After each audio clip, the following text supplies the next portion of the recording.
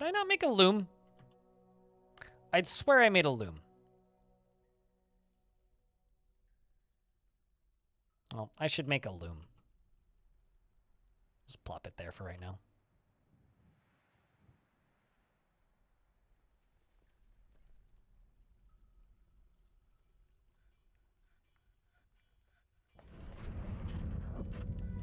Well, I mean, that would be barely possible in this day and age. Killjoy. The dwarven child, Erish, has created Matalor, an orpiment scepter. Ooh, that sounds fancy. And claims it as an heirloom in the name of the family ancestor Unib Backgravel. Man, I could use... Backgravel sounds painful. I'm not gonna lie. That's 5,000 dwarf bucks of value. This is an orpiment scepter. All craftsmanship is of the highest quality. It is encrusted with bands of water buffalo...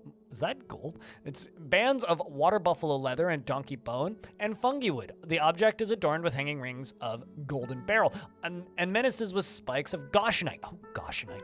On the item is an image of Atir, Full Earth, the dwarf. An orpiment, the dwarf. On the item is an image of Stakkud Fenced Valleys, the dwarf, and Dastop Die Seduced, the goblin in Golden Barrel. Stakkud is making a plaintive gesture. Die Seduced is striking a menacing pose. The artwork relates to the mortal wounding of the dwarf Stakkud by the goblin Dostin Gossip, Die Seduced in Heatstone in the early winter of 284 during Dotomotu. The bloody onslaught. On the item is an image of a blackberry bush in pigtail. This kid knows their history. They were here for it. They witnessed it.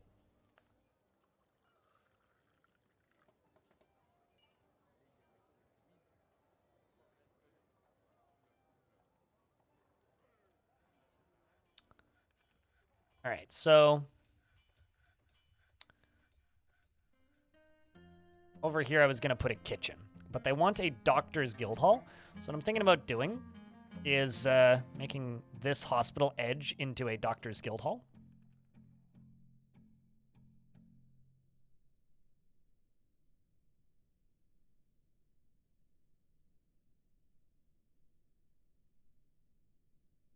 And I did accept it, so.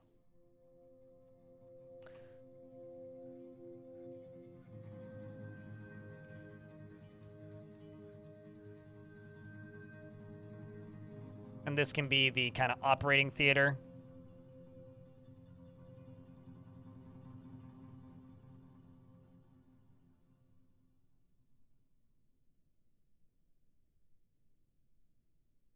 I really need to set these to that. Okay.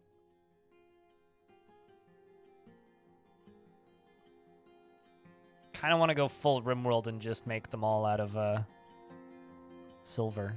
But I think I will do... We'll do schist. I really like the color of schist.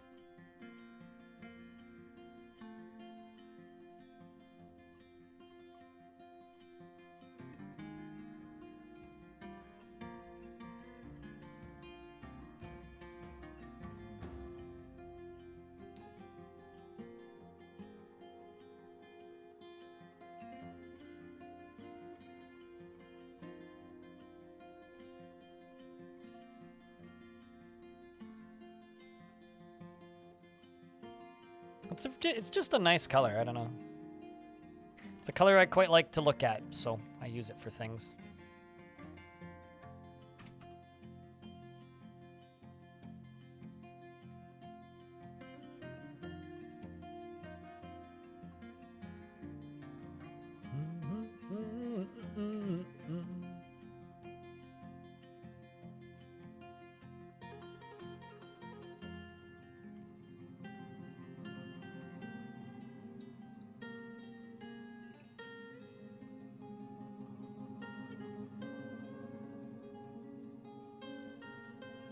Weird. Why didn't they smooth those two?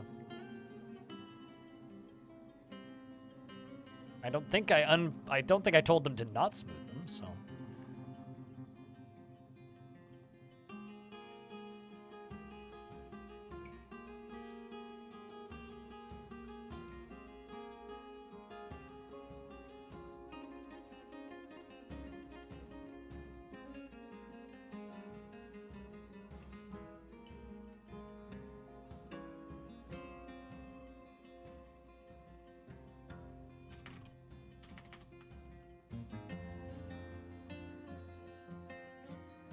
And this whole area is going to be our Doctor's Guild once this floor gets installed.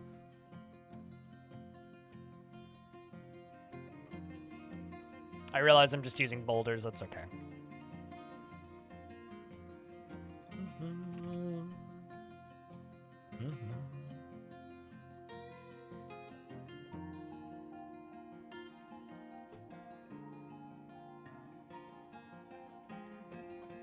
I also need to go trade.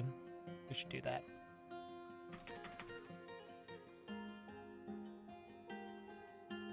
Did you miss trading? Nope.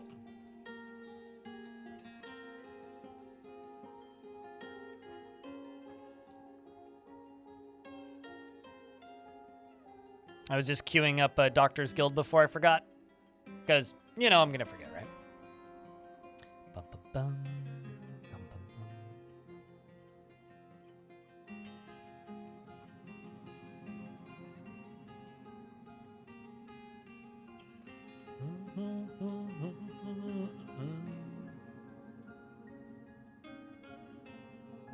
It's not my kind of game, but I just want to say, I love the theme and gimmick of this game.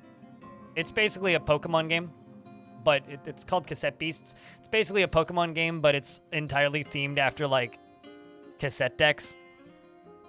If I played this type of RPG, I'd be all over this shit. This is way too cool of a gimmick, I'm not gonna lie. Way too cool of an idea. Little indie game that came out today. Okay, let's do that. Grab all these. Probably just trade for the logs mostly. Buy the meats as well, because we're a little short on that. Yeah, that's enough. Trading done. It's just got such a good theme and look to it. Like, really. It's got such a good theme and look to it.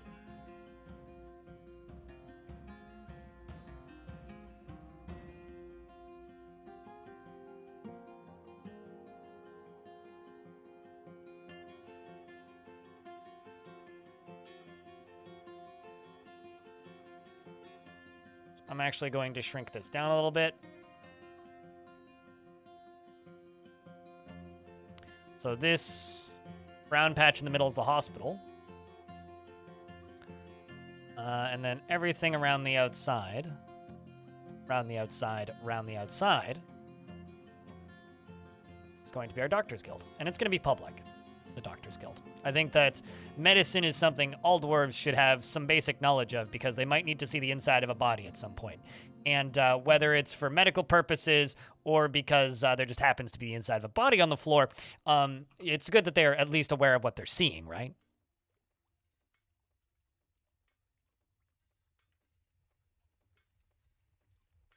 Guild Hall.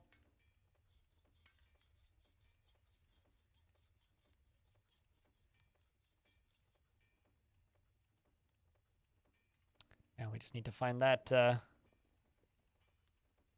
Doctor's Guild Hall.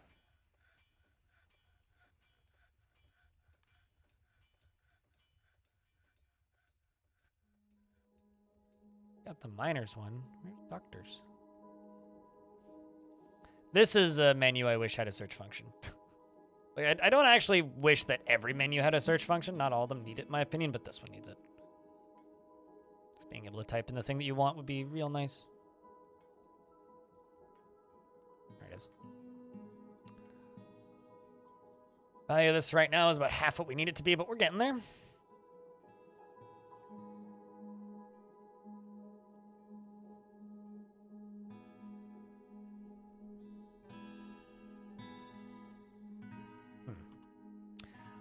Maybe we just... Yes.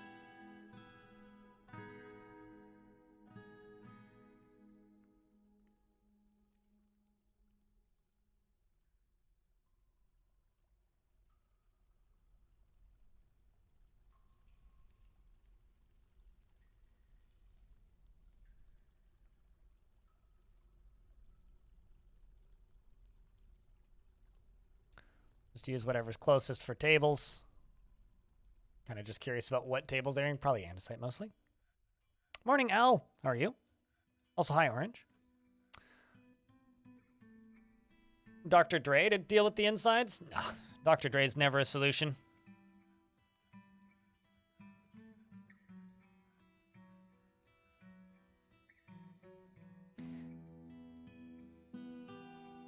I don't even know how much I actually like the fact that I do this. I just use random color gem windows.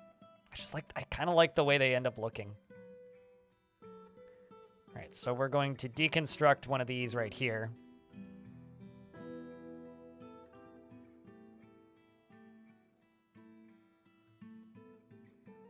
What I'm going to do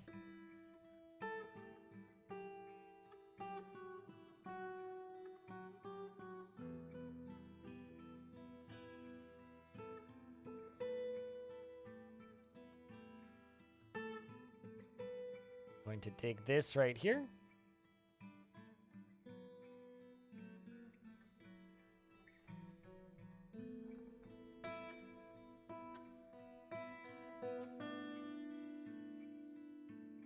We're going to go right into that hospital, which is right here.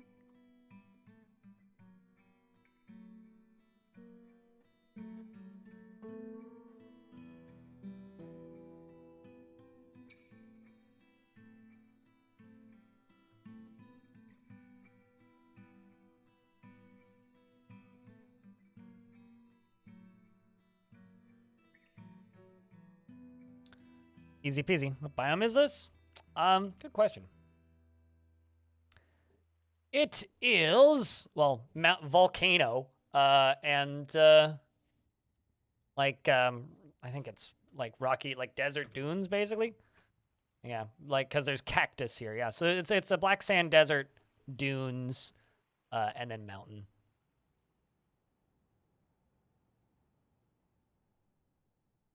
It's a steep map. If you want it, the save file's on my Discord. Deep space. It's just up in the save sharing room. What's this right here?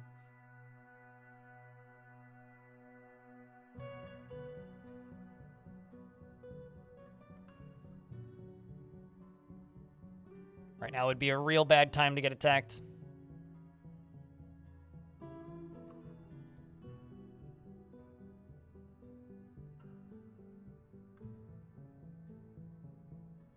Get you so excited for adventure mode?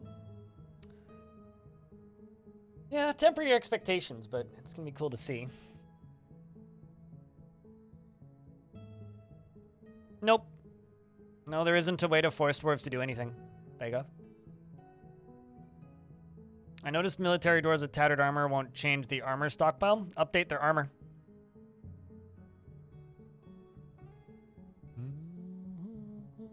Like set them to have no uniform and then set them to have uniform again.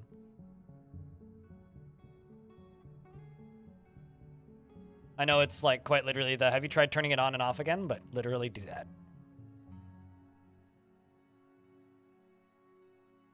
Side view mode? Yeah, it's never gonna happen. What was I doing? Right, ghost.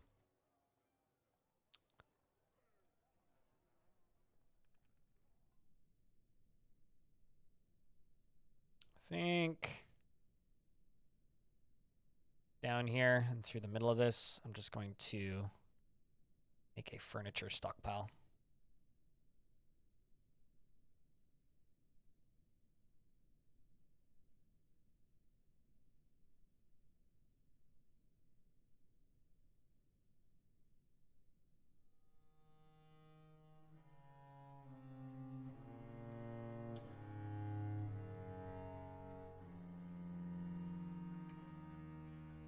So that we can get some of this stuff into there.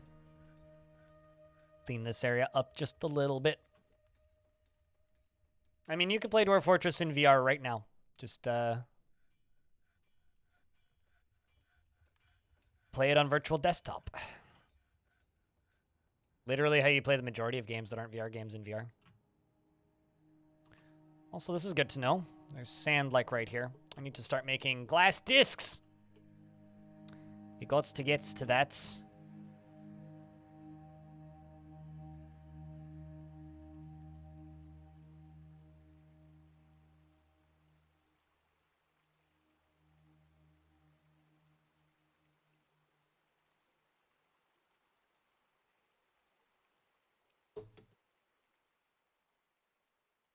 What will I do with glass discs? I haven't decided yet.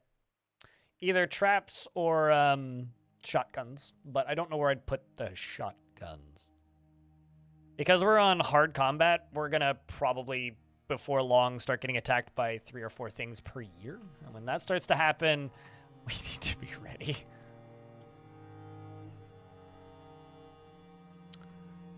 Speaking of being ready...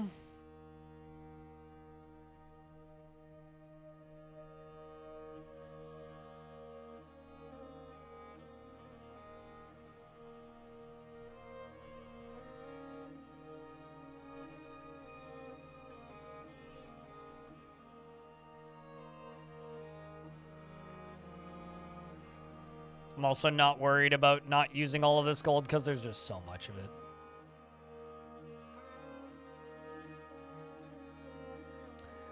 Safe keeps. What kind of dwarf would you like?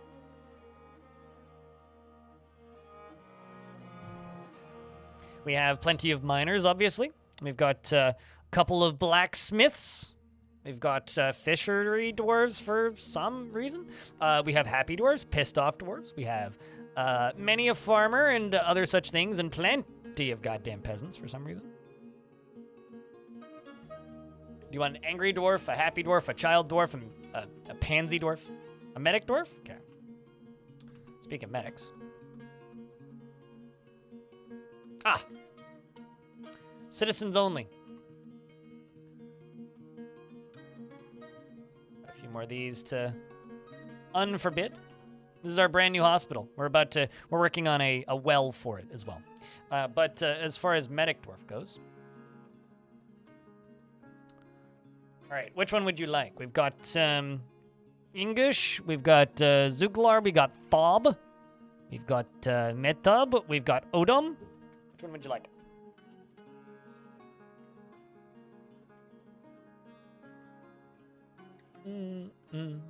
As somebody who has problems with depression, I can state, or fact, mood is very important.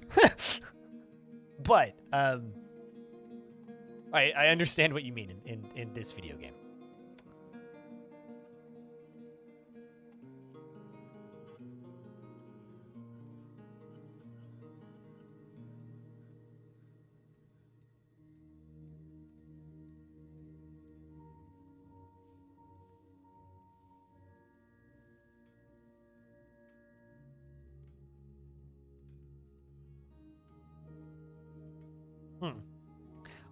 Curious, I'm just gonna go look something up. I just received a key for a video game in my email. And I want to see it on Steam instead of just like in their thing. Little space station builder thingy. I don't know why they're calling it a roguelite, but it's got a nice look to it. I actually have to take a look at that. All right, IRL mood, big problem. Dwarf mood, not big problem. Gotcha, yeah, no, that's fair. You want Odom? Okay, Odom, the doctor, the Baldwin.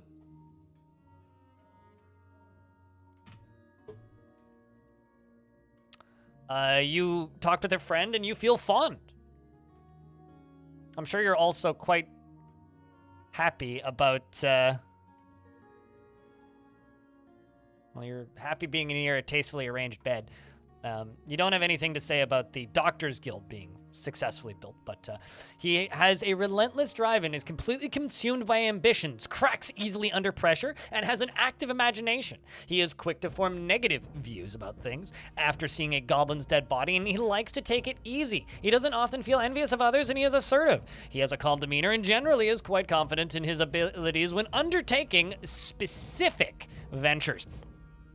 He tends to be a bit stubborn in changing his mind about things and he thinks he is fairly important in the grand scheme of things. He can occasionally lose focus on the matter at hand, and he is quick to anger and is stubborn. He has a greedy streak, and he tends to consider what others think of him. He needs alcohol to get through the working day and doesn't really care about anything anymore. Dreams of creating a great work of art out of people's insides and values sacrifice and believes it is important to conceal emotions and refrain from complaining. He likes lignite, black bronze, morganite, cougar eel, and gray langer bone, and sheep's wool, and hemp fabric, and rings and mules for their stubbornness, and the words of the palisade of healing, and the sound of the wonder of lilacs, and the sight of the glimmer of glistening, and impossible profess to consume rambutan wine, and plump helmet spawn, and spinach leaves, and can't stand oysters. Whatever an oyster is. He has an extremely long beard, which is neatly, I know what an oyster is somewhere. He has an extremely long beard, which is neatly combed to better because he's working in the hospital. You wouldn't want to leave your beard inside of somebody, wouldn't you? His sideburns are clean shaven for medical reasons, and his medium length mustache is arranged in double braids, and his hair is clean shaven, and his eyelashes are short, and his hair is amber. I don't know. I'm just like remembering that like surgeon who got in a whole bunch of trouble for leaving his what's it called, signature on people's organs after operating, which is horrific, by the way, but also I don't know, kind of hysterical in a weirdly grotesque way.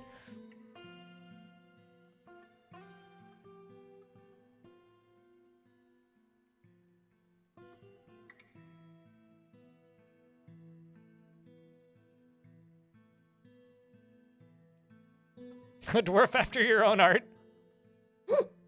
Oy.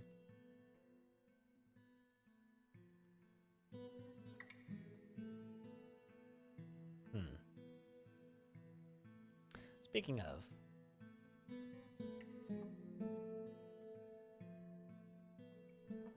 we are getting there. I love how this just fills up the whole screen.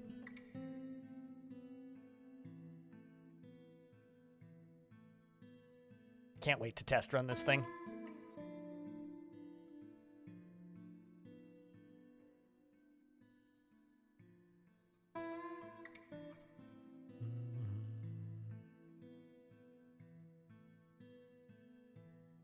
Let's also throw some bedrooms in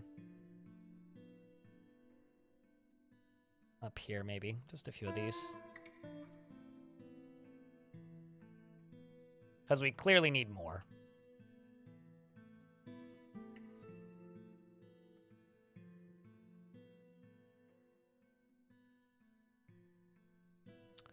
So I think we're good on the value for this. The autumnal hall has been formed.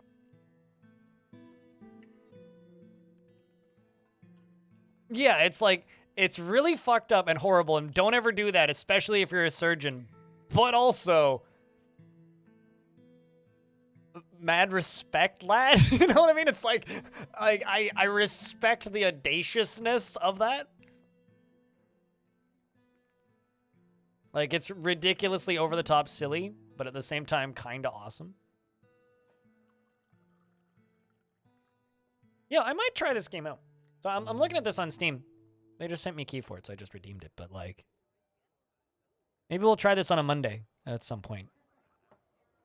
I like spaceship builders, and this thing seems kind of cute. Got a good art style, like the little stations and whatnot. Like the little dudes have a nice little MS Paint look to them. Looks kind of cute. We'll have to try that.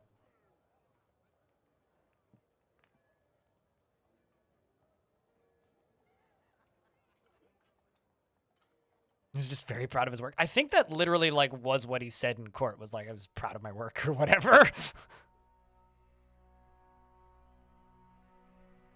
But yeah, no, it is extremely fucked up.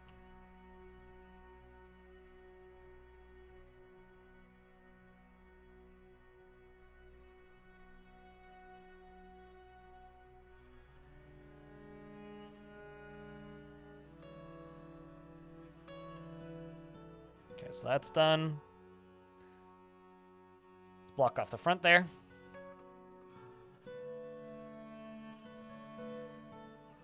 Who would you like me to dedicate this surgery to? It's like getting a, what's it called?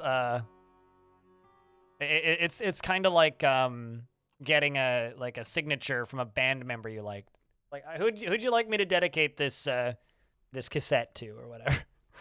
Except, who would you like me to dedicate your, I don't know, your lung to?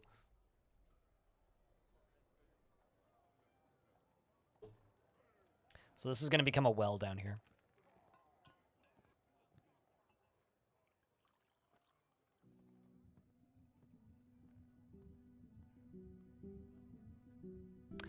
There is one heart surgeon who I know who watches this channel, but he also wouldn't do that. He's pretty good at his job, from what I can tell. He also gave me most of my computer because I was broke and he was upgrading.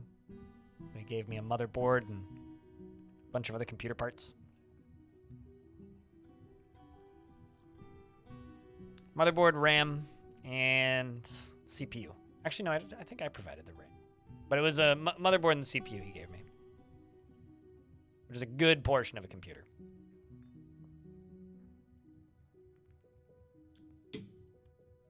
Yeah, he sneaks around the chat sometimes. It's called Dr. Soaps. Although he makes me feel really old because he was starting med school when I first started streaming. And now he's like, you know, a surgeon. Parcelet, thank you very much for gifting a sub and for the first notification of money in the chat in 2 hours. That's a good name too, Crunk.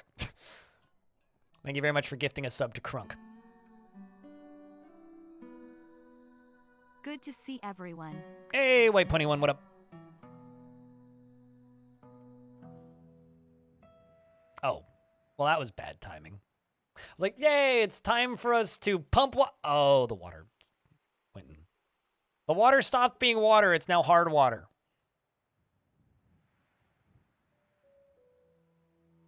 Been up a while? I've been streaming for 5 hours and 40 minutes. Yesterday we streamed for 10 hours on the dot. Probably do pretty close to that today. Choo choo. Chugga, chugga, chugga, chugga, chugga. Most dudes in the morning, but like that's besides the point. I was very concerned for a second as to why I was hearing my own voice. But thank you very much for the $1, Orange. Where are you at these days, at this point? What state are you in? I'm just in a constant state of despair, but yeah.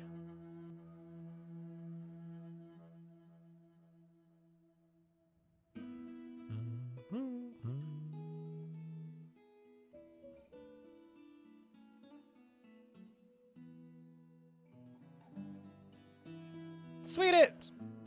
Thank you very much for chucking out a 5-pack. A 5-pack of subscription. Very kind of you. So, I'm gonna test this. I'm gonna test this, chat. Okay. Let's remove all of this center stuff. Of course, we can pretty this up once it's been test run, but...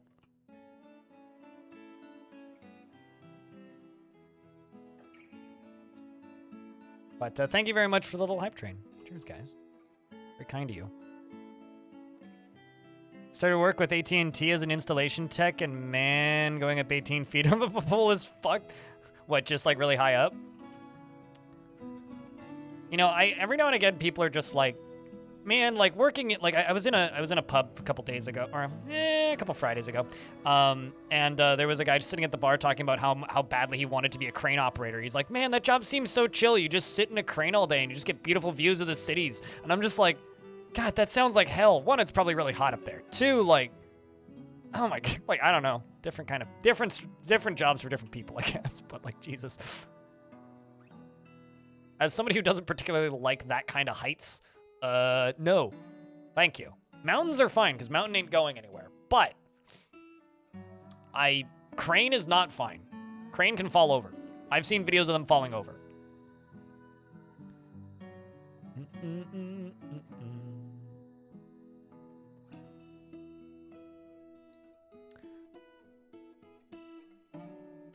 Bathroom break? Just bring a bottle. Right, yeah, you literally found a place called Mountain Home. I wasn't sure if you were just driving through that or not. Orange found a place in Idaho called Mountain Home. That's kind of a wonderful name, though, I'm not gonna lie. I wonder how many Dwarf Fortress players live there.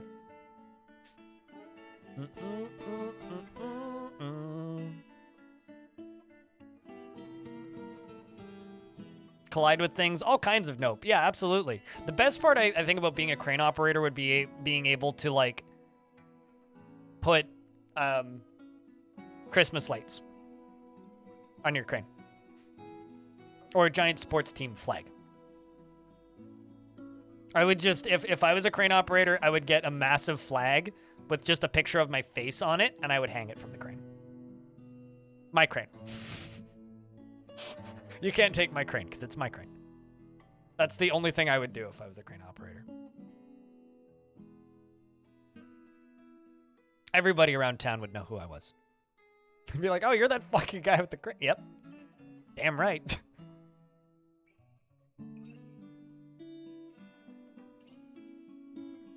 Some of those new ones look really cushy. Do they have a lazy boy chair at the top? And an AC unit and an outhouse? Because if it has all of those things, then maybe we can think about this.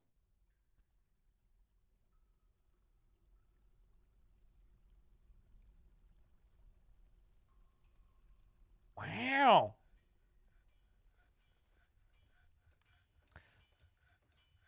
All right, so we get that done.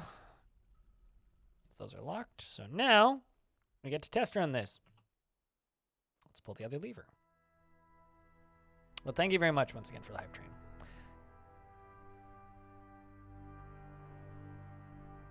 A vile force of darkness has arrived and are seeking a parley. How about... Pause. No parley. But, how about I cancel the test run of this and you parlay this volcano? How about we do that instead? Seems much better.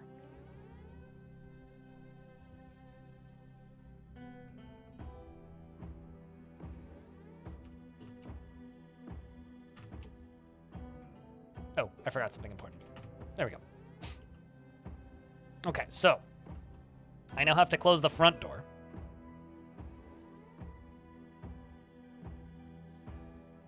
Which it needs to be moved, the lever for it, but that's fine.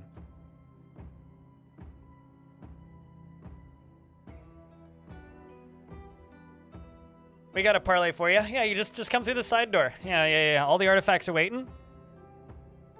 Yeah, this is very much what I would describe as a live fire test. Or more like, oh god, hot fire test. Okay, so those doors are open. That door is locked. They shouldn't be able to get in the bottom, so parlay D's nuts.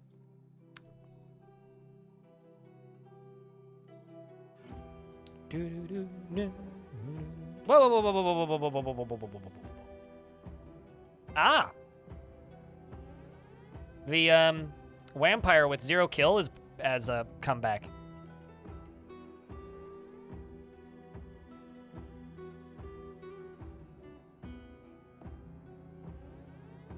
Slab is engraved, though. I thought I already placed it.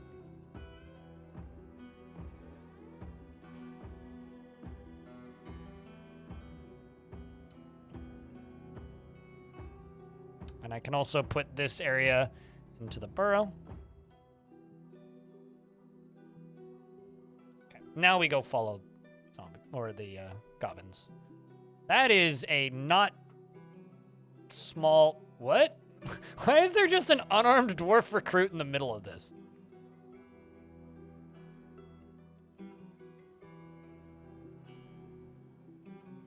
Anyway, this is the kind of sieges you get twice a year when you are playing on hard. Is that unrelated cockatiel? Okay, fine. I was concerned they were riding cockatiels for a second there. That is not an attack cockatiel, that's just an unrelated cockatiel that happens to be there.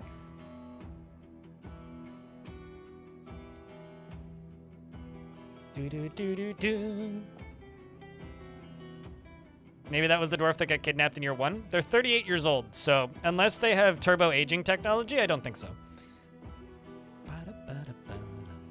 Also, Their name was Dumad. So. But yes, definitely a re-educated dwarf. Also, lol, implying dwarves are educated in the first place. I really hope I don't have an accidental side door that I've forgotten about. I shouldn't. They seem to be heading in generally the right direction, so...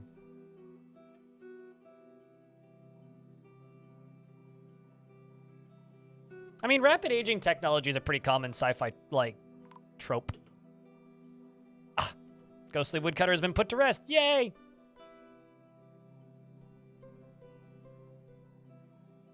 Yeah, I mean, the funny thing is, I think that these combat settings, the hard ones, are just what the game was set to in, like, version 47. Because that's what it feels like. So many new followers. You know, in December, I was getting about 1,000 followers a day. Now I'm getting, like, on Twitch, like 1,500 to 2,000 followers the first 2 days. And then after that, it was, like, about 1,000 to 1,500 followers a day. Now I get about 15. That's how much, like, speed of new followers has slowed down since Dwarf Fortress's release. Which is fine. I mean, I don't shout out followers or have a notification for a reason, so kind of just let people do what they want. Come on, goblins, make Heatstone history. Yeah, they'll be the first. The guinea pigs, even. I don't actually know where the entrance to this thing is. Okay, so the entrance is right here. They are definitely heading to the entrance.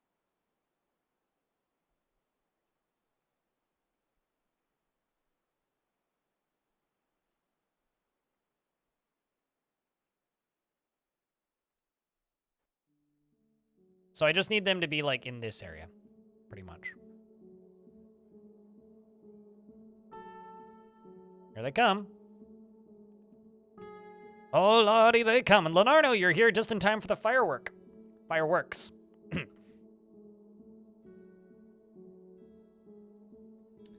So, the goblins snake around the corner. Oh, yeah, chat, get your lava emotes ready. I know that some of you have them. And if you don't, you can unlock them with channel points. Go get your lava emotes ready. Burning goblins? Free armor delivery, actually. We just need to open up the packages.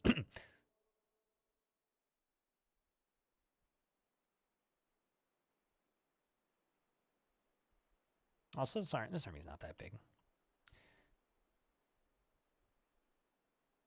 Okay, so we need these guys to pass this.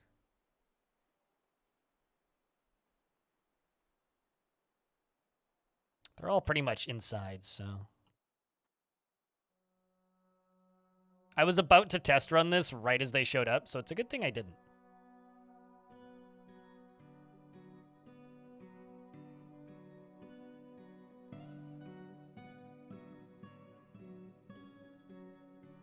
All right, well, let's see how this goes.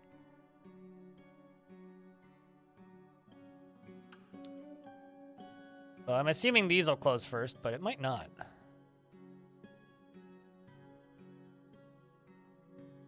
This might also take a little bit to fill. Which just means it'll be a slow, scorching death. Glorious, even. Whoop, it begins. So it blocks their way out. And then there it goes from the top, up on this side. Here comes the fire. And then we get to watch it spill down into the bottom. So it's going to come mostly from up there. I like it. I like it a lot. And then these two guys are like, dudes? Dudes? We have a problem.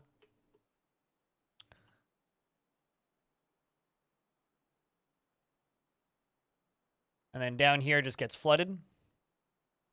So we're just going to have lava down here all the time going forward.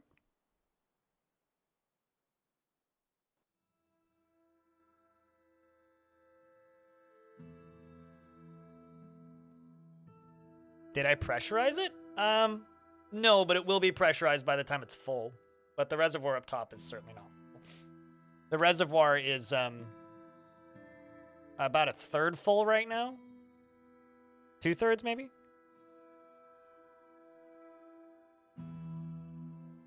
But yeah, we don't need to worry about that siege. It'll just slowly burn itself out. Although I'm going to be, I think, actually no, not I think. I'm going to be adding another drain to the side of this, I think, like over here, so that it can spill in there as well.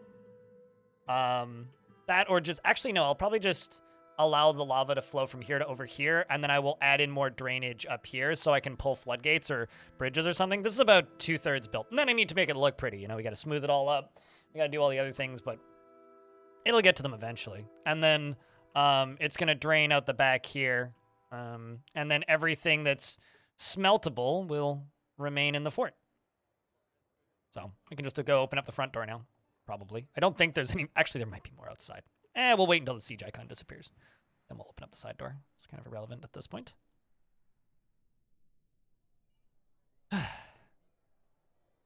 You can there's ways to pressurize lava.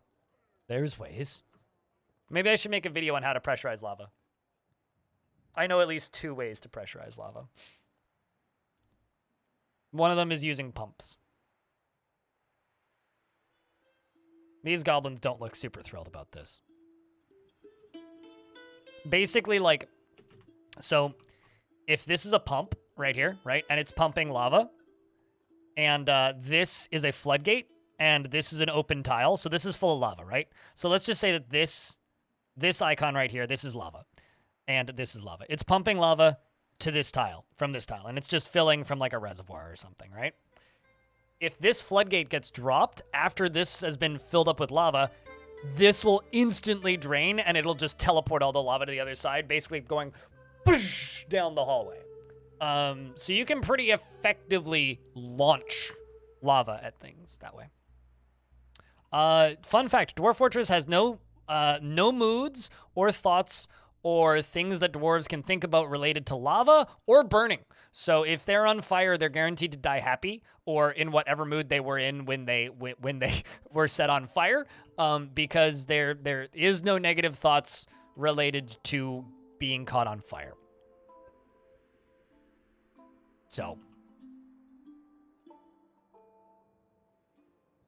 like this guy. See, he's just annoyed. He's annoyed because he's choking on smoke. Doesn't care about the fact that he's on fire.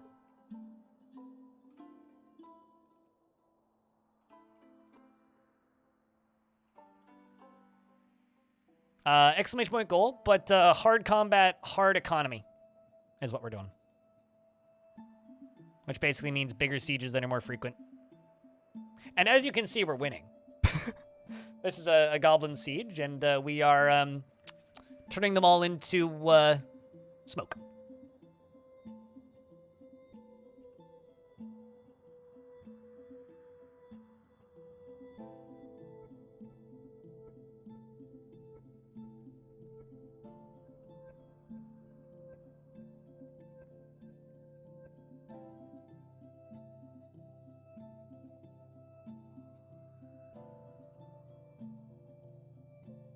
So we'll just let that do its thing for a little bit. This well is pretty much good to go. I just need to wait for the water to thaw, I think. Oh, shit. I just made Pumpy too. English rough root here has been pumping for about a season. You're dehydrated and unconscious. That's awful. And I turned off the pump. She immediately falls asleep. Whoops. Yeah, thank you, game. I love the fact that dwarf was just outside pumping during a siege.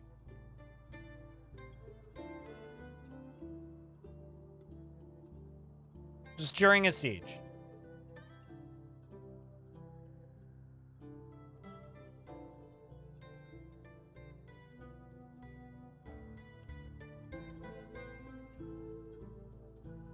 Must pump. Well, I mean, that they were told to, so we're just following orders.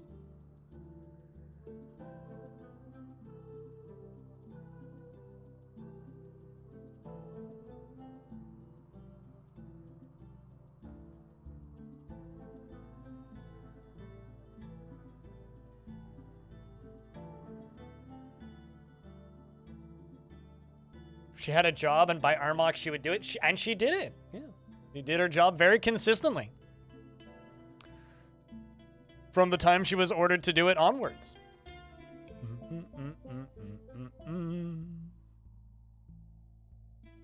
Blame management? Certainly seems about right.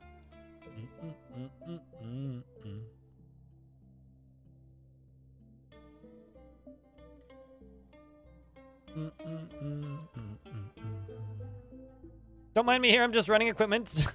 I mean, the goblin's path towards wherever the highest, like, location of value is, I think. So if that's true, then, yeah, they wouldn't care too much. Okay, lever room should just stay over here.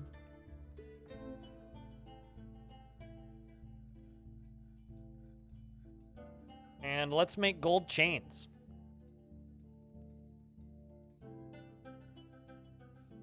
Let's do 25 gold chains. We're going to make a very, very, very nice, what's the word I'm looking for here? Prison. I mean, if it was an adamantine pump, yeah, no, they would have been running straight towards the pump. Oh, no! There's still goblins on the surface. English, no! Chat, there's still goblins on the surface. Hold up.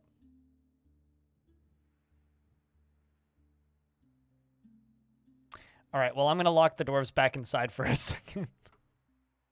And then to close the door again. Whoopsies. And here I thought they were all in there, but clearly not. So, Pumpy just died. The brave pumping dwarf, unfortunately, didn't make it.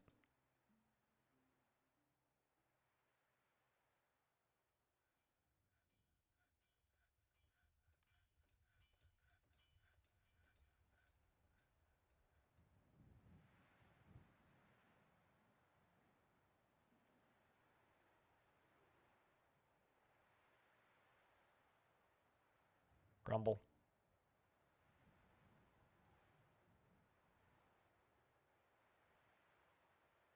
Let's just station them back there.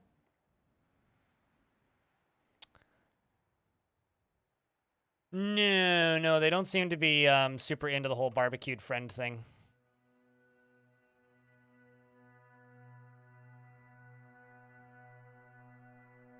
It is also kind of taking a while. But it's fine. It'll finish itself eventually. Cybrek withdraws from society. And claims a stoneworker's workshop. God, this area down here just looks like a mess. Kind of is just a mess. Okay, let's make a kitchen. That's something I was going to do that then I didn't.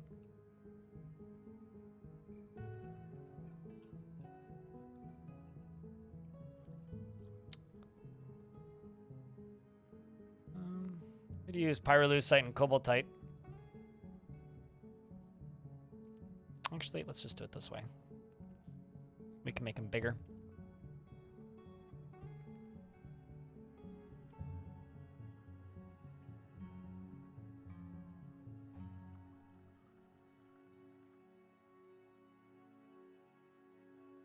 You see Link with sparkle eyes at that mess hall?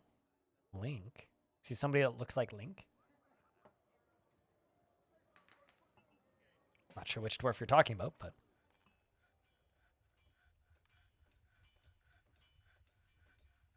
Oh, yeah. Well, see, those are made of copper, not clay. So it might be hard to, yeah,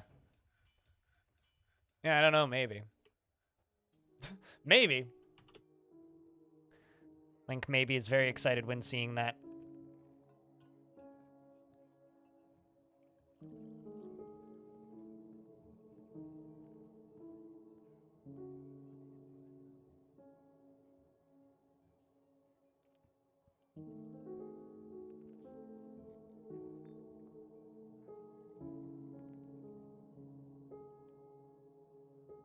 No, I just don't think about Legend of Zelda particularly frequently, so I was just looking for a dwarf that looked like Link and was like, huh?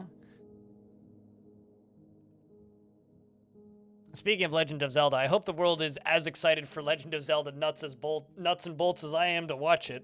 I have no interest in playing that game, but I'm looking forward to watching people play Legend of Zelda nuts and bolts.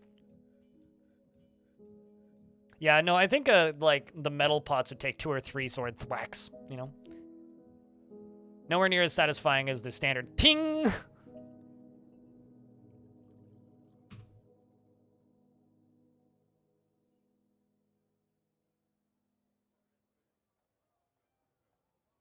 Okay. Meal? Lavish meal. Unrotten cookable items is greater than 100. And number of prepared meals is less than 20. We will make 100 lavish meals. And I'm going to go into my kitchen menu for a second over here. And let's go to seeds. Yeah, you can cook alfalfa. You don't cook cave wheat. Don't cook dimple cup. Cook fisher berries. Cook parsnip. Don't cook pigtails. Don't cook plum helmet. Cook prickleberry. That, and that. Yes, please. And we'll keep this rock nuts and sweet pods.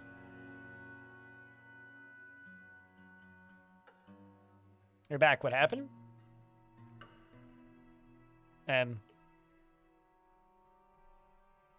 That.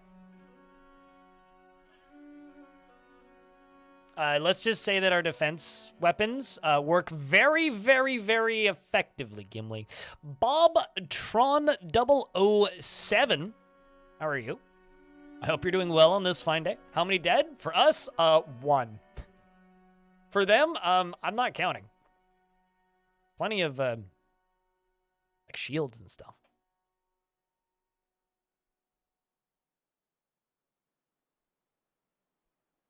What, in Legend of Zelda, the flying machines? I mean, I like watching people play those types of sandbox games. Where did this lava come from? What?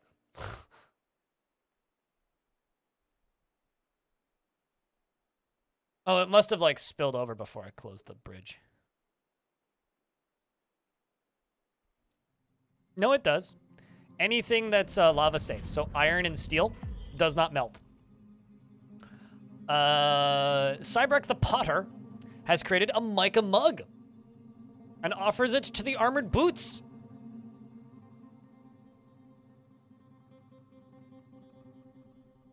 Most importantly, this defense, very good at killing zombies. So we can be like, necromancers, poke, poke, poke, poke, poke, poke, poke, poke, poke, which we're gonna do. This is a mica mug. All craft store ship is of the highest quality. It is encrusted with cushioned mica cabochons and decorated with pearwood and plumwood and encircled with bands of yak leather and cushioned rose quartz cabochons. This object menaces with spikes. This object menaces with spikes of pigtail, water buffalo bone, and on the item is an image of Tun paint branded the dwarf and dwarves in horsebone. Tun is surrounded by the dwarves. The artwork relates to the ascension of the dwarf Tun to the position of Baroness of the Tuft Urns in the year 214. Baroness, good band. Oh, speaking of bands, I need to send somebody a link.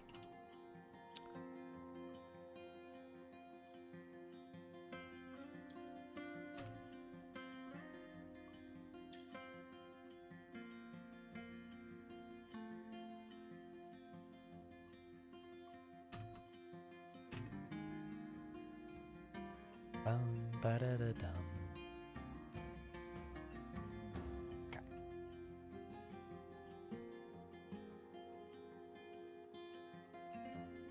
The problem is this is going to take a long time to drain, is the actual issue, because it's not fully ready for use, but...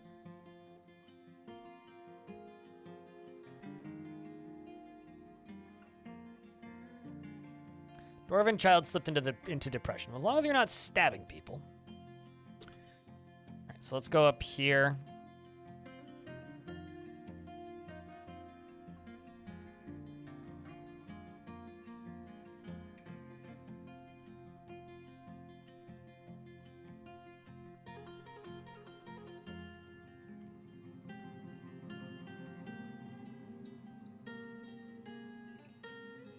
Well, on the bright side, this is almost done.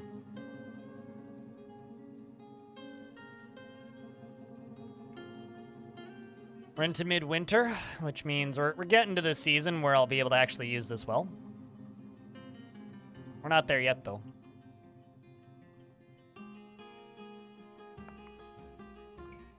Because this well is going to be flowing in from...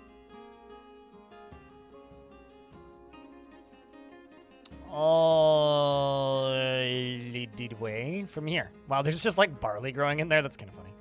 We're going to be pumping it from over here. But I need the goblins to be dead first, and I need the lava to you know, do its thing. Also, speaking of lava, damn, this thing is emptying. Wow.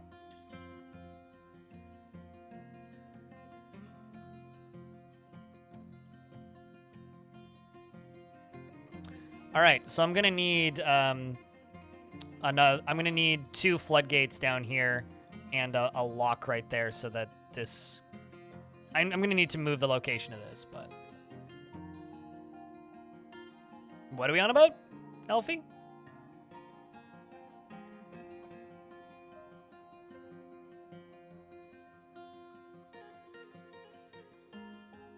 I also just haven't turned on gifting dwarves today because it was a bit much the other day. Just kind of a lot of things happening all at once. So to ease the amount of things I need to pay attention to for my brain, I've disabled gifting dwarves today. I hope that this is enough to end the siege.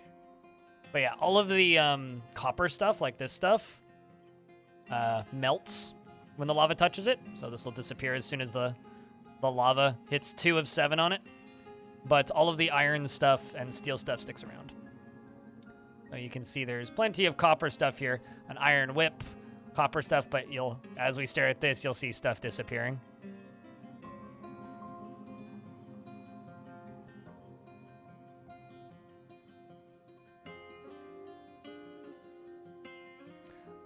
I think that memeing and joking about war crimes and calling things in an amused fashion a war crime in a video game is just a gross practice in general. So, there is no such thing as war crimes in video games, and if you're playing a video game that allows for like you to commit actual war crimes, you're probably in the movie War Games and should probably reconsider the software that you're using.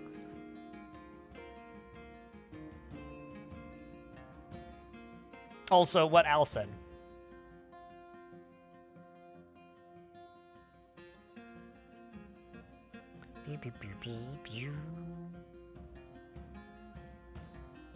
And there we go. Siege is done.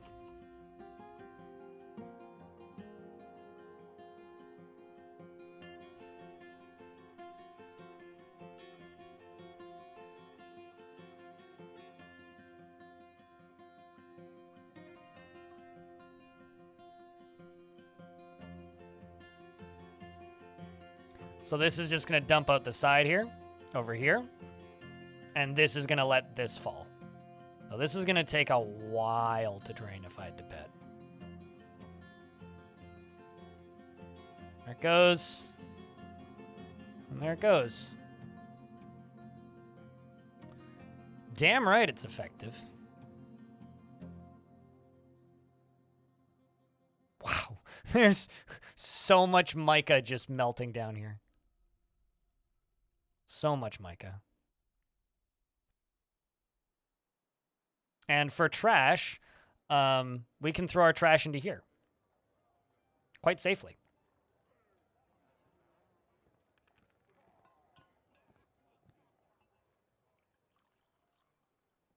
Sure, totally.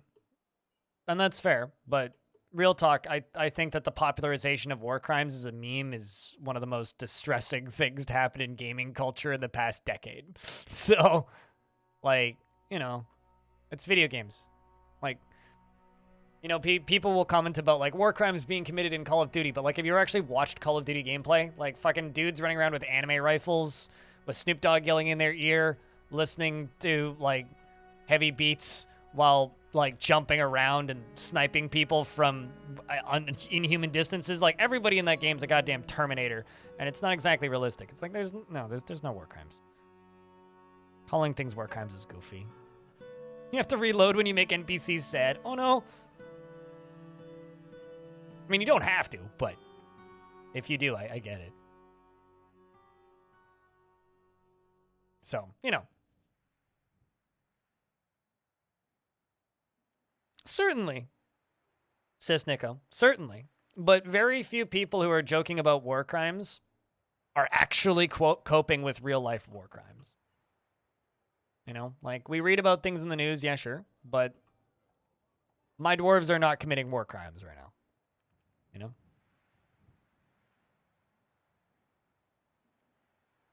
Can they mate and reproduce? Yep.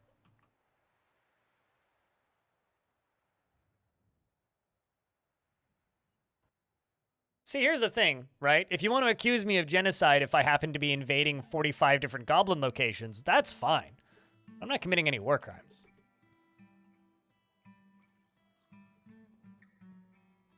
Oh. You know what's a crime that I'm committing right now? All of my dwarves are dying of thirst. Because my burrow didn't reach far enough to get to where the alcohol was. I'm so sorry, dwarves. Go get alcohol. Go get your booze. Oy vey.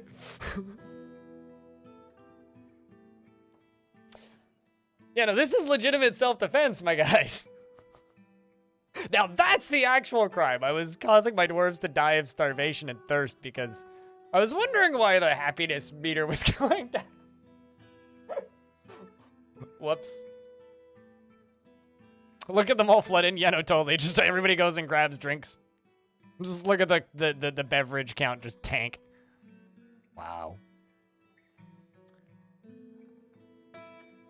Although, actually, I don't normally need to do this, but for this fort, I think I am actually going to need to do it. But yeah, no, I mean, you can honestly, at the end of the day, you guys can go say whatever you want to say. I'm not your parent, but for me personally, I don't like it when people meme about war crimes or ask if something is a war crime, because no.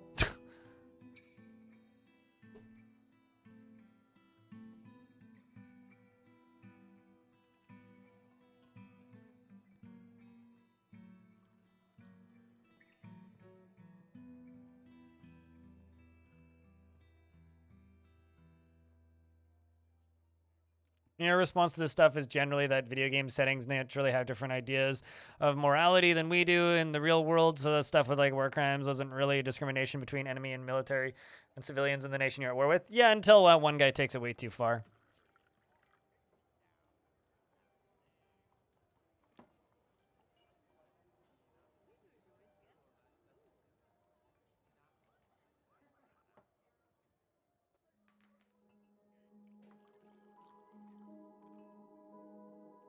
Go all the way around to the side. Oh, you requested a dwarf, and I absolutely missed it. Sure. My bad. What kind of dwarf would you like? Here, I'll scroll back up in chat and see if okay, you didn't specify yet. What kind of dwarf would you like? We got miners. Thanks for pinging me, by the way. I super duper wouldn't have noticed. Maybe a cook or a swords dwarf. We have hammers, so I could give you a cook. Like Urist, the dwarfiest dwarf. It was a cook. Would you like Urist the cook? Who's currently praying. I would be too, if I had to go with that. You're also thirsty. Sold? Okay, you get him. You are now Urist. I mean, Urist is now Merlin buff. Best kind of dwarf. He finds something humorous in everything, no matter how serious or inappropriate. He is greatly moved by art and natural beauty, and he is troubled by this. Since he dislikes the natural world, he rarely looks on others with lust and is confident under pressure. He has a calm demeanor, and he is pleased by his own appearance and talents. He doesn't mind a little tumult and discord in day-to-day living, and he has a tendency to go it alone without considering the advice of others. Why would you? A silly He doesn't cling tightly to ideas and is open to changing his mind. He tends to be a little tight with resources when working on projects and doesn't try to get things done perfectly. He thinks he is fairly important in the grand scheme of things, and he has a noticeable lack of perseverance. He takes offered help and gifts without feeling particularly grateful, and he tends to share his own experiences and thoughts with others. You know, the fact that I still miss these with the speed that the chat moves at now makes me really go, man, I'm real happy. like I don't know how I kept up with chat back in December. He dreams of creating, I guess I put chat in slow mode most of the time. Dreams of crafting a masterwork someday.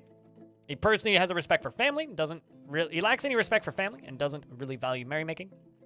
And he likes dacite gold and banded agate and gauntlets and bracelets and large roaches for their ability to disgust. All right, you're fired. You're not allowed to be the cook anymore. That's bad. Nope.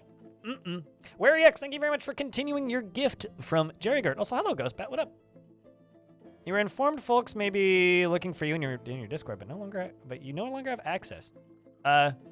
Scroll down and click on the Discord link or !Discord. You just have to join the Discord. Like, I don't know. Like, have you been banned from my Discord or something? But yeah, no, it's an open Discord. You're free to join.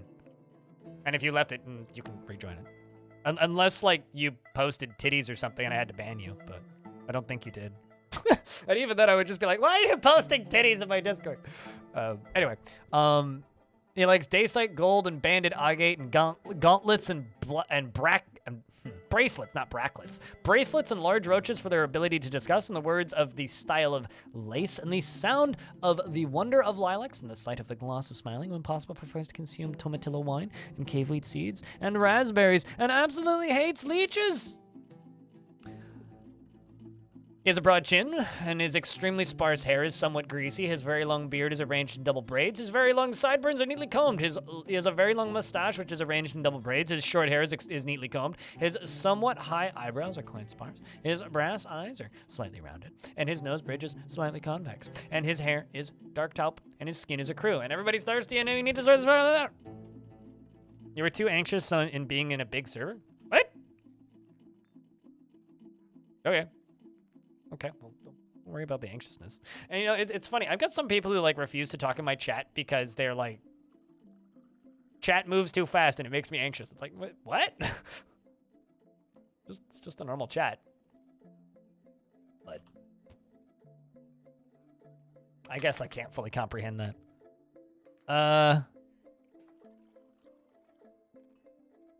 I guess that's here fast. Here fast. Very fast. I mean, there definitely are, like, chats where, like, chat moves at 1 billion miles an hour, and this the same one. Even when we had, like, 1,000 people watching, chat's still readable.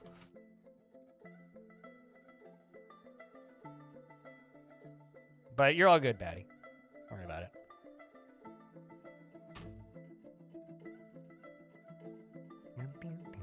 Although, thank you for calling my Discord server big. No, that's for zooming. Zooming does not equal fast. Fast and zooming are two very different activities.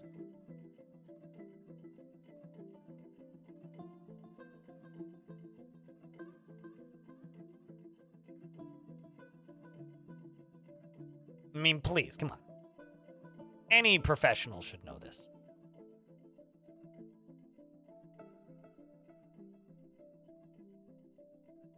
Oh, yeah, no, totally. I mean, this chat can get moving, but usually the chat only gets moving if I ask chat to post a round of beers.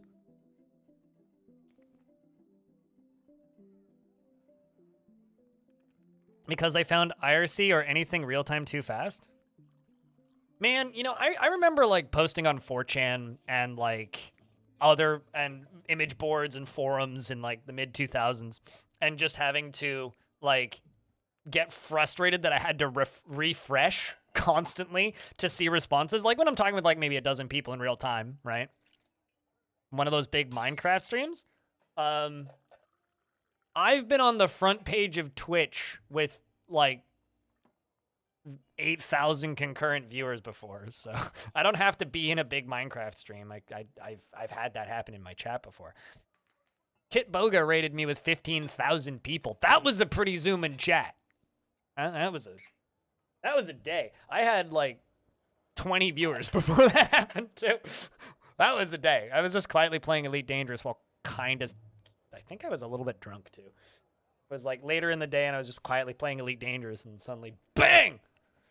No, I just haven't been to 4chan in over a decade. So, I don't need, this is the first I'm hearing of this, Nico.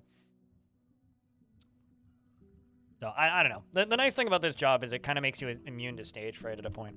Like, if you stream enough, it's actually really good at, like, dealing with general anxiety for crowds and such.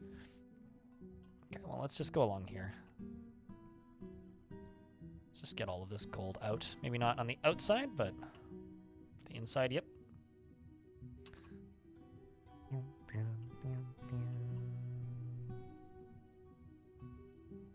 Yeah, I mean, that's the reason I stopped going to 4chan is because I know I'm not missing much. It's just generalized delinquency, which is like, eh.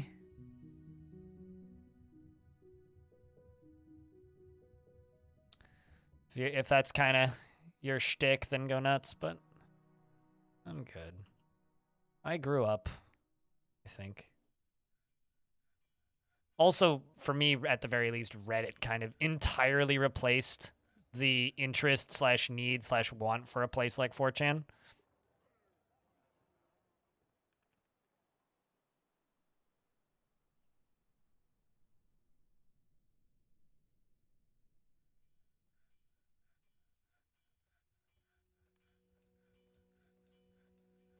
Wait, no, you don't need 4.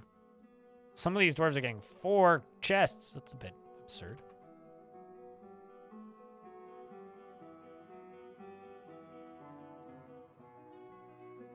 Every now and again, if I want to know what's going on 4chan, I'll go to the 4chan subreddit and I get all the good Anon reposts and just all the green texts there, but it also stopped being my sense of humor a long time ago, too. Once again, growing up something or another.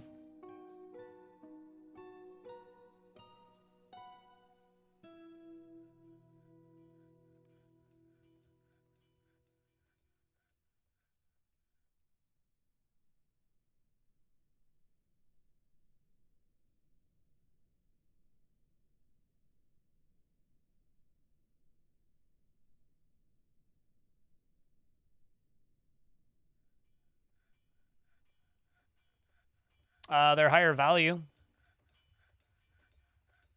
Just on a base level.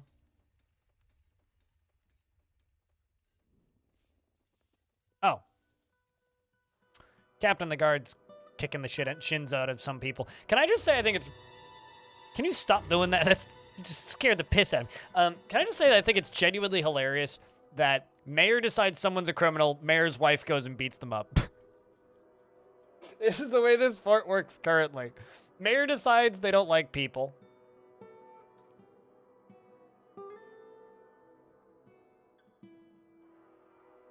What? Just got a very... What the heck is this? Huh. Well, this is kind of neat.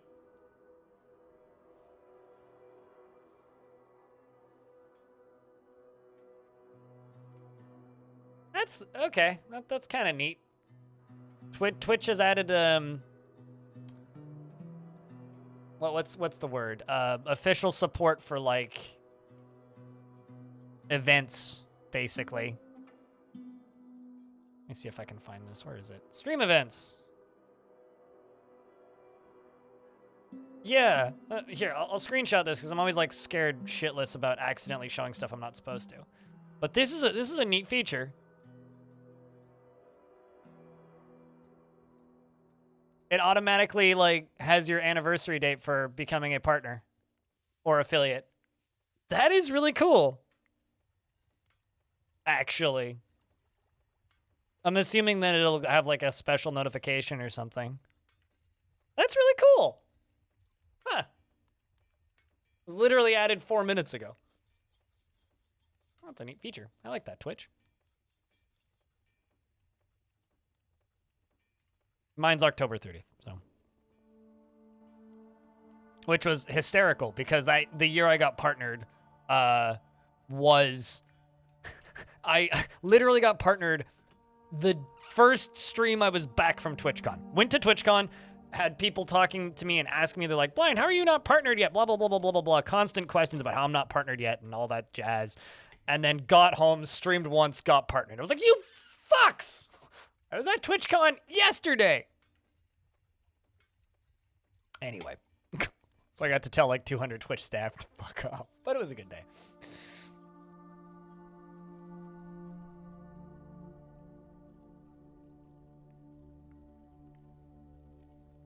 Yeah, that's a neat feature. I like that. I will use that.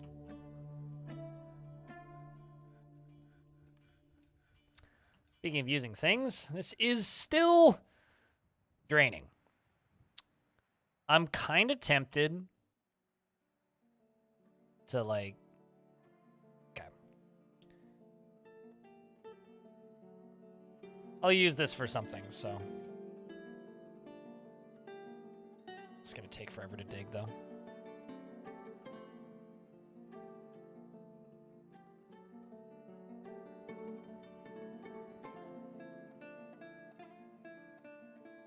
They were too busy planning the con.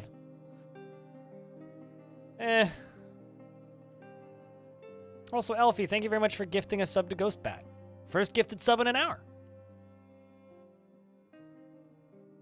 But yeah, no, Twitch staff does get busy during the convention, but it was still just a very funny moment.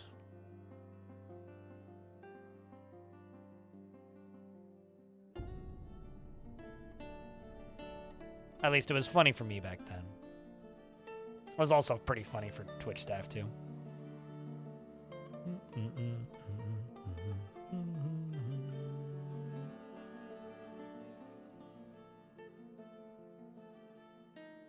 There we go. We're speeding up the drains.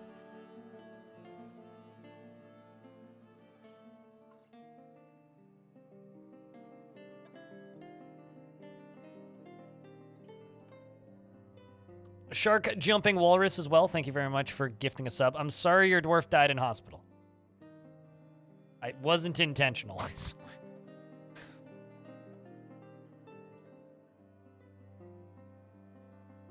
That'll help this drain faster. And this is still filling up top. Just taking a little bit, but we'll get there eventually. We're into early spring, which means that water's gonna thaw soon.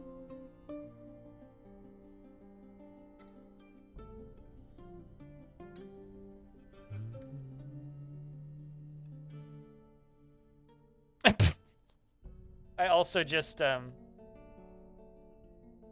okay, hold on a second.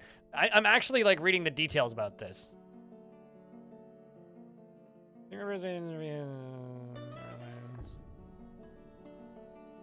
Heh.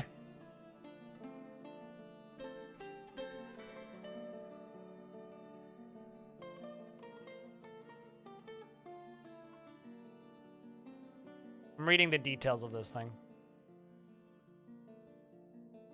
I'm very curious about how they, like, present that on stream.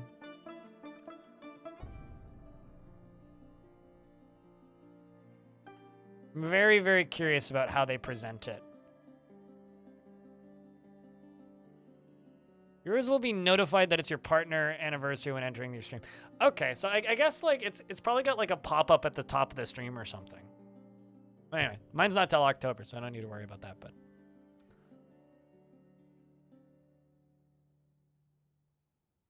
That is kind of cool, though. Especially for all those people who've just, like, completely forgot.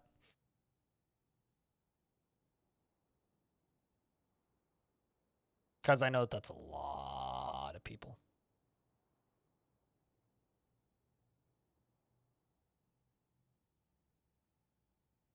I personally just have, like, a screenshot of the email of me getting partnered because I will never get rid of that. You remember being here when that emote first rolled out? Yeah, that wasn't that long ago, though. That wasn't that long ago. Like, you gotta... I don't know how long you've seen my streams for, or when the first time you were actually here was Ghost Bat, but I've been streaming on Twitch for 10 years. Or rather, this is year 10. I am currently on year 10 of streaming. I've been streaming for quite some time.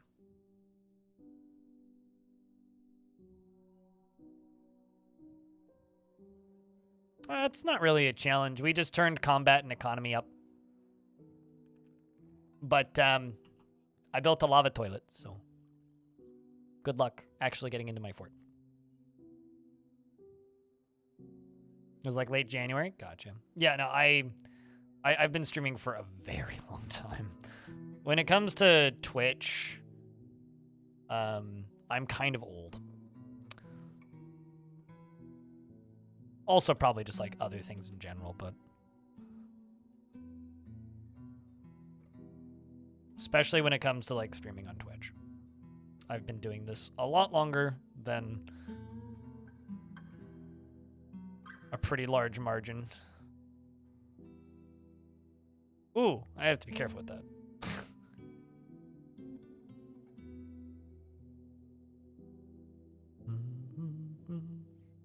Just reminds you that heated seats exist. I mean, most cars have heated seats. The question is, or you know what's better than a heated toilet seat, though? Heated bidet. That's like peak toilet technology. Hey, Tillier. I was able to find a spot in one of the maps that you sent, by the way. Big thanks. It's pretty cool. I'm not going to spoil it, but it's pretty cool.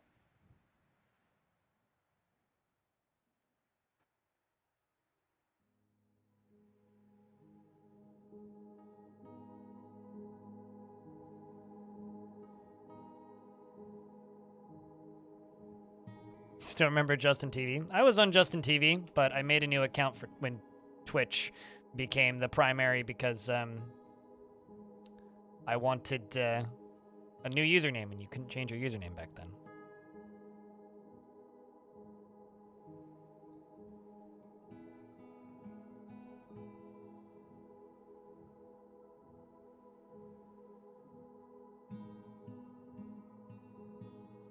And there we go.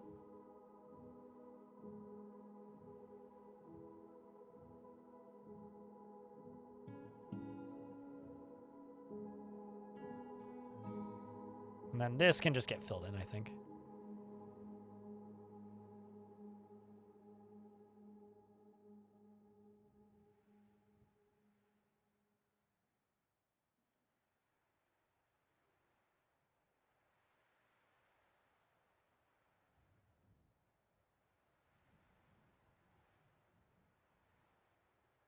I'm hearing a lot of fire alarms. Hold on a second.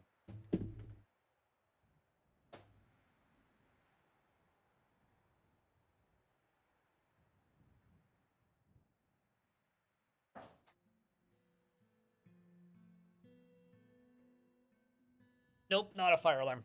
Car alarm. And outside, so it's fine. It's like, what is that beeping sound? Not the sort of sound you want to hear. All right, there we go. It's starting to dry up. Finally! Don't go into the light. I didn't. It's fine.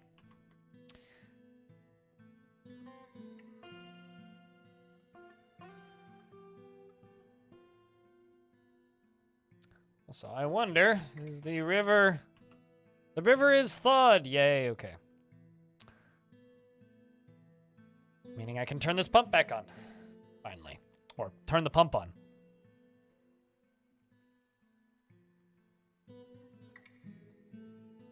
You managed to take down the first dragon you've ever seen with a single casualty. Wow. Cheers. That's no small feat. I usually just trap them, but killing them ain't easy. So this is going to be our water supply. We just need to wait for it to hit the bottom of this, and then we will officially have a well. which means I can set this as a water source.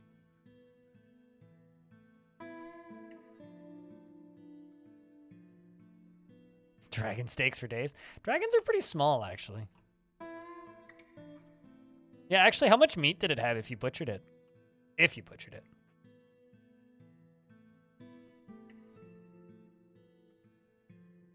Yeah, no, I gotta say that Carl Armin's side would certainly be bad for your hearing. Oh no, there's a wheelbarrow down here. Well. Might as well just forbid that.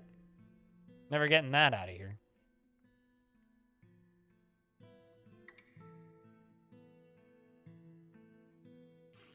Yeah, there is, but I wanted clean water. The Guild of Good. A Diagnoser's Guild. That's a good name for a Diagnoser's Guild. The Guild of Good.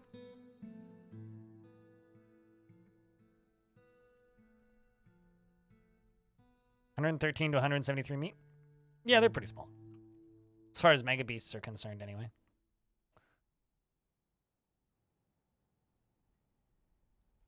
That's going to go all the way up to there. Let them keep pumping.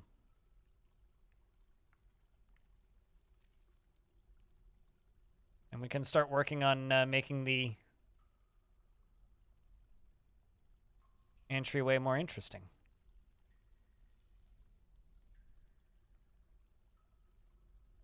The cage? What cage? You mean this? Those are bars, not a cage.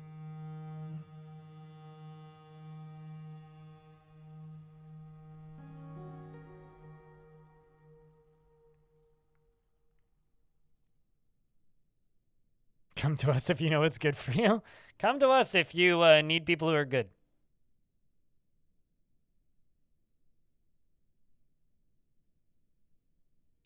Also, just to save me sanity.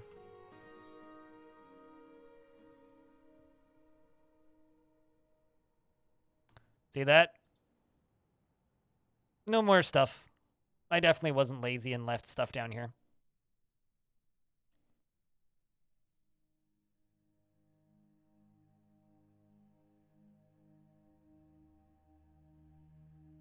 And there we go. We now have water.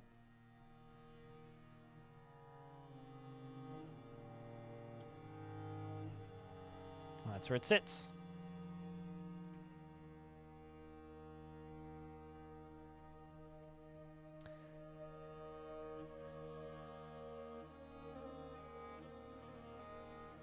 No, this river has a heavy aquifer underneath it somewhere.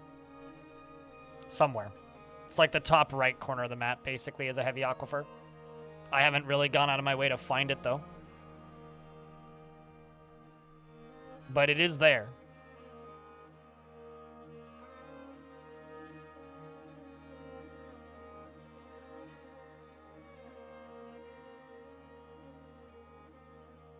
All right, this is also getting done finally. So dwarves will be able to run up and clean up all of the messy stuff in here. We can go get all of this iron armor that's left over, all of the iron gear that's left over, which is going to be a pretty good time, I think. Also need to make rock doors.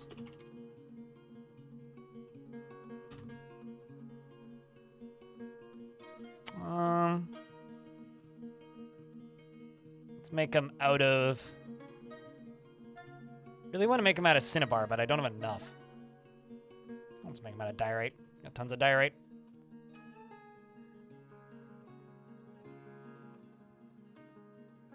That I dug into? No, those are gonna... They're gonna have bridges put in them. They're gonna be used as drains.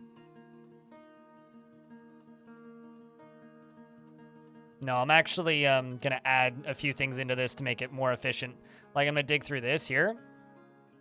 And turn this into fortifications so that the lava can just flow through. So it essentially, it's going to be faster and more efficient. So no, I'm not going to patch this.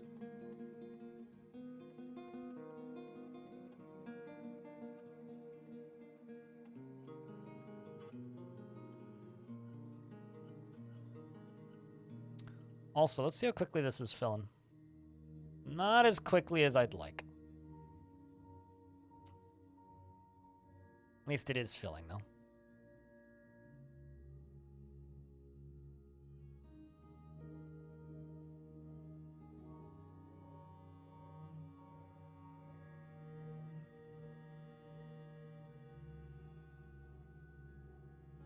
So up here, this can just be beautification.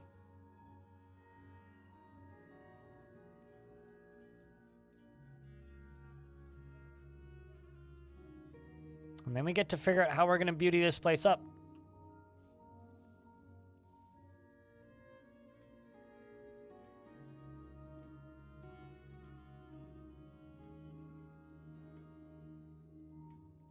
When you mine through from the outside your spiral, your thresher that was pumping just waited through that crack in the wall.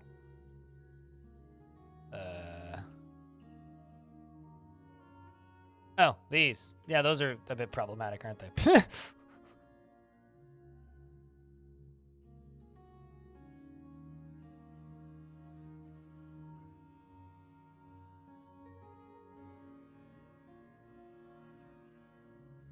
Anyway, sorted. Copper nuggets? I don't think I've ever actually seen just like straight up copper nuggets before. Huh.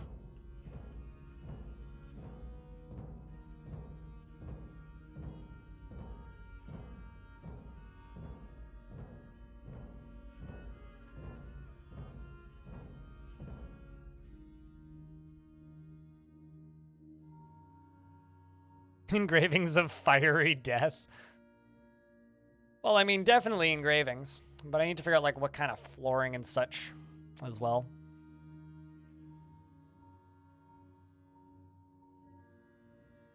Your doors get broken all the time? Doors? Why would you be putting doors into this?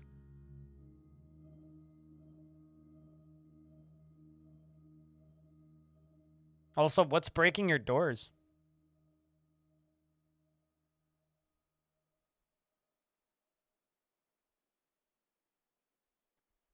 Like, are you getting, like necromancer critters or something that are breaking your doors, or?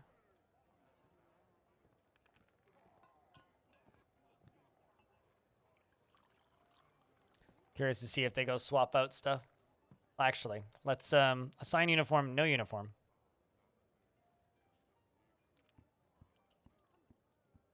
Metal armor. Let's see what they go get.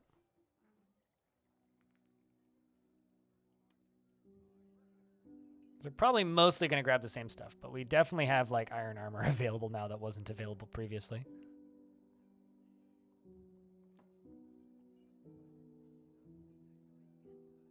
Maybe I need to put it into a stockpile first. For them to recognize it.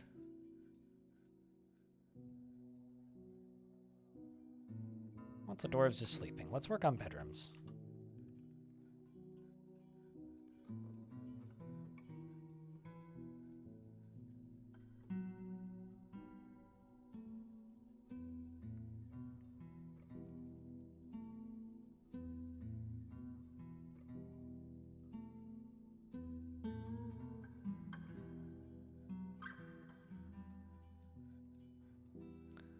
Are adamantine helms better than steel? If so, by how much? Yes and yes. How much better than steel are they? Yes. That's how I would answer that. It's no contest.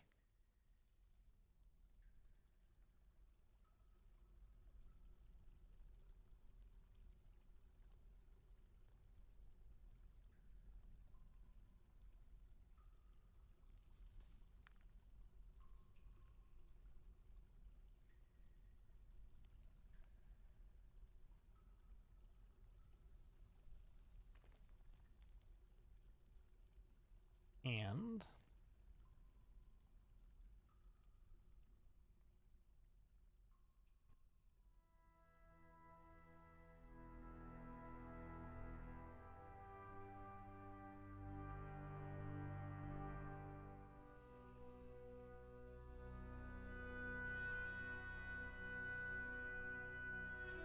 There's definitely like a stacking conversation here that I'm missing. Is it possible to pump lava from 0 levels to or so down? You can pump anything from anywhere to anywhere. Except for maybe blood. Blood doesn't pool well enough to be able to be pumped to places, but like if it's a liquid, you can. If it's a liquid, it can be pumped. The giantess Murding Olkas Lulidin has come, a gigantic creature resembling a human, almost unparalleled in its size. It is right here, and she is mad, and she has a child. She has a son. She's very humble. She tends to make a small mess with her own possessions by squishing them. She can sometimes act without deliberation. She's been killing since the year 9. Her first kill was a human named Rope. Dwarves do not drink milk. They do love cheese, though.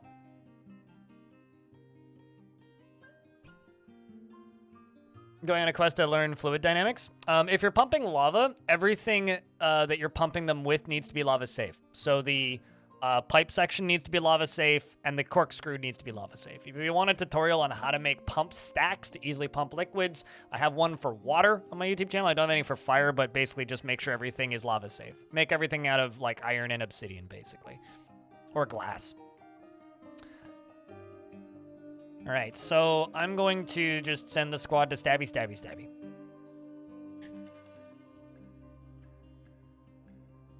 Well, she had a kid.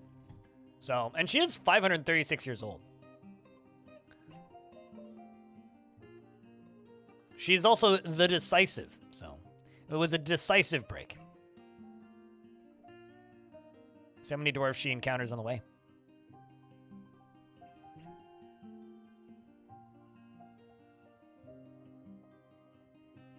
Do, do, do, do, do. Da, da, da, da, da, da, da, da. This is actually a very dangerous place to fight. What happens before the year 1 in DF? Well, Armok makes the first anvil. So this is extremely dangerous for us to fight here. Because military really, really, really like to dodge into lava. So we are fighting with the giant. The dwarves run in and collide with the giantess. The hammer dwarf bashes the giantess in the upper body. Their silver warhammer, bruising the muscle. The force pulls the right hip. The giantess screams, says, "The tide turned, I feel no tower!" And then, "Why am I standing in such a small space?" But we don't know what happens pre-year 1. But think about it this way. Currently, it's the year 2023, right? Lots of stuff happened before the year 1. The hammer dwarf bashes the giantess in the upper arm with her silver warhammer, fracturing the bone. Force twists the shoulder.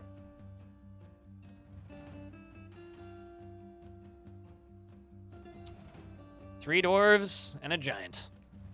She's bleeding and seriously injured. My soldiers seem fine, although Odom here is stressed. Just like that, the beast is dead. So I'm going to jump up to the top of the volcano for a second. I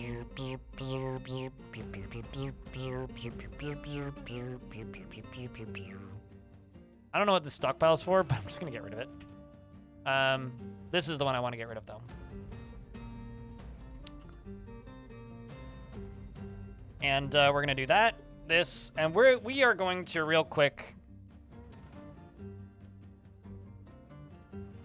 automate some garbage disposal. Because as you might notice, the wary of you may notice that at the bottom of this is just a pool. And this is just going to stick around. This pool is just going to be here. So I'm going to, not this space, but I'm going to dig,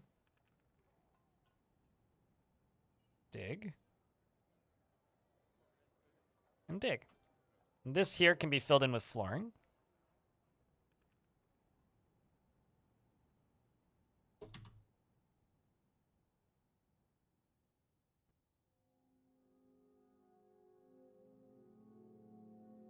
Let's just use cobaltite. We'll see you when we see you, Knoll Man. Oh god, it's 4 p.m. I've been streaming for 7 hours. Holy shit. Time flying by today. Yesterday, time went by very slowly, but today's gone by pretty quick. Just a reminder, tomorrow's stream is going to be short because I will be having Tarn Adams on the stream. Also, this weekend, there will probably be some editing streams while I am setting up my charity stuff on the second channel.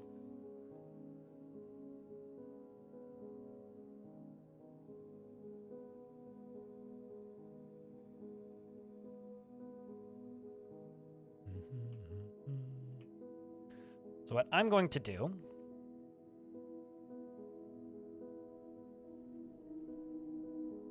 Look at all these copper nuggets. Oh, weird.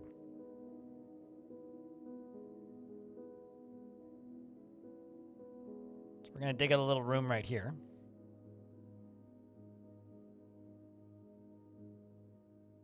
And this is going to be our refuse pile. What I'm going to do is I'm going to place a...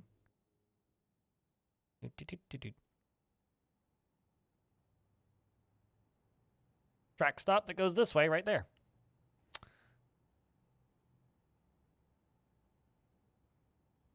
And we're going to call this the very lovely trash bin.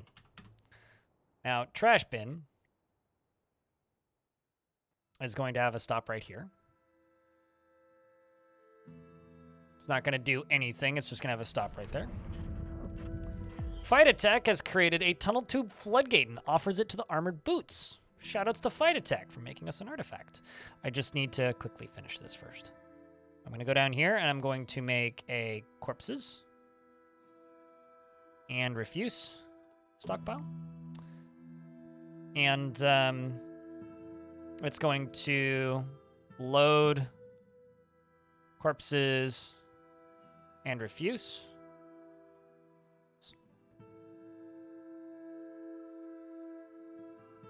But not dwarves' corpses. And you're going to pull from this stockpile. We're going to put an iron minecart right there. And let's jump down to this artifact. Zoop. This is a tunnel tube floodgate. All craft store ship is of the highest quality. It is encrusted with cushioned mica cabochons and encircled with bands of table-cut almandines. This object is adorned with hanging rings of almandine and pigtail and menaces with spikes of tunnel tube and mica and clear zircon and cow leather. Well done. Well done. So this is... sooner rather than later, going to be all set up and ready to go. And essentially what this is going to do is it's just going to be an automatic garbage bin for us. It's going to be great. Oh no, I've got muscle shells.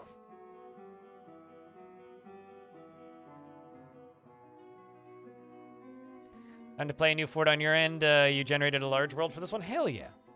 You have fun. Do you have any particular themes planned for this one?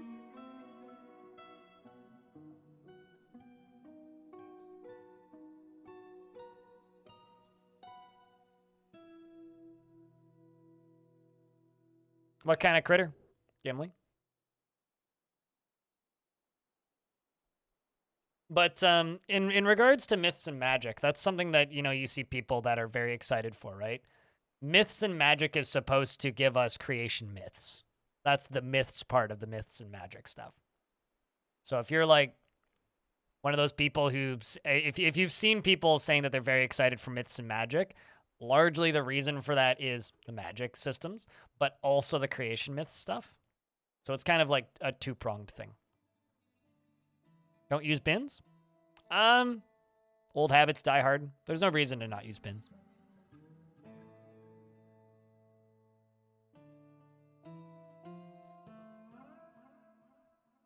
Like, really? There really isn't any reason to not use bins. Like I said, old habits die hard.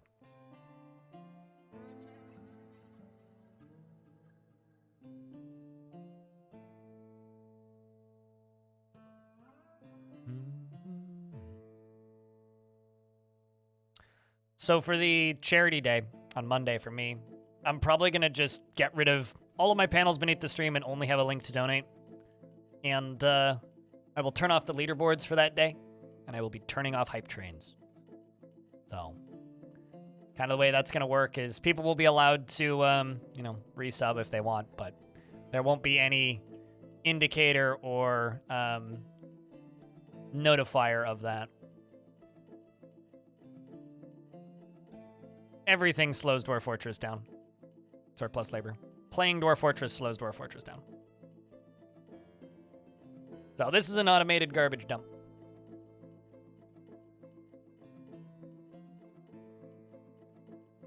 Look at this. We'll never have trash in this fort. It's great.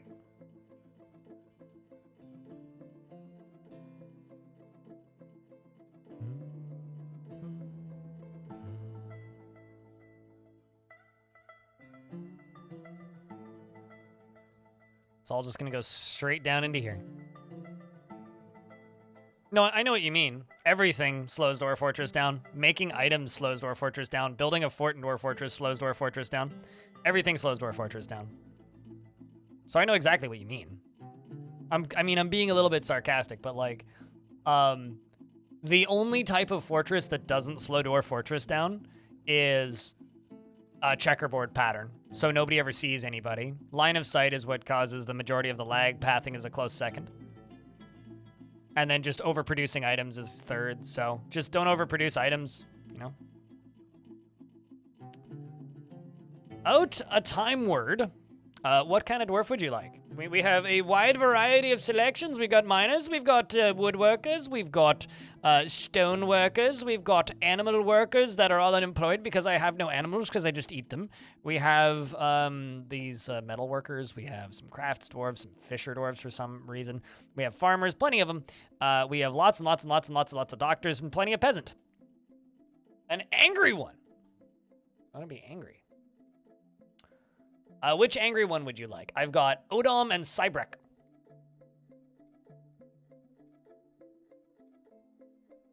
Or we could give you like a Mistos or an Urvad. We had 12 angry people earlier. We only have 2 now. And throwing shaded fisher dwarves? Fishing is illegal. It is the most useless dwarven practice. All it does is it gives you things to make crappy crafts out of, and food that is just as good as meat or anything else, and you don't even get leather, really. You would like Odom? Okay. Out at time word.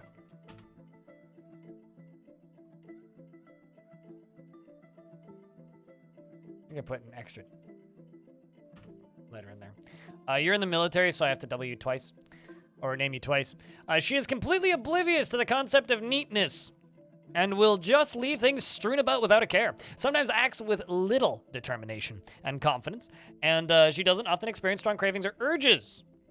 And she can occasionally lose focus on the matter at hand. After drinking water without a well in 285, I'm sorry, she is somewhat quarrelsome, and she is bothered by this, since she values friendships.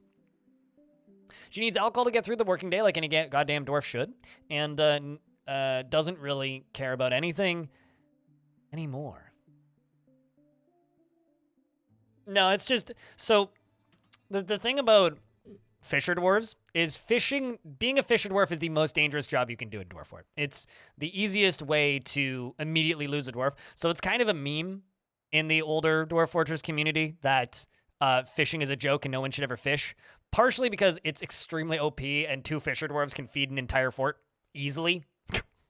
And also because, like, the crafts, like, shell crafts suck and are, like, one of the worst crafts in the game, and have almost no value, and they have to go outside to do it, too, so usually they'd always be depressed back when rain was actually, like, a heavy effector on, like, a dwarf's long-term sanity, which is very much not the case now. Like, they're a lot more stable out in the rain these days, but, like, it's like they go outside, they vomit because of cave adaptation, which I think is still bugged too.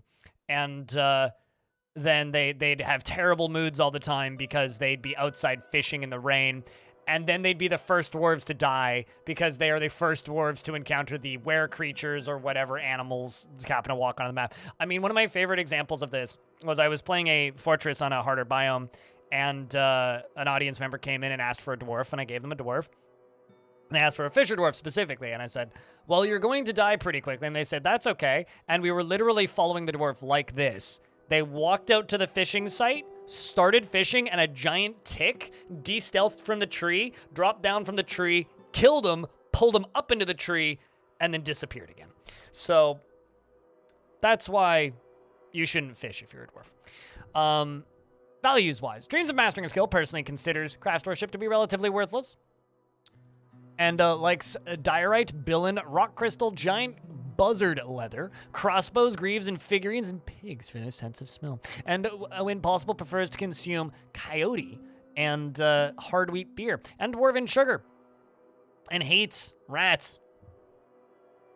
Life's hard for a fisher dwarf. Yeah, no, it's the hard knock life for that kind of dwarf.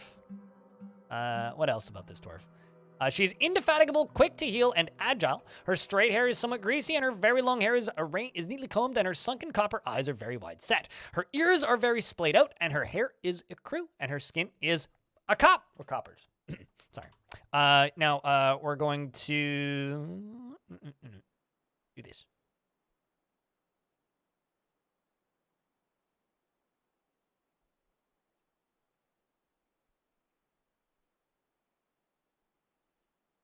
And you go here.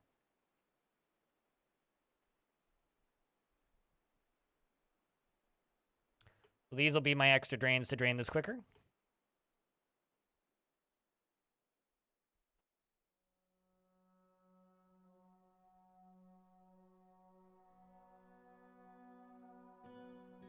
Dwarven sugar has nothing to do with purring maggots. Dwarven milk does. They milk the maggots to get the milk from them.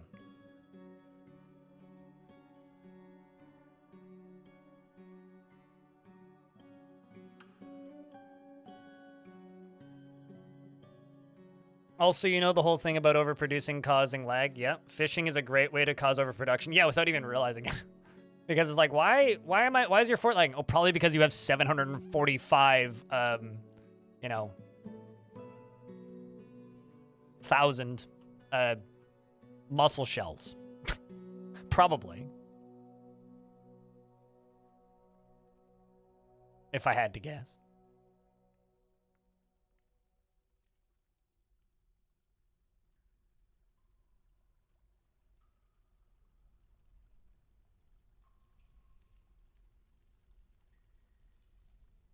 Uh-oh.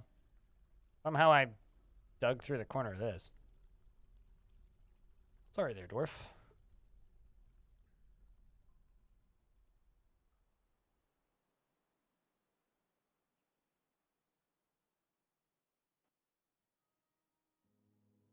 Lungfish don't care about water and will ignore it.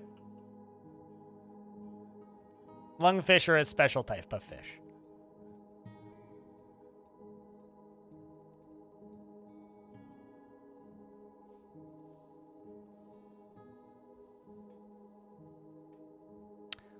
Bucket glass has been found dead.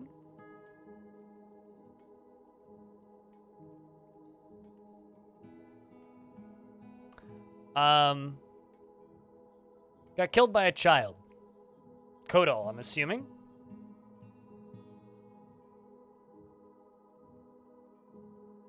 Yep. I feel really bad for this child. Her dad is dead. Her mom doesn't live here. Her younger brother died to a were creature. And her older sister is here. How old are you? 15? Oh boy.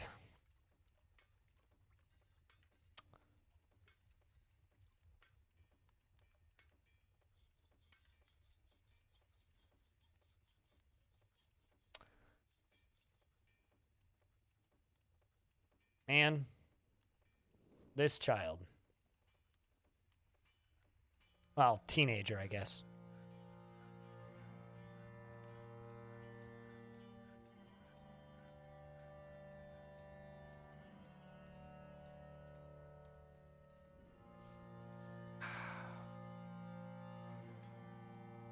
The levels. Oh, probably. I also have zero intention to go get that child back. For whatever it's worth, I have zero intention to go get that kid back. Unfortunately, you can't arrest children in Dwarf Fort.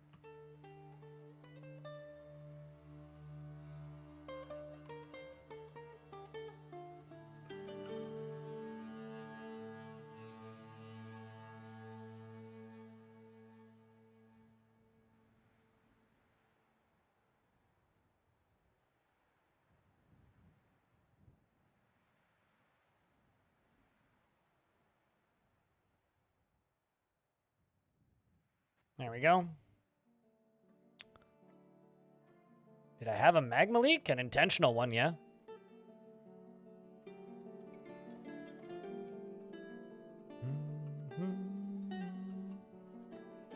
No. New world. Got tired of the long save times. Very tired of the long save times.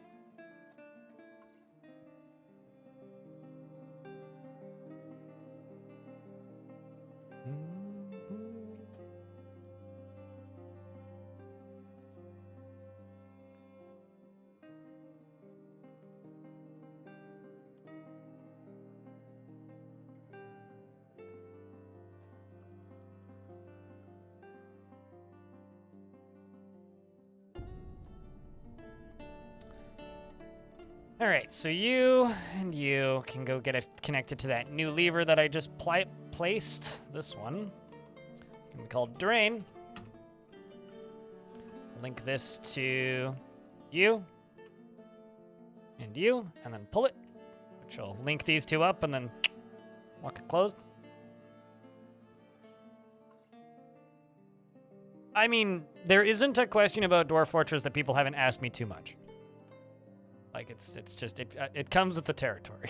If you stream a lot of video games, people will ask the same questions.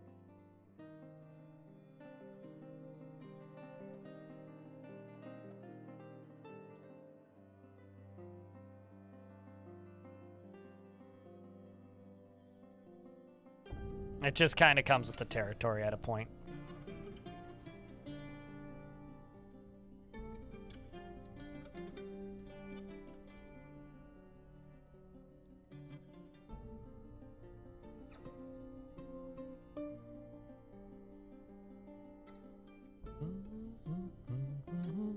In the dishwasher.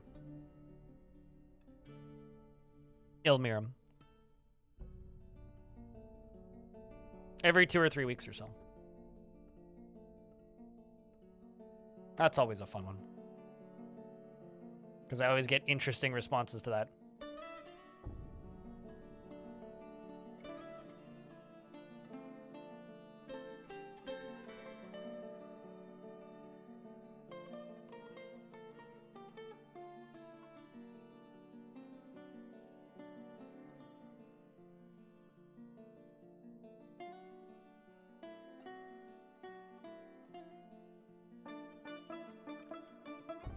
You were here for that once and you'll never forget it.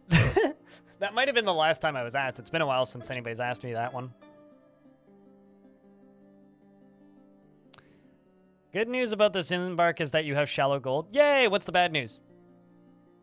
Is there undead, like, giant bears on the surface? The bad news is that you have shallow galena and dacite, so it's definitely... This isn't a volcano embark. Well, why is that bad? What's wrong with galena?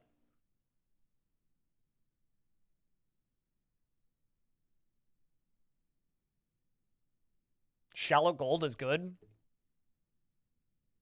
Galena's good. I don't see the issue.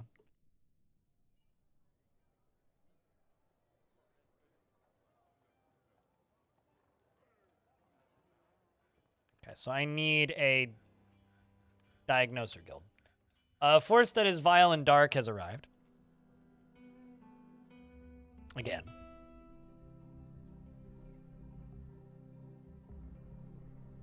I'm gonna jump myself over to here and be like, who this? Oh, Fast the Marksdwarf.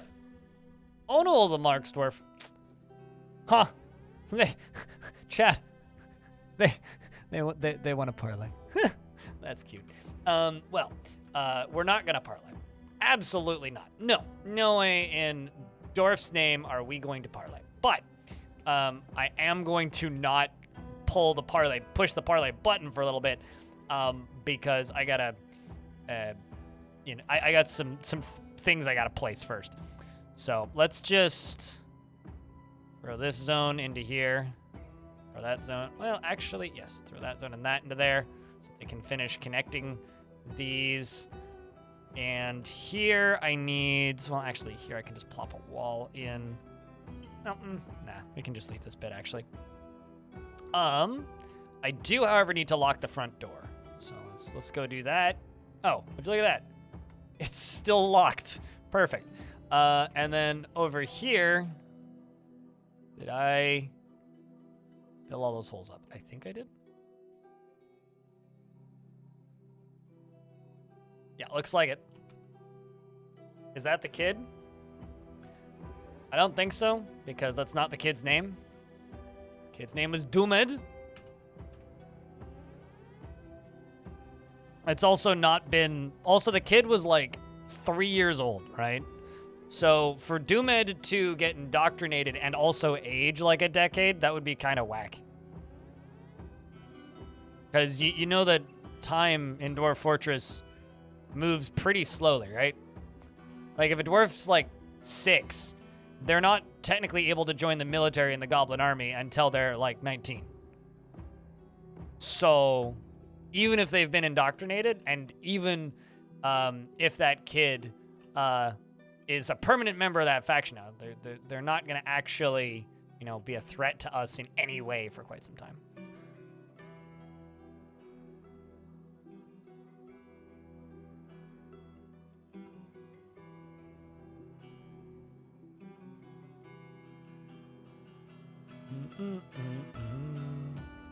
Thought that you might have just been psychic for a moment. Well, every single time we've been attacked and they've had dwarves in there, which is not uncommon at all, people have been like, is that the kid? I've had many children stolen from my forts in my time playing this video game. You know what I've never, ever, ever, ever, ever, ever, ever had happen in my entire time playing this game? One show back up. Because an enemy kidnapped them. I've never actually had that happen. So, why do they kidnap them anyway? Because goblins breed way slower than dwarves. They need more children. Have you ever seen the movie Mars Needs Moms? That. But, like, minus the part where they're using them to make babies. Dwarves breed faster.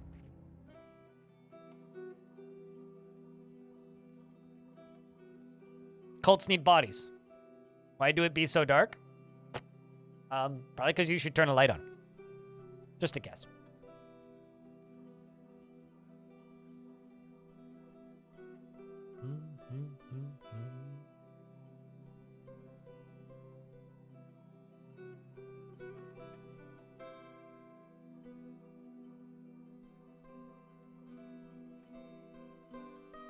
Child snatching is a career path. Someone's got to do it. It ain't much, but it's honest work for a goblin, at least.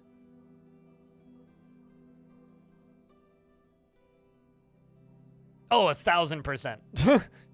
Well, actually, goblins aren't evil. They're just libertarians. I literally already have a... Isn't that already a Grand Guild Hall?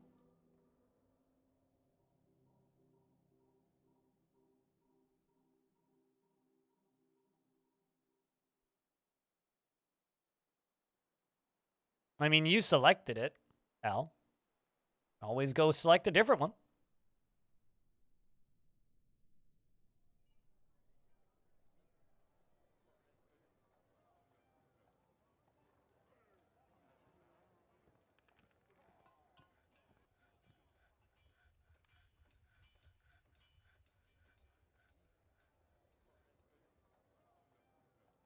Also, why in the world does my brain still remember that the movie Mars Needs Moms exists?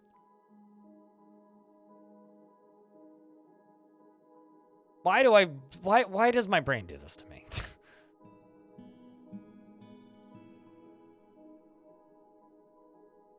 Yep, no, you gotta look at goblin ethics.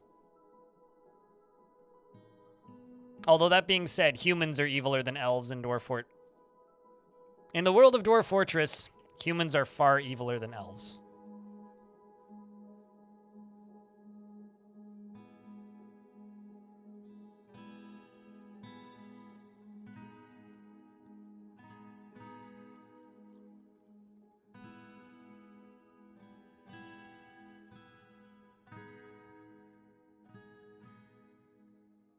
The elves also are not actually that bad. Players are just racist.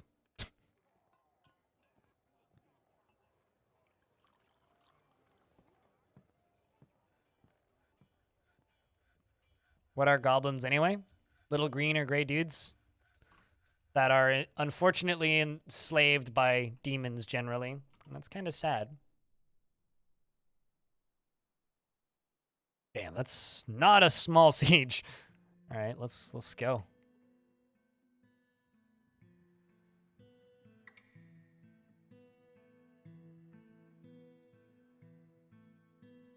The elf hate meme? Elves are pretty cool in Dwarf Fort. You know, it was kind of funny that I always just throw around the, oh, it's because players are racist, right?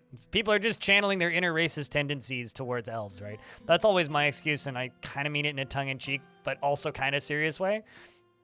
There was somebody in chat a couple days ago who was just like, I always just thought of it as like hating on hippies. As a hippie, I'm offended by this. Like, come on, man. The fuck? Yeah, humans have slavery, because humans are bad people.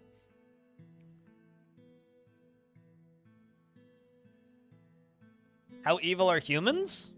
Wait, are you implying demons are evil? Demons are just wild animals in Dwarf Fort. But, I don't know, that's a hard scale. Realistically.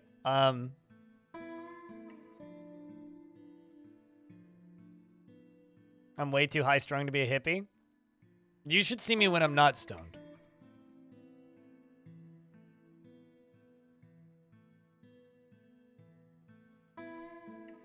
I also went to a Save the Trees protest last year, so I don't know, man.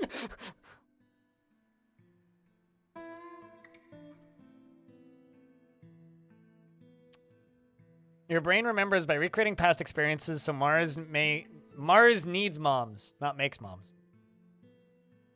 I've never actually seen that movie. I've just seen an ad for it. And I want to say it was an ad in a Jimmy Neutron movie? I think it was one of the commercials before a Jimmy Neutron VHS that we had. I think.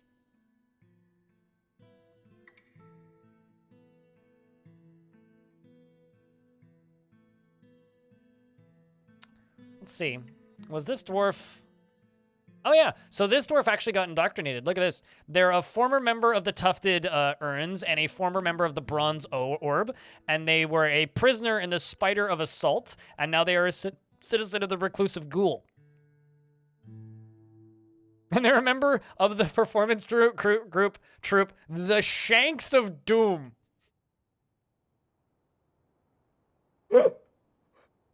Oh, that's a really funny name for that group. I like that. The Shanks of Doom? Oh, what's the name of your band? The Shanks of Doom? What do? We shank people in doomy fashions? This is a large-ass siege.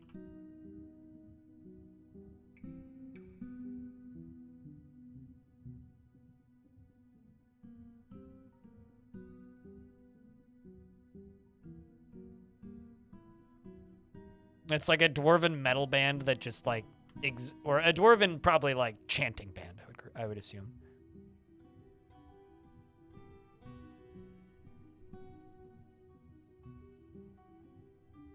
Is not careful with resources when working on projects. Refuses to spend any unnecessary effort. Chunk of charcoal, if that. Not even charcoal would last in this pit. All right, well, Time to lock it. Now imagine trying to deal with these sieges without a defensive setup like that. Like, if you were just telling your dwarves to charge, you'd have a rough time of it.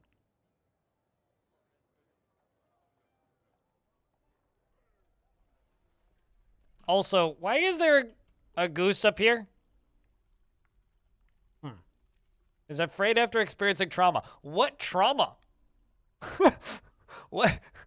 What happened to you? The hell? That goose has seen some shit.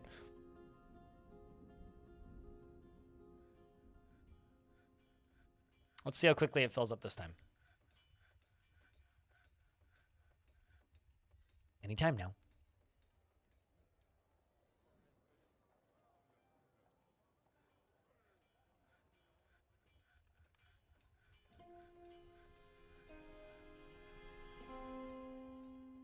Well, top side, we won. Here it comes.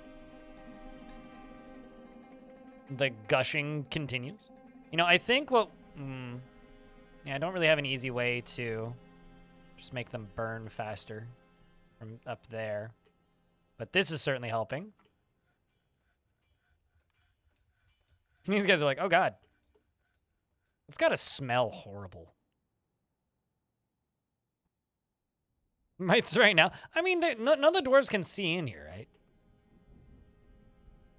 It's in its own weird space. Fire time.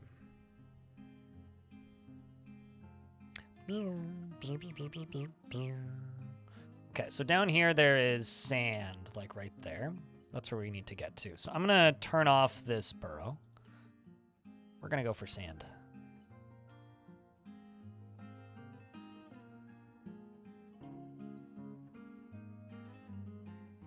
Kinda tempted to set up a minecart route for sand.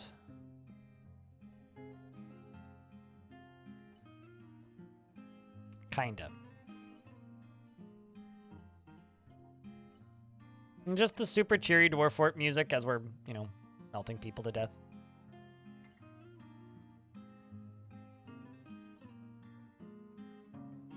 I already have a Dr. Guildhall. This one.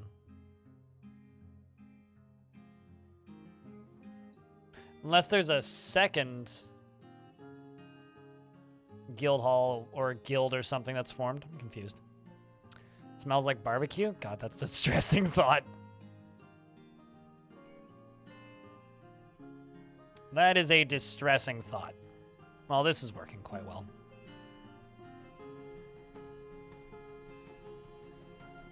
Welcome back, True Freak. Doo-doo. Got this. Oh, that'll do its thing while the dwarves stand over here and dance.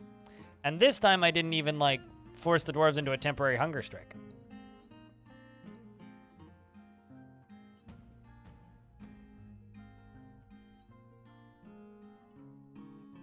One, 2, 3, 4, 5, 6. It's gonna be the start of my prison.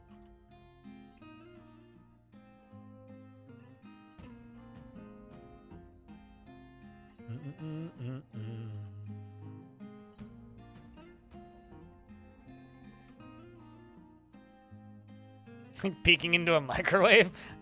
God, I hate it. That's awful.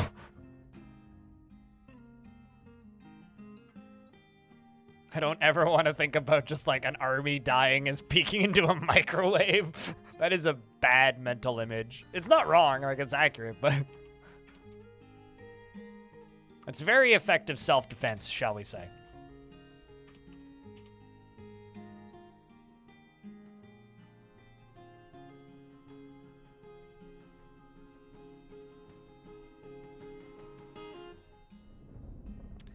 Well, up here, this is going to be a dungeon.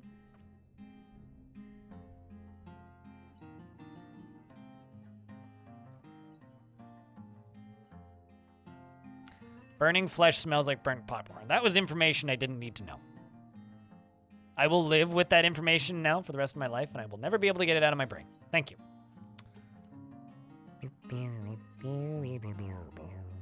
Actually, I think I knew that, burning popcorn. It's just also one of those things that I do my damnedest to not remember.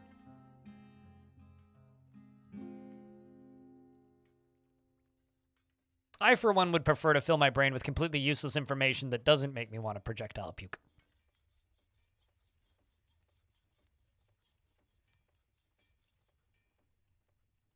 Like, I don't know. Random release dates for video games. That's good useless information that nobody needs.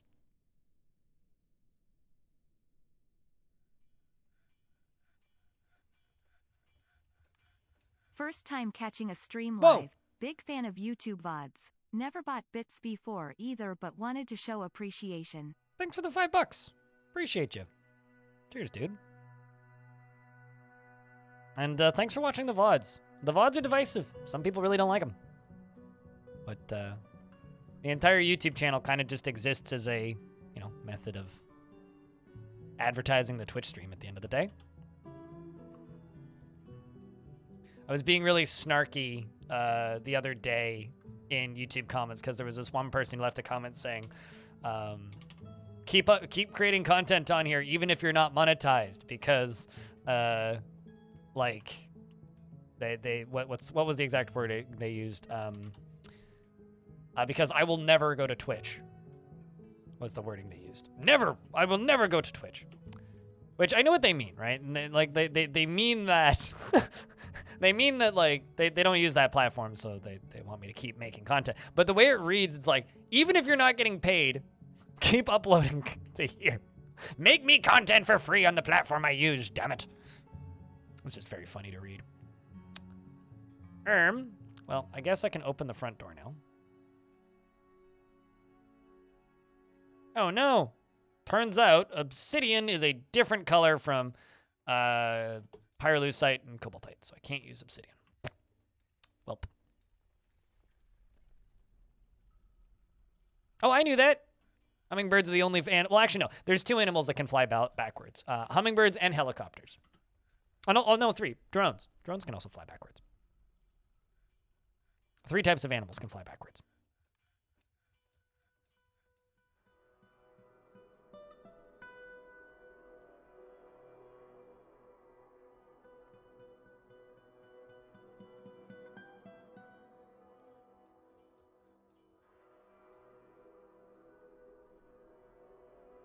Dragonflies? Those aren't animals. Those are government drones that are spying on us. Dragonflies. Just like birds. Mm-hmm. I don't know where I'm going with this. Is that a bear person? But I did actually know that. Fun fact, I got attacked by a hummingbird when I was a little kid. I was, there was this very large, but also, Jazz, thank you very much for chucking a sub at, Magos. Here's dude. I was playing in this big philodendron, rhododendron, not philodendron, rhododendron bush that was in like the side yard next to the house that I grew up in, and there was a hummingbird's nest in it, which I was unaware of, and my sisters were also unaware of. Anyway, we were climbing around and doing what kids do, playing, and as you do, and then suddenly like I had a hummingbird like right there in my face, like just like yelling at me, just like screaming at me. However, like hummingbirds can scream. Anyway, this hummingbird was just like all up in my face, just yelling at me for hanging out on its property. And then it like knocked my glasses off, and I fell backwards out of the tree, and almost like could have seriously injured myself. But lost my glasses for a good couple hours until I found them. So, yeah, when I was like 10 years old, I fell out of a tree and got attacked by a hummingbird. Get off my lawn, pretty much. I mean, it's like getting a wasp the size of like a small shoe in your face. Like, you don't want to get attacked by a hummingbird. They are mean, brave little motherfuckers.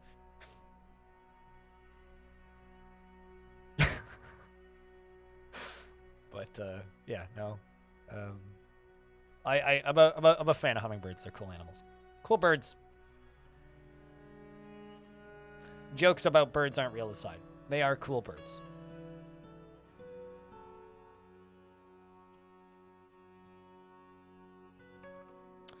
We're up to 167 dwarves. Down here is going to be the Diagnoser Guild. See if I have enough blocks for it. Ah, I have 939 marble blocks. Plenty. Marble floors for the Diagnoser Guild it is.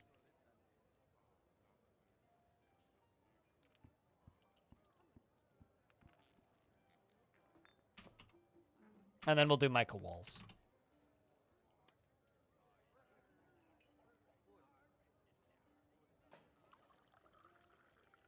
This is going to be a crap, like just a swarm of bees coming over here.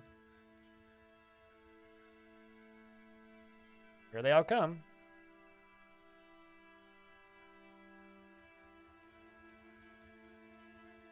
Oh.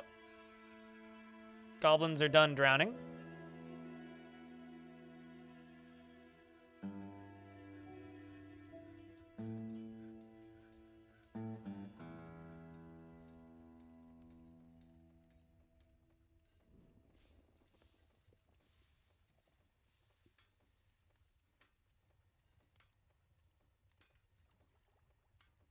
And said birds weren't real as a subject matter expert. I mean, it wouldn't change anything, really. You can say it ironically as a memester, or you can say it unironically as a supposed expert, and it doesn't really change the fact that birds are in fact real. And that meme is bogus bullshit to mock conspiracy theorists.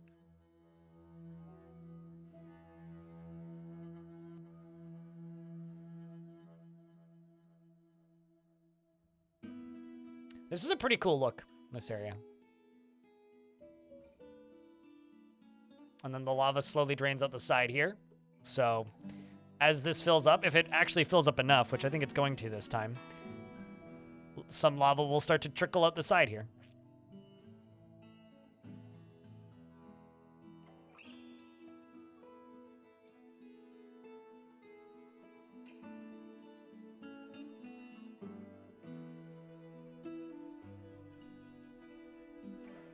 Where the heck did I put that big old designate? Oh, there it is.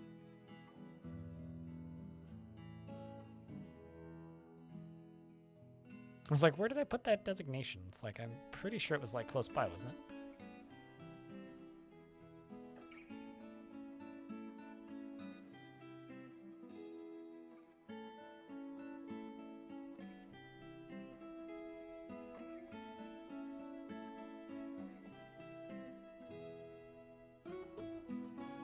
We're gonna go get sand.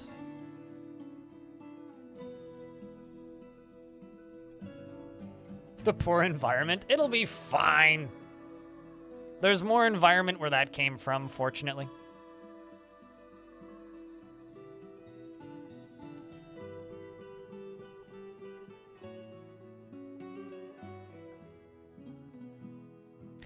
Trees get caught in lava spills. Do the elves count it as cutting? No, because it doesn't technically cut down the trees. Just burns all the leaves off and kills the tree, but it doesn't technically cut down the tree, so the elves don't count that as clear cutting, fortunately. Also, chat, tomorrow at 1 p.m. Pacific time, currently it's 4:30, Tarn Adams will be joining me on stream for a little bit. We're going to be covering Dwarfy-related things.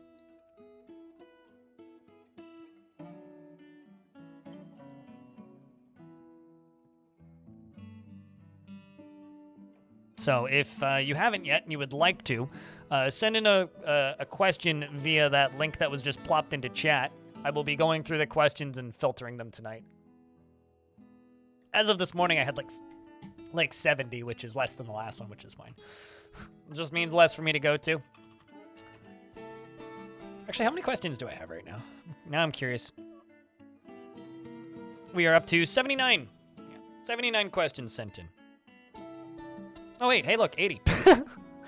Anyway, Yeah, but plenty of them are not super needed to be asked, so plenty of them can be skipped. You can just cut gems as glass, so... Or cut rocks as gems and then use them, so... Obsidian is rocks, so...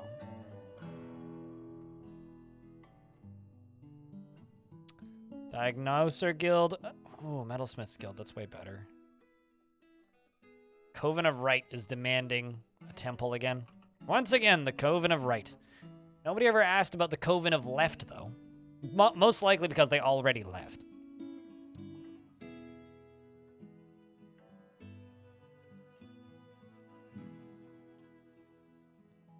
That lets dwarves drink milk.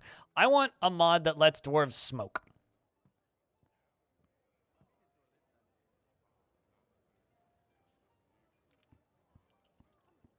Kind of bothers me that dwarves can't smoke.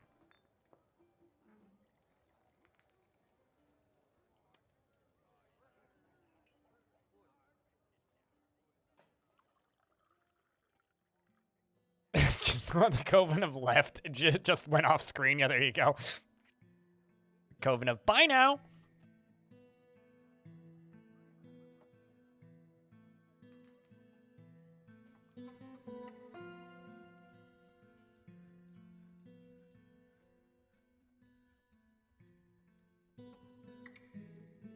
Smoke what? I mean, the game already has hemp in it, but probably like some fake tobacco equivalent. Because, like, you know, everybody knows Gimli, right? Chat member and also movie star and book star of fantasy tropes. And one of the tropes of Gimli is that Gimli is constantly smoking his pipe. It's very dwarfy. I don't know. It's like top two dwarfy things for me is like smoking pipe and drinking booze and yelling at your best friend who also happens to be an elf. Making fun of pointy ears or something. Like, those are the most dwarfy things you could possibly do as a dwarf. Aside from, like, you know, having an axe and a beard, right? Like, that's just what dwarves do. Like, have you never read Lord of the Rings? He's literally smoking that entire movie. So are the hobbits. In both the books and the movies. He, like, every time they're sitting down, he's pulling out his pipe.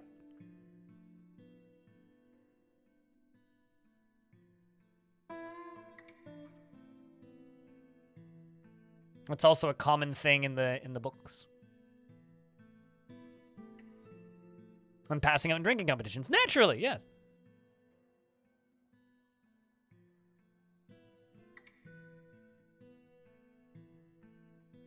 Although I might be thinking of the extended editions. Now I'm thinking, like, does he smoke in the non-extended version?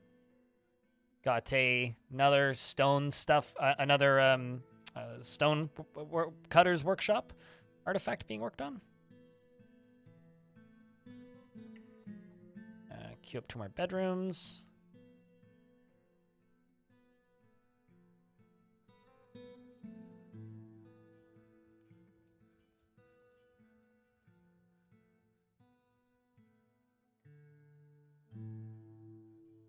No offense, I prefer all of the offense. Why I go full offense whenever I'm speaking with people. Mm-hmm.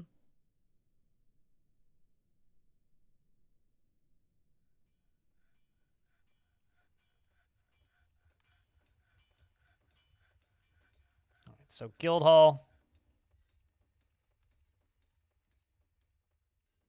No, let's go for the Metalsmith's Hall.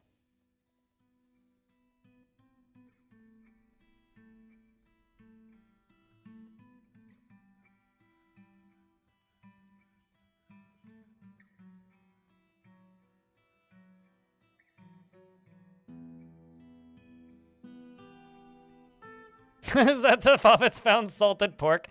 Yep. Yep. I would do the same.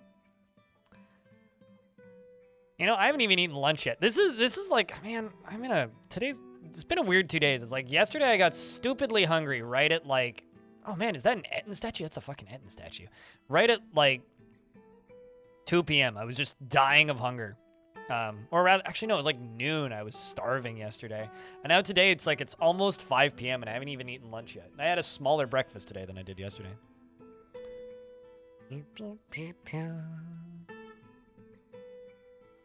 Cavern wood is wood. Yes, they know. There is, if they tell you to stop chopping down trees, there literally is no way around it. Anything that can be used at a carpenter's shop, they count as a tree.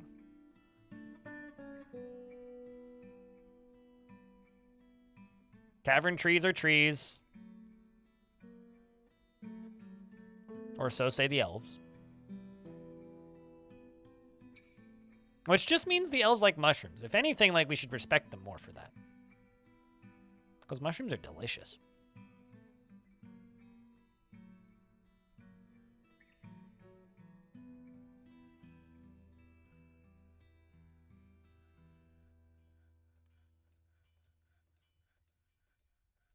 Second, how would they know?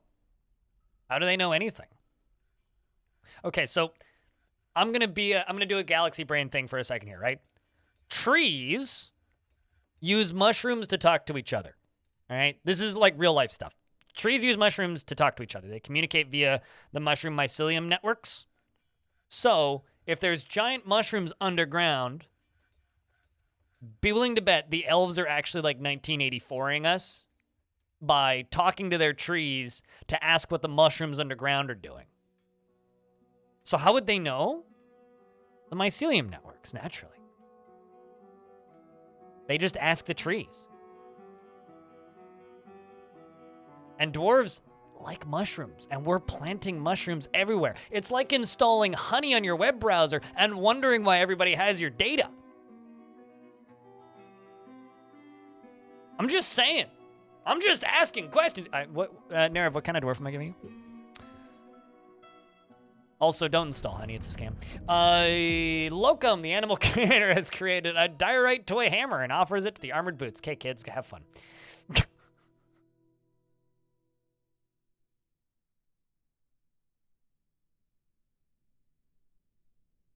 Any unnamed artifact maker? You mean like the one that just got made? It was Locum.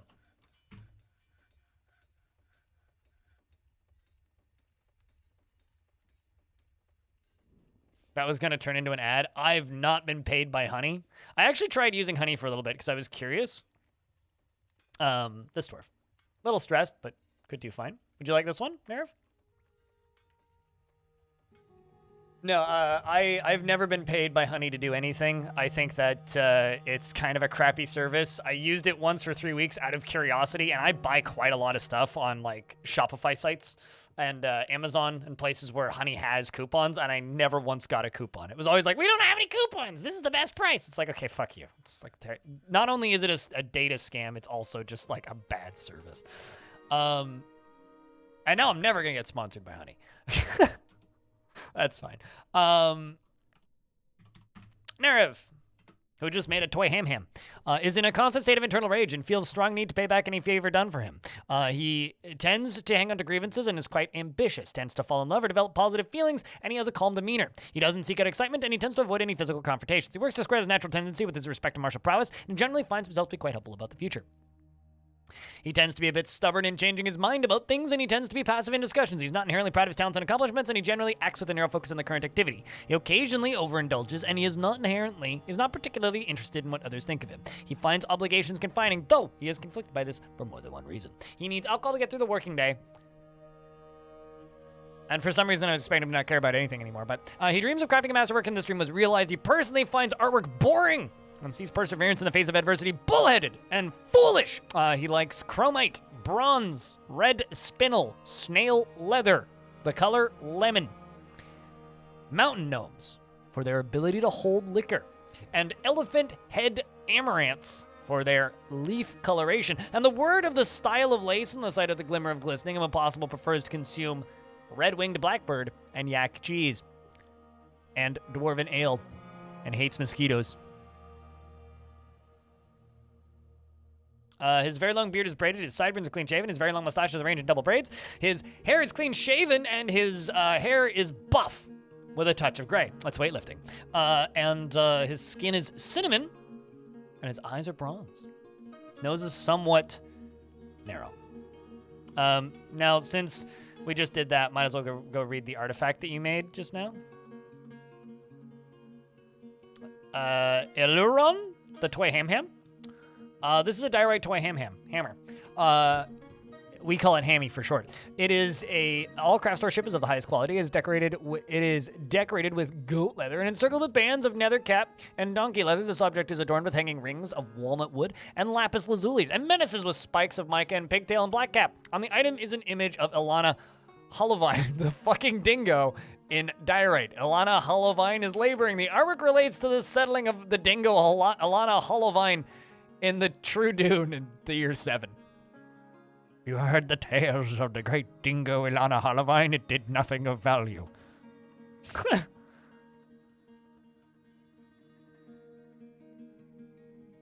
How about sail leather, and then we could just be going da da da da da da dun dun dun dun dun. Sail.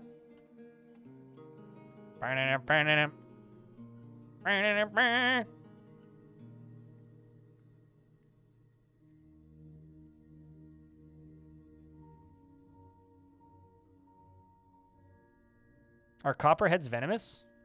I know helmet snakes are. I don't know about copperheads. I don't think so.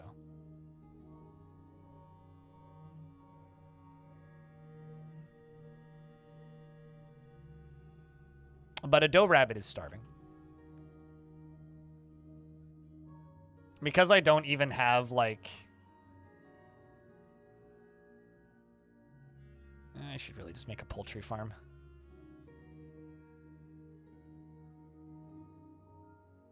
Because I don't have cavern access in this fort. Actually is making...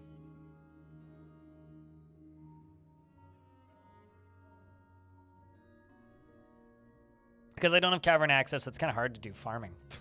Or any kind of animal husbandry stuff.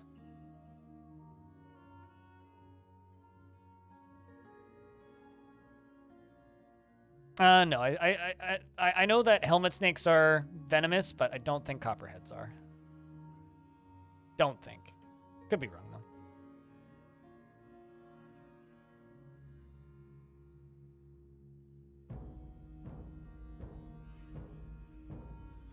All right, let's make that armor stockpile I started.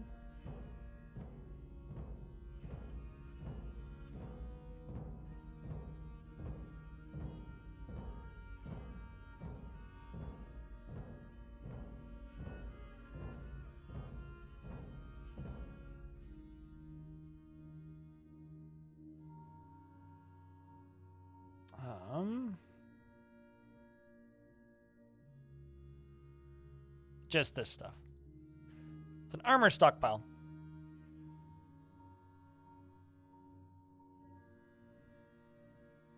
There's a subreddit called Commercials I Hate. It's a really good subreddit. It's a really good spot if you find certain adverts very annoying. Holy crap, we have native aluminum? I had no idea.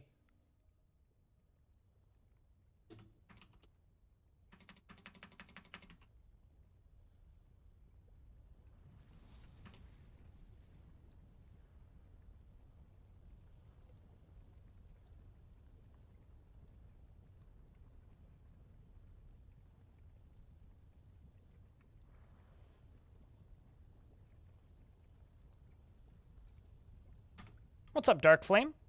I'm all right. And you? Just discovering that apparently I have native aluminum. That's exciting. By that, I mean there's 3 of them. 1, 2, 3.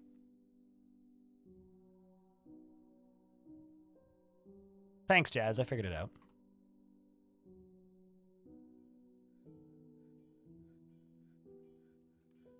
It's valuable. Like, really valuable.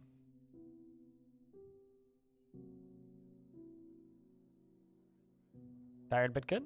Tired can be good. I'm tired because I haven't slept well in like 2 weeks, 3 weeks. So hopefully I'll sleep well over the weekend.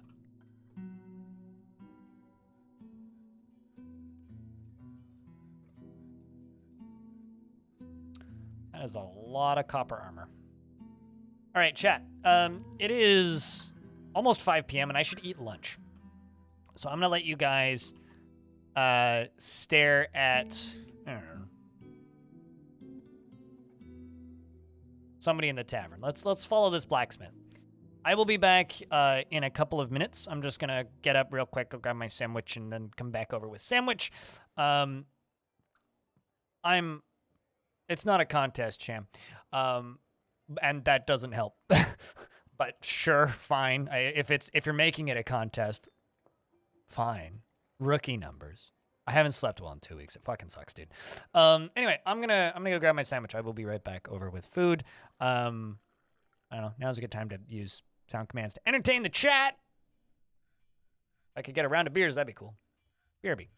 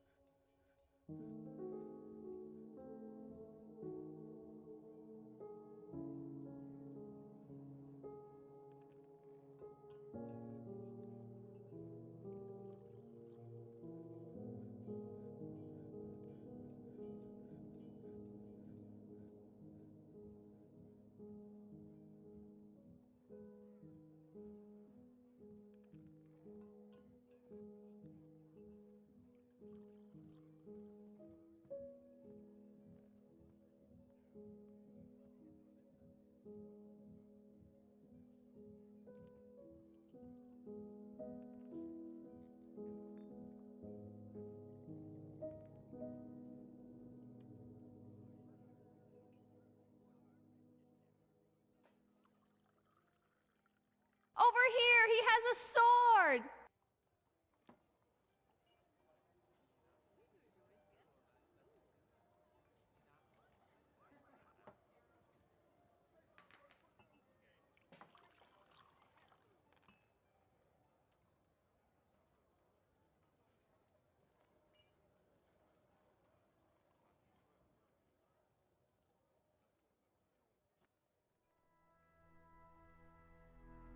Woohoo!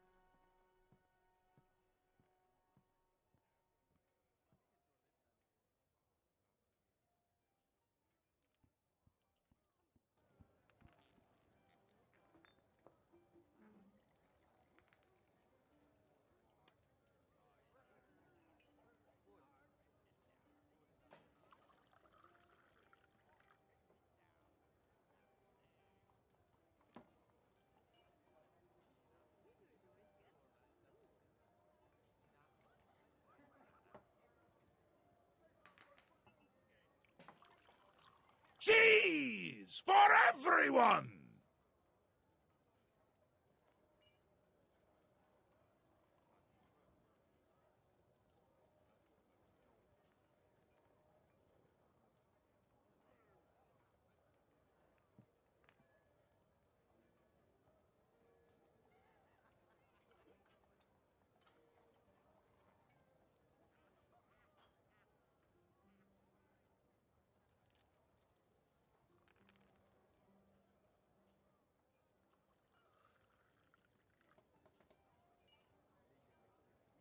Jez Raid Jez Jam 100 stroke eld. Jez Jam Jez Raid.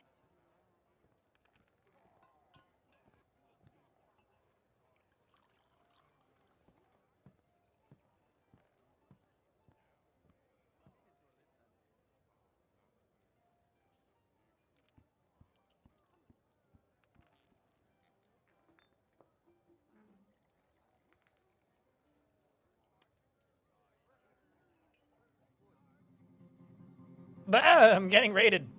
Okay, sorry. Apologies. I was getting a sandwich, and I ate the sandwich, and Sandwich! I like, what's the word?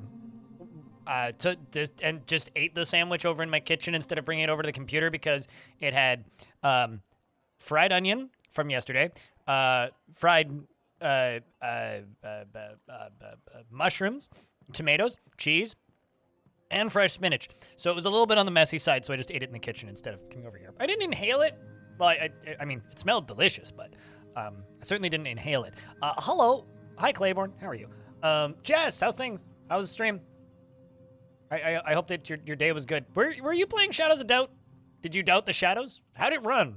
I played the demo ages ago, and it ran like 2 frames per second, maybe. We built a lava toilet. This is a lava toilet. See this lava? It gets flushed down into here, and then all of the baddies turn into empty suits of armor. Your stream did not die today? Yay! Okay, so you're now a full-time Shadows of Doubt streamer, because that's the only game that you can play without your stream dying? Jess will back up your recommend. It's on the to-do list. I've got a long to-do list, though. Also, hello, Mr. Cup Holder. 2 of your dwarves just started dating? Daw. Look at that. But to anybody who missed introductions or anything, my name's Blind. I stream way too much Dwarf Fortress. I apparently taught an entire community how to play this game by some frickin' miracle because people listen to me. Weirdly enough, on YouTube, they don't listen to me in person, but like when I say things on YouTube, people think I'm right, which is maybe a dangerous piece of power that I'm not like really capable of fully understanding or comprehending, but the result is I made tutorials for this video game and people liked them, and now a lot of people watch me play this video game. And I played a lot. Tomorrow, if you are interested in this video game, at 1 p.m. Pacific time, programmer of this here video game, Tarn Adams, will be hanging out on voice for a little bit, and we're going to be talking about dwarfy things. So if you would like to submit a question, there's a command in the title of the stream down there, Bay12 Talk, where you can send in a question.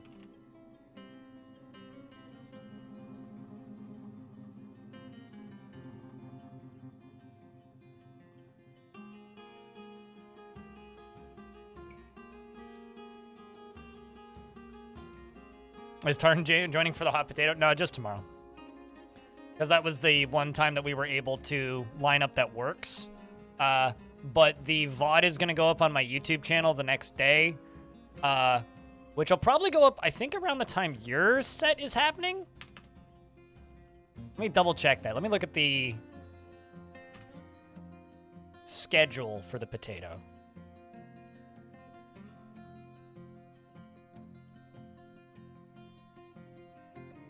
Scrolling down to go grab it.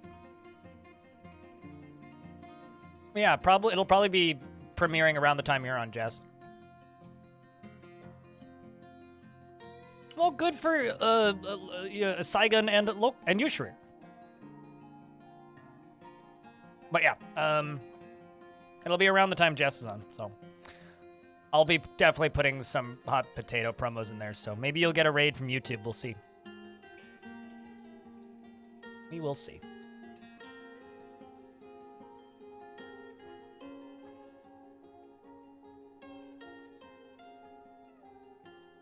It doesn't seem like a proper title for a game like that. I was watching Etel play that last night. Can you turn those reflections off? The entire, okay, so in 2008, the entire games industry just kind of collectively decided that everything was going to be brown and boring looking. Now everything is more reflective than like a pane of glass or a mirror, and it drives me nuts. I hate it. I do not like the way it looks. I think it's stupidly ugly. It's like, let's just put like ridiculously over shiny stuff on everything. And I'm like, I hate this. Let's not, how about we don't do that? This is very upset, Dwarf. We had a tantrum go off. This is madness! Time to send the mayor's wife after her. Hello, hobo. Yeet. Show off them RTXs? I mean, I guess so, but like, I don't know, it just makes games run bad. And I find it very visually messy and distracting. It's like the same reason I don't like motion blur in games. And I think motion blur looks ugly. Oh no, a miner's been found dead. Is that a murder charge? I think that's a murder charge. But hello, Stone. How's things? Oh, was that 2? Nope, just a caravan has arrived from the Mountain Homes. It's okay, Mountain Homes. Don't worry, everything is fine.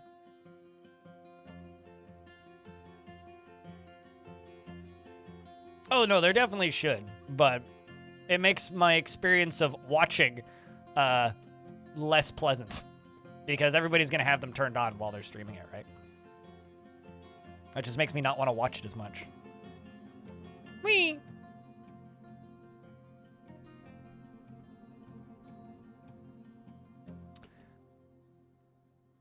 It's the future of graphics? Okay. You know what the actual future of graphics is, in my opinion? Dun da da da. See? Isn't it beautiful? Look at all the doors in the tavern partying. It's a great time. It's super easy to spot the 2 depressed ones. It's beautiful looking, really. I mean, why in the world would you need graphics when you can have this?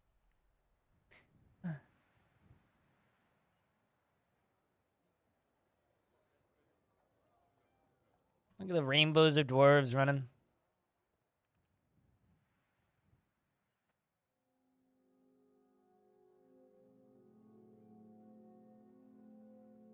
They're all going up into the lava, too. Man, I just saw a dwarf jump over the lava. They're all going into the lava area to go collect armor that I just made pick-upable.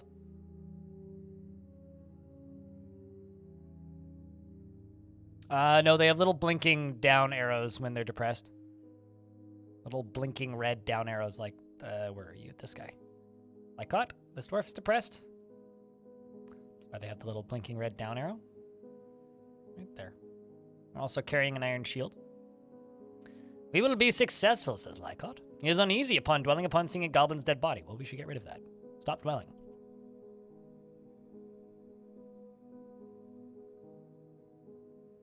Now it just kind of clicks. You know what's funny? Probably for those 2 years, I was telling... I did many times over those 2 years, I would say things like, you know, if you just play it for like 15 minutes, you'll start to understand what the ASCII is. And people would be like, ha! Streamer bullshitting. And I'd be like, no, I'm not. Like, I'm being genuinely honest here. Like, just try it, and it'll start to make sense. And then nobody believed me, and now people are like, man, I understand. Why is there a child starving? I don't know. It's fine. I'm sure he'll be fine. Diplomacy. It's still the same outpost liaison. I'm just going to keep requesting wood. I actually haven't chopped down a tree yet in this map, now that I think about it. The elves would love me. They want footwear next year. They want shoes.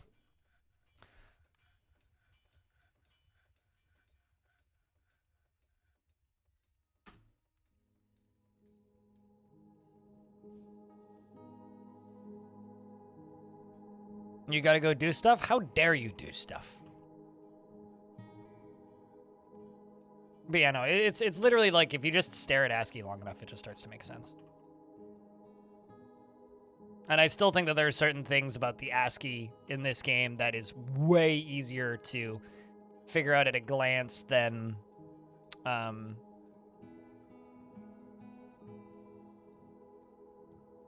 graphics. So this dwarf is repentant. which means this is very much helping this dwarf. This one feels guilty. Well, fortunately, this repentant dwarf can be satisfied after receiving water and is interested near a completely sublime restraint and a fine statue.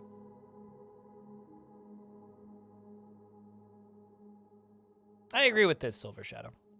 I very much agree with this. I do think that there's diminishing returns with graphics, though, and we've absolutely peaked and hit that a long time ago. We are firmly in the category of diminishing returns and have been for a long time when it comes to graphics, in my opinion.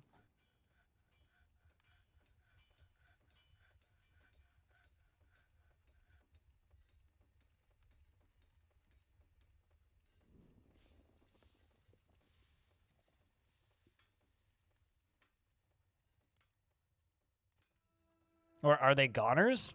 Oh, you mean like removing, like, hold on. So when you say get bodies out of the water, you mean like remove bodies that have been, that have drowned? You have to drain the water. So is there easy ways to do that? Yeah, you'd use pumps. But it depends on whether or not you consider that easy. I would consider that easy. Just pump the water out. Or wait for it to freeze and then fill it up. But you have to remove the water.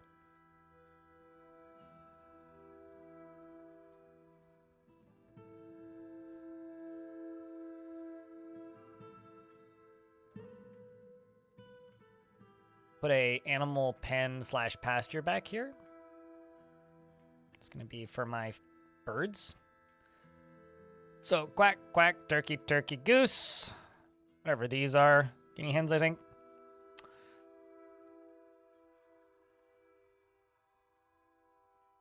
An underground cavern lake. Is the lake connected to the edge of the map? Because if you can get it down to 3 of 7 deep, they can get it up. I mean, like, it sounds like a fun water project. Like, learn how to fiddle around with water physics. Peahens? Oh, true. Yeah, they might be late female peacocks. But yeah, that's what I would do. Is I would just like use it as a learning opportunity. Is really what I would do.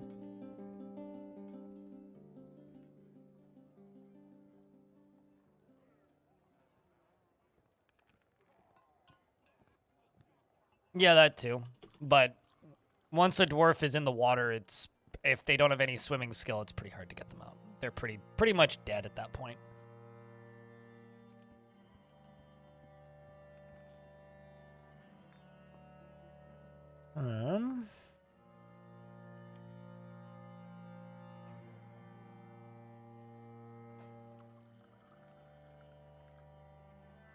What else do I need? I need a fishery. That's pretty much it for kitchens. Guess I could make 2 more stills. Swimming guild? Not a skill. That can be gilded. I mean, if you are not very good at managing your dwarves' pathing and they keep drowning, if you force dwarves to stand in 5 of 7 water, they'll learn to swim.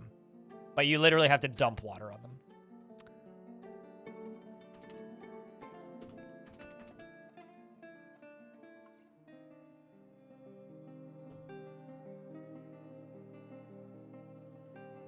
They got killed by a cave alligator. Ooh, that's what a way to go. Cave crocs are mean.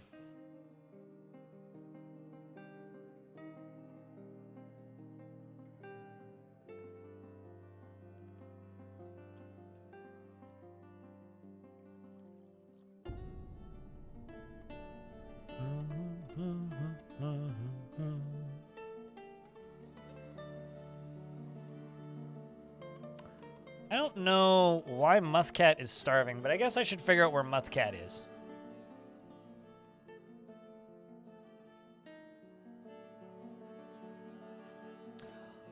Oh!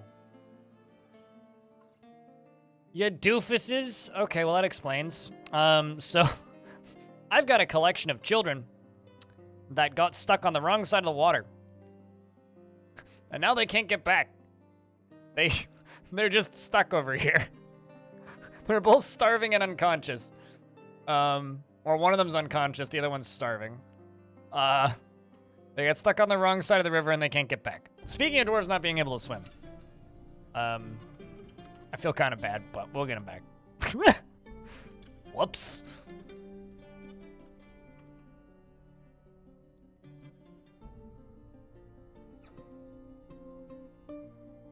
And we wonder why the goblins steal. I don't wonder. It makes perfect sense to me.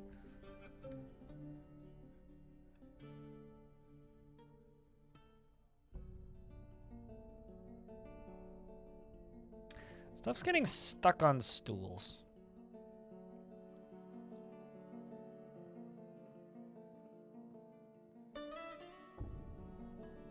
I'm assuming that if I deconstruct these stools...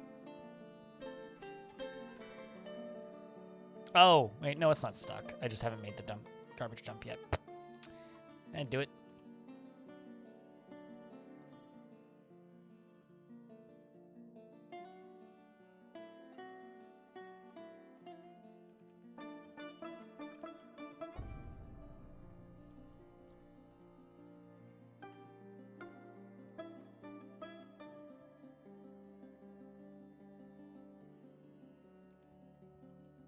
So they should start getting rid of those seeds pretty soon.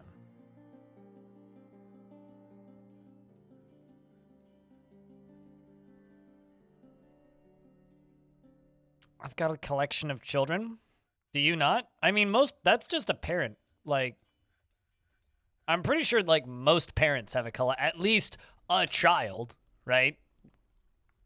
My mom and dad had, what? There was 3 of us, so... That kind of counts as a collection, does it not?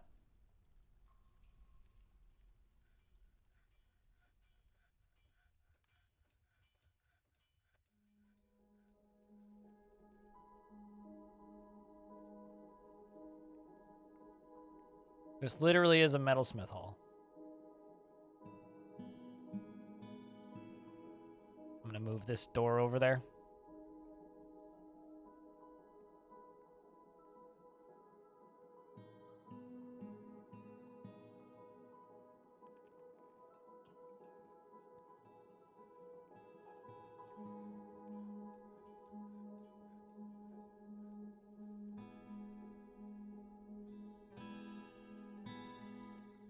But yeah, I'm pretty sure my parents had enough kids that they counted as a collection.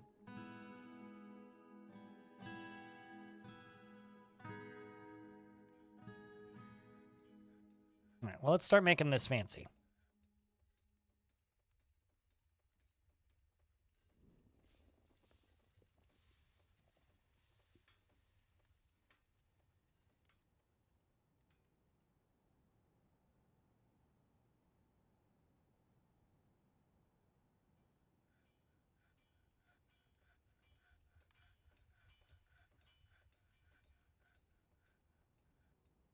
Let's start placing marble.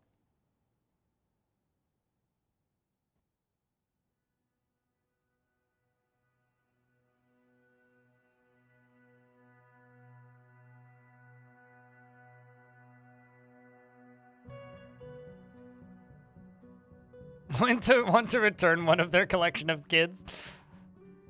You know, I never asked my parents, but... You know, fun fact. So my eyes are fucked up, right? Which caused a lot of stress for my parents when I was little. And I obviously was too young to remember this, but I've been told this story a billion times by my mom. And for the first, like, 10 days that I was alive or some shit, where I was like a screaming, whining, bitching baby. Apparently I was a very easy baby, but for the first few days I was at home, they thought that I had no vision whatsoever. They thought I was like completely blind instead of just severely impaired.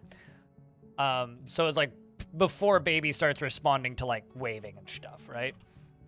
And this led to a lot of very stressed out conversations over the phone with various doctors for my parents, right? Like it was a rough couple weeks until finally they got to go see a eye specialist, and he was like, nope, no, you can see. It's just, you just can't see well. And he won't ever see well. Because the first eye doctor that saw me was just like, yeah, he can't see anything.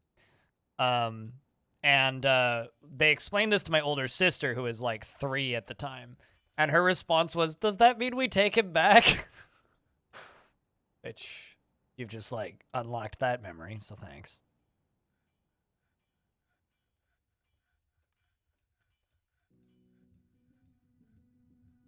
Inner defense, though, fair question.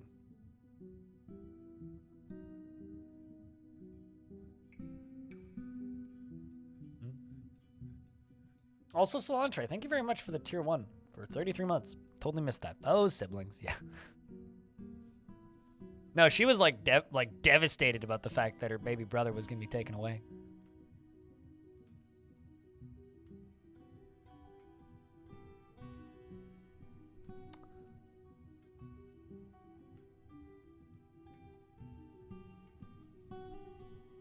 Do you feel bad for laughing? Oh no, I think it's hilarious. Don't feel bad. Don't feel bad for laughing. My whole family's gotten chuckles out of that one for as long as I've been alive.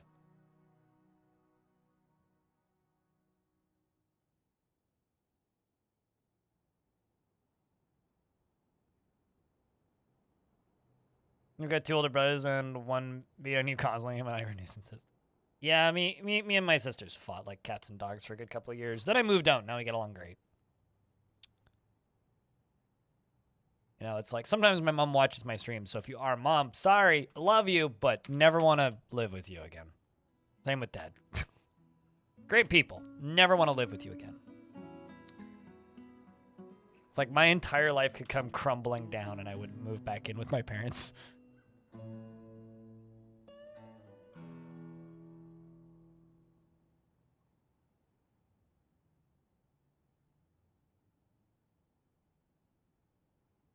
Is useful and brings you closer? Yep. Well, okay. Not living with family, but living close enough that it's easy to visit is useful and brings you closer. My little sister went and moved to Quebec for 4 years, and I've seen her twice in the last 5 years. First she moved she moved further away in the province for 3-4 years, and then moved to Quebec. I've seen her once since the pandemic happened. No, twice. Yeah. Basically, since 2019, I've seen my little sister twice. So. Go, do me a humongous favor. Take that subject and never bring it up in this chat ever again. Humble request from me to you. Yes. I'm aware that they've got lots of technological improvements for eyes. None of it's useful for me. If you know, then why did you bring it up? Now, why'd you say it? It always starts the same discussion.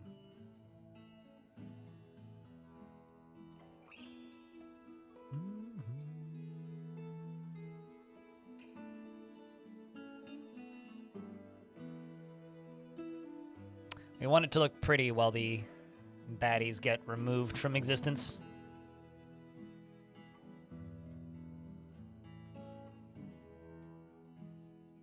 Human nature? I don't like that subject, right?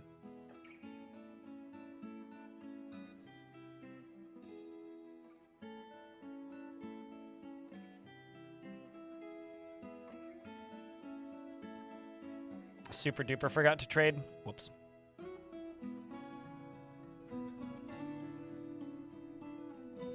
Sell a bunch of copper breastplates. So at the very least we trade something. Oh, actually, no, I didn't forget to trade. I queued up the items, but for next year, but I didn't trade this year.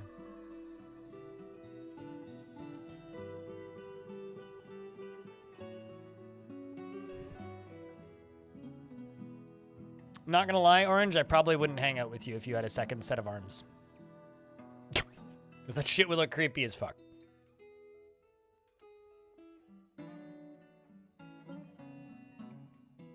Oh, definitely, Alfie.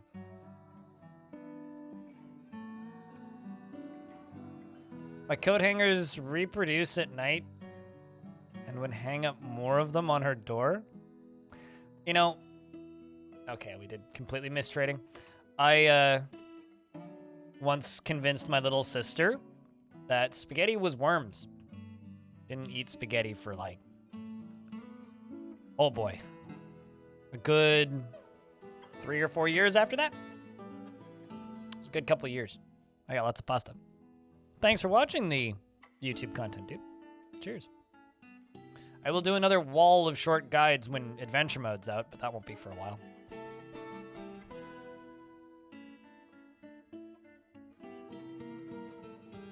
There was somebody who was recently asking on the YouTube channel, they were just like, please make sure that you tell us when adventure mode is out. And I was just like, you won't be able to see your sub box. There will be so many videos when adventure mode comes out.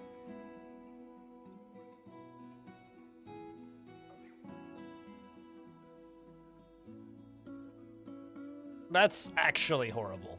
See, my thing was innocent and funny. That's just kind of awful.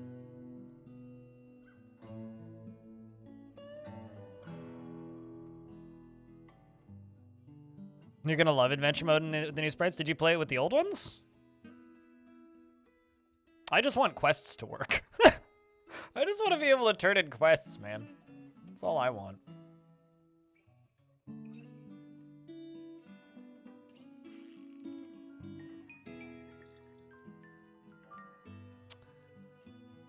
Another baby's been born. I don't know. One of my favorite like little kid memories is I was at this youth work camp thing, and they were just like, we were all like, I don't know, like 10 to 14-ish, and they were like talking about like universities and post-secondary education and all this crap and career paths and, you know, all that vomit. And they were going around and we all had to write down a paper about like what we, or write a paragraph about what we wanted to do for a living. And I just wrote play video games. And then they said, that's not something you can do for a living. I'm like, they said, what school do you want to go to? What do you want your career to be? And I said, get a job. And they were just like, well, no, like, what do you want to do in schooling? Like, what do you want your career to be? I'm like, I don't want a career. I just want to get a job because I'm not going to have the opportunity to get a career and nobody would hire me. And I was kind of right. Never went to university. Just went and got a job. Although I did end up getting to do the play video games thing. Because they said that playing video games isn't a job, and I was like, well, I'll make it a job. So, I guess I won that. What I really meant, I think, as a little kid was I wanted to make video games, but I don't know. I didn't have the vocabulary at the time to really say that. In hindsight, though, God, that shit's toxic.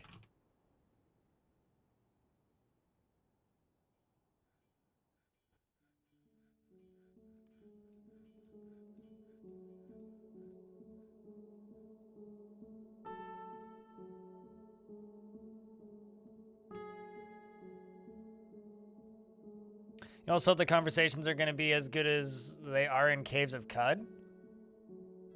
You know that Caves of Cud is handwritten, right? Like, the conversation text in Cud is not generated. You know that, right?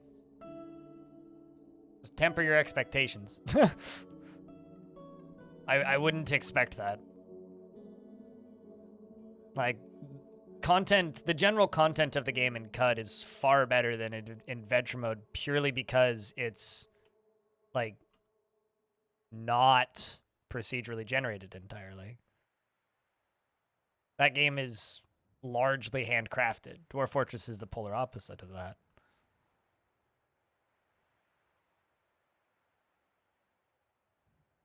And I read that interview too, but like, yeah, they're going to try and improve the conversations, obviously, but they aren't going to be as good as Caves of Cud, at least not the handwritten ones.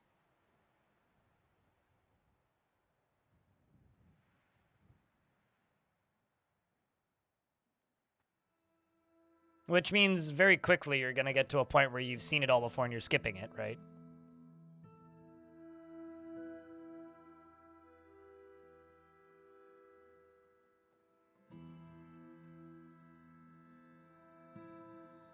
I wonder if that would happen today.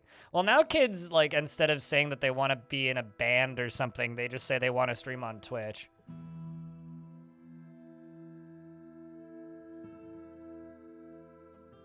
Which, not to be, like, mean to those kids, but you're more likely to be successful as a musician. It's not exactly easy to make it on a platform like this. It's even harder to hold it once you've made it.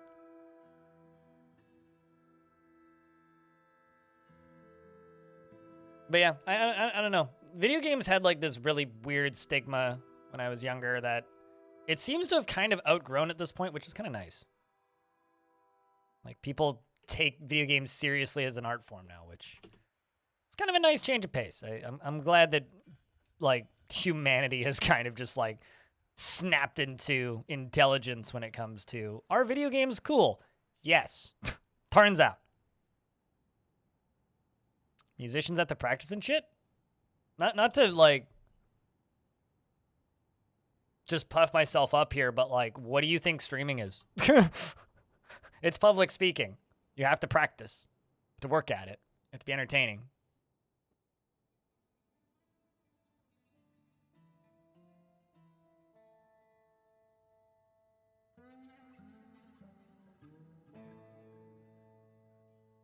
Well, I mean, video games is also, like, the most profitable format of media, period. Like, every year I see the same silly articles about, like, video games did better than blah, blah, blah, blah, blah, blah, blah movies. It's like, well, no shit. Like, video games have been, like, I don't know about you guys, but The Last of Us, right? That TV show happened recently. There was a lot of articles saying, video games are now legitimate. Essentially. Like, a lot of Hollywood-focused sites were writing stories like that. I think that's fucking offensive. Like, genuinely? Video games have surpassed film for decades, as far as I'm concerned. It's its own medium, it's completely unique, and there are still people within the games industry and around the games industry and other media formats that are, for some reason, convinced that in order to be legitimate as a media format, you have to accurately emulate film. Fam's fighting with a child. Got a couple pissy kids in the fort that I can't get rid of. Trimcoff, what kind of dwarf would you like?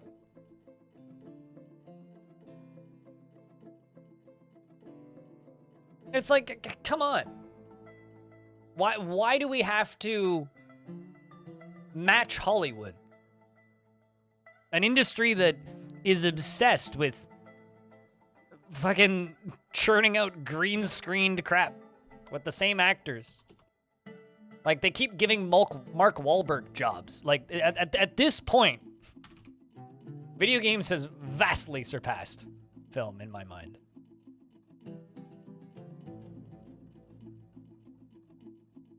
And I like movies. Movies are great.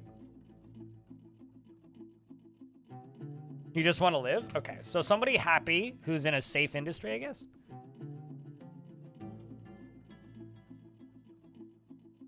How about this extremely happy child? Trimcoff. He's 13, dabbling surgeon. He's embarrassed after sleeping without a proper room. He's impatient, strong, high social awareness. You grew up playing MUDs as a kid? Video games never needed to emulate film to be immersive and fun? Oh, no, absolutely. I play Bat MUDs sometimes. MUDs are fun.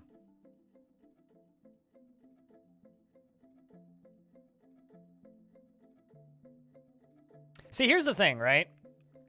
I go out of my way to see Nicolas Cage movies. And I need to go see Renfield. We'll probably do that this weekend.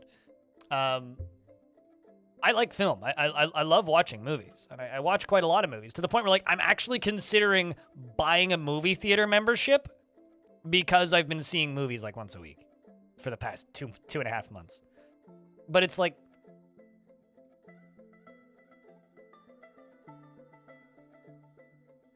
video games are so much more than movies.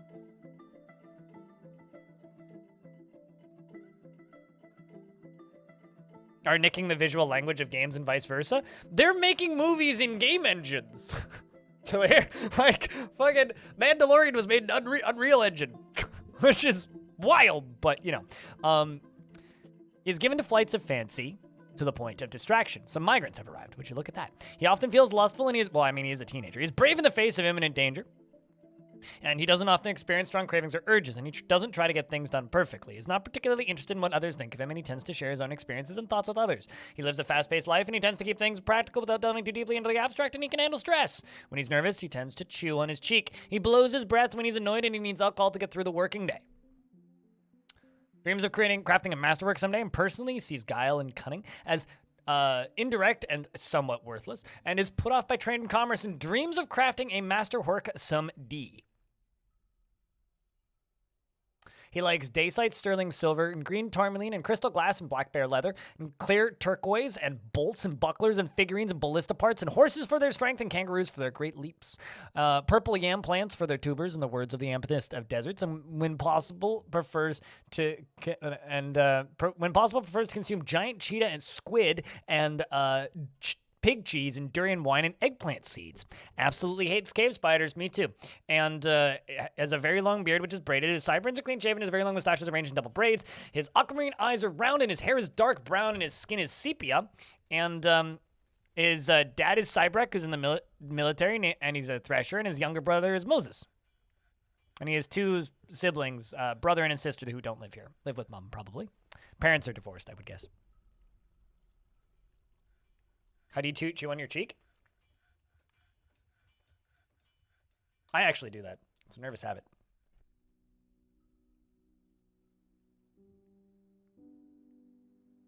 I mean, Adam Savage is always doing cool shit. Adam Savage is one of those people I want to run into at a convention one day and just high five. Massive respect for the dude.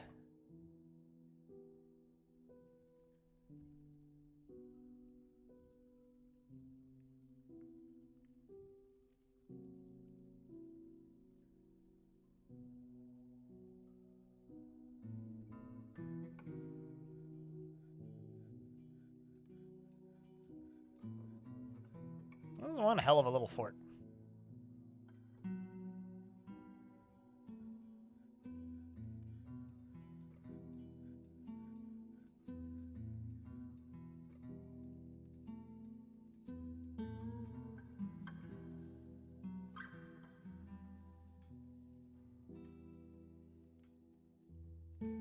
That's the inside of your cheek. This is your cheek. But if you're doing this, it's like chewing on the inside of your cheek. So yes, that's what it means when it's talking about chews on their cheek. I literally do that all the time. It is a nervous habit. That's like biting your tongue.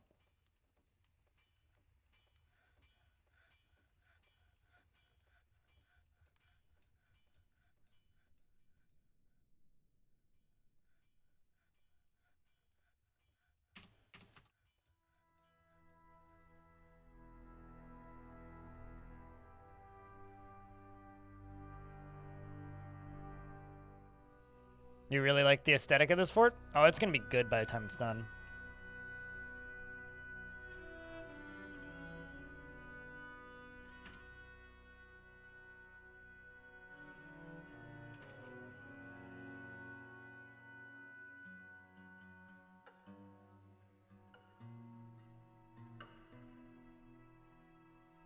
I can't say I've ever done that, Darius. But yeah, that would suck. That would hurt.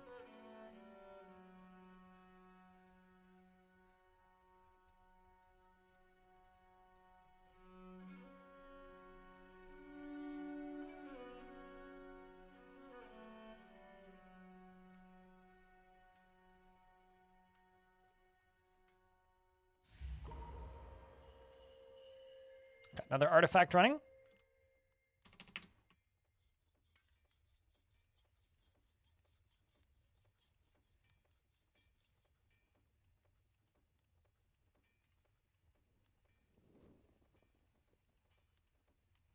Let's go across this way. That's basically it for the marble for right now, and then we can start engraving the floors.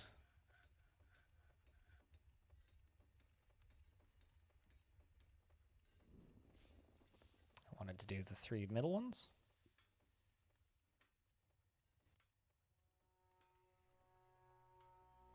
I mean, that's the actual front entrance, so we're going to need to cool this area up a bunch. And then at some point figure out how to get lava into here properly.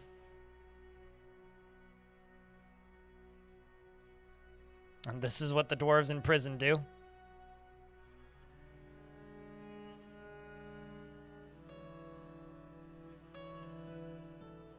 Man, this dwarf used to be as stressed as he possibly could be. They used to be haggard, and now they're completely repentant, which is good.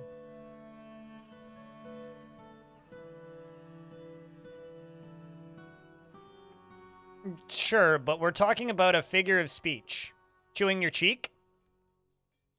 Okay? So, I mean, you can sit there and say all that you want, but I've explained to you what the game means when it's saying that, and you can just be like, no, that's not what it is. It's called this.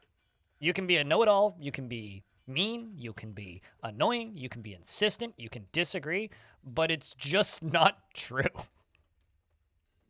The fact is, there's a term called chewing your cheek. You can hate it. You can dislike it. But that's the term.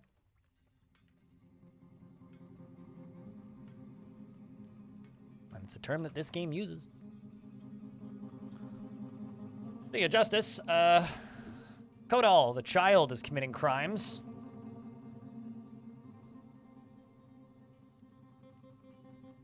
Then don't do it, Bobtron. When I was a little emo kid, I used to put safety pins in my mouth and chew on those and impale my tongue with it. Because I don't know, was a weird, edgy teenager. I think nervous habits I have worse or better. You know, I'm going to be blunt right now. Go, change the fucking subject right now. In fact, I'm just going to do this. Change the subject or cease talking. Your choice.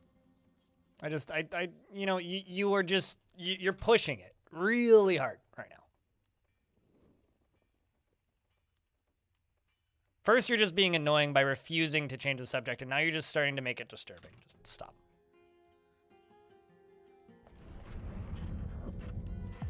Red Tourmaline Scepter. I didn't even hear that one. Oh, right. Yeah, that was the artifact that, like, just started. Bim, the gem cutter, has created Kidireklikad. Okay. Adil Nadak. A red Tourmaline Scepter, and claims it as a Hamley heirloom.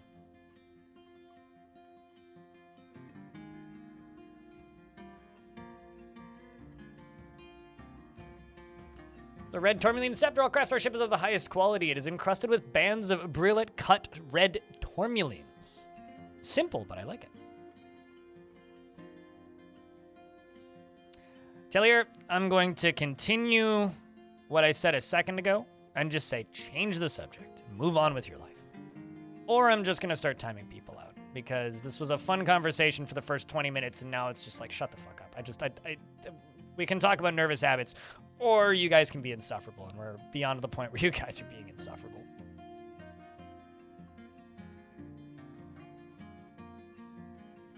Yeah, it's fine, which is why I'm not going to bop it, but just change the subject.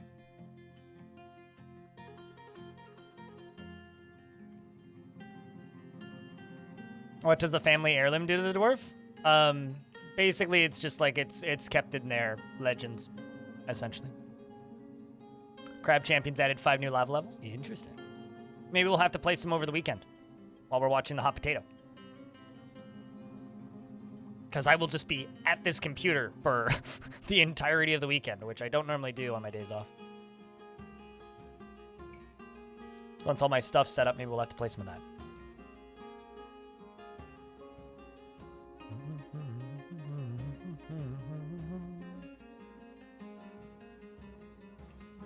What is Crab Champions? It's Risk of Rain with crabs.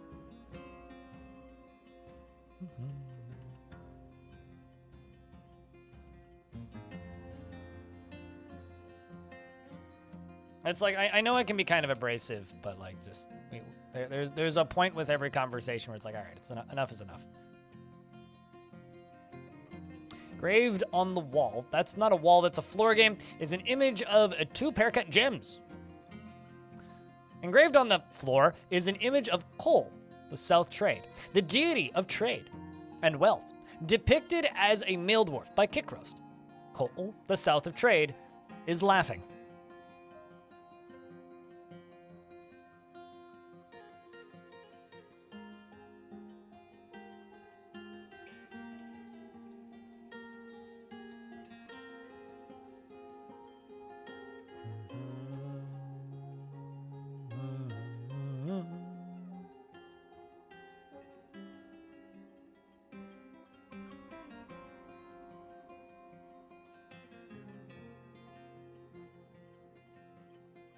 But for me, it's not really levels that I need for Crab Champions to play more of that. It's bosses.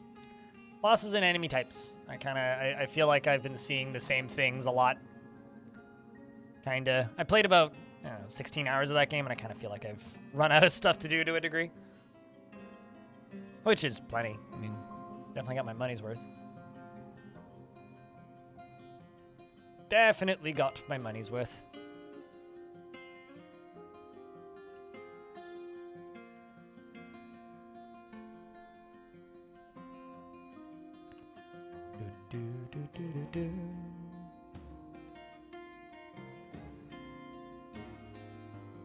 It's all diorite.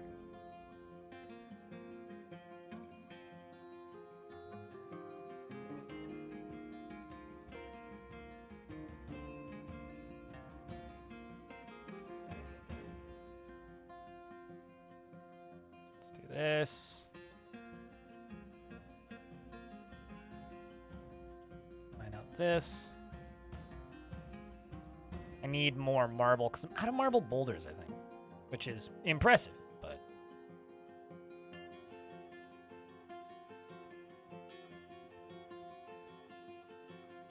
I'm just trying to get this entry area like prettied up. Oh yeah. Well, that's nice. Actually, I might turn those on in regards to the camera shake thing.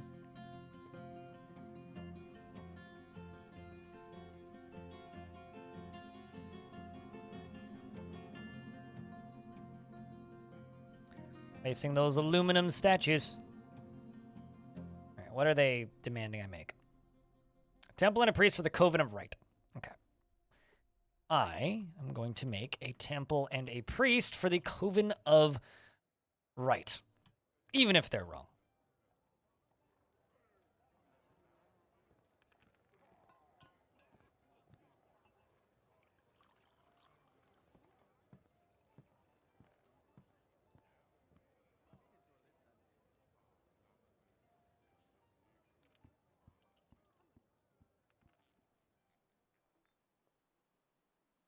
Oh yeah, no, it's very much a multiplayer game.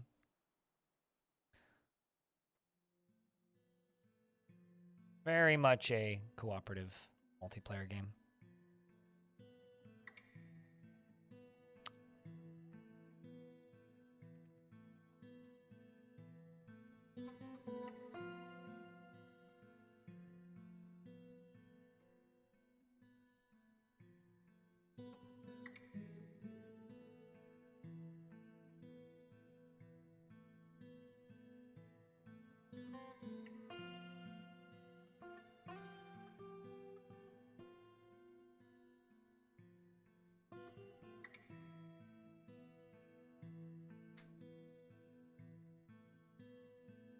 Obsidian blocks are fancy. Not really when you're building around a volcano, but...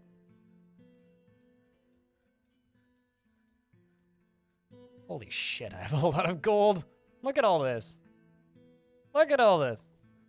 It's ridiculous. Gold statue. Let's just make 400. And, gold ring. 500.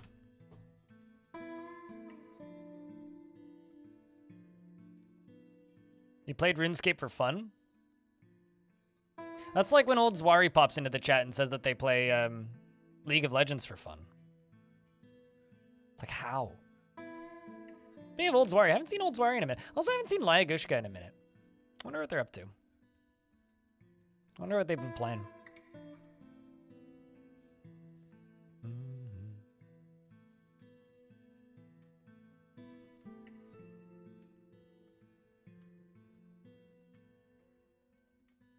Taking a break from old school RuneScape. I think the last time I played RuneScape was probably like 2010. Something like that. Actually, no, I think I launched the account once because a friend mentioned it to me and I went and signed in. So I was curious if my account still worked, and it did. Is it possible to enjoy LOL? I mean, it's possible to enjoy some really strange things that people really don't like. So for some people, probably. Not for me, though. I never particularly enjoyed LOL or Heroes of New Earth or any MOBA, really.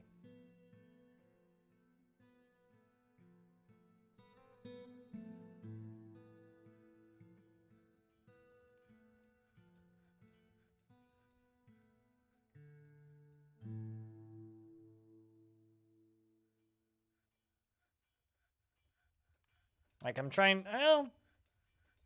Actually, that's not true. I liked Dawngate.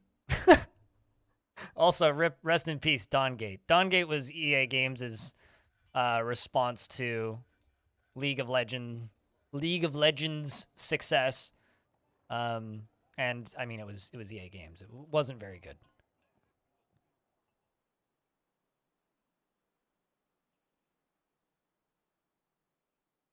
Temple... Rageous Cult, we have 13. Worshippers, but I already made that one. The Coven of Right. There they are. 28 worshippers. Oh my god. No wonder they want me to make them a temple. That makes a lot of sense, actually.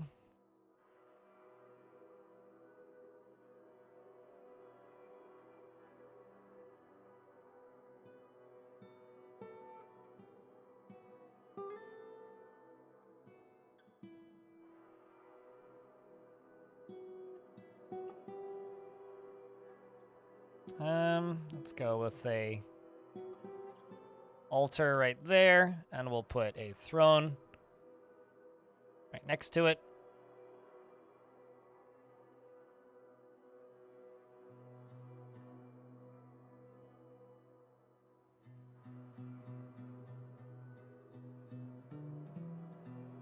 I wonder what engravings on obsidian looks like. I don't think I've actually engraved obsidian yet.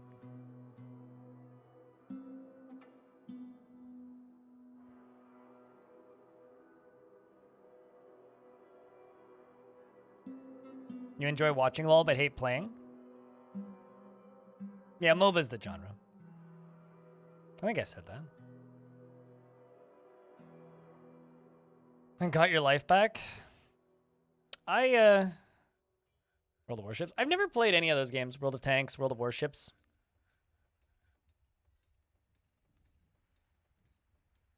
Although, Cooler once DM'd me and was like, why did you just get 250 achievements in War Thunder and you have 1 minute on that game? What the hell?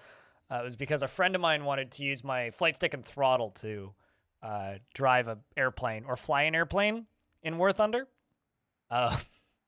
So he logged in on my computer back before I sold my flight stick and throttle, because I used to have a Cytec X52 flight stick.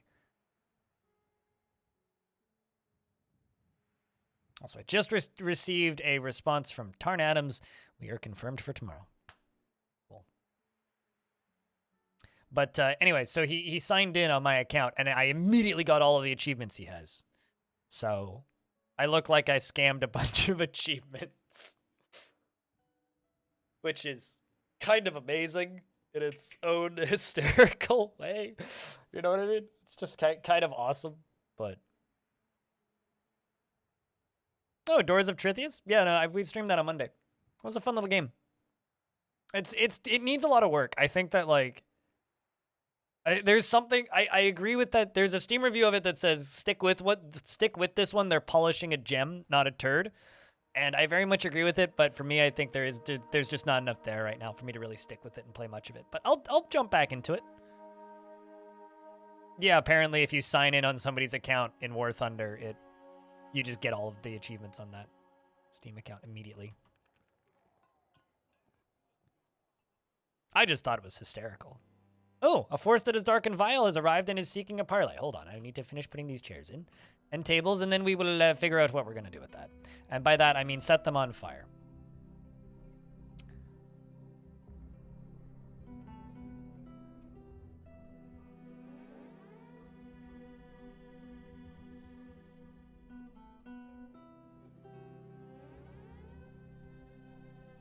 Let's just make sure everything's in here.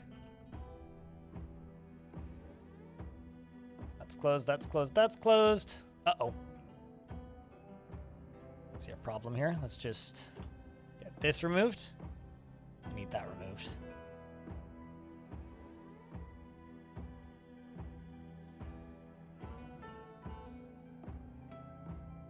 You don't dig through the semi-molten rock. You dig through the gem towers. So the mysterious walls that are studded with gems, you have to dig through those and dig through the adamantine. Cambodian. That's how you get into hell. You don't dig through the semi-molten rock. It's like bedrock in Minecraft. Although supposedly in Minecraft you can mine through bedrock now, which is... Just need to get that done.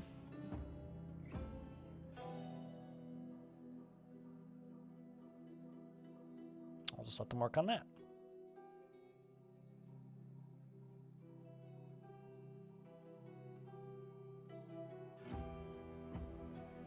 WT War Thunder is nauseating. I mean, that doesn't surprise me. I mean, it's a free-to-play game. Kind of comes with the territory at that point, right?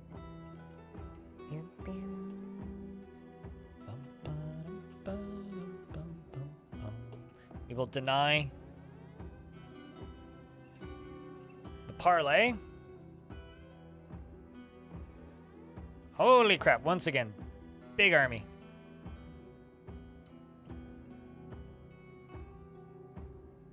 That goblin that I randomly selected is a novice pump operator. I just thought you guys should know that. This one's a brewer. This one's a cook. And we found the army cook. No dwarves in this one. Oh yeah, no, there's ways to destroy it. I mean, you can use DF hack to break it too, but like, that's not how you get to hell in Dwarf. I do have to lock the front door though, so we should do that first.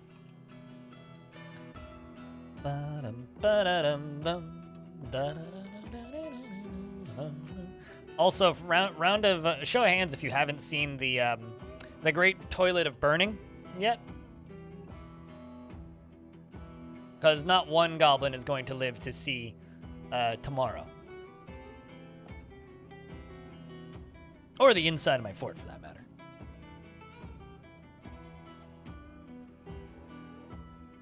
So I'm kind of thinking, chat, I'm thinking we do one more round of burning.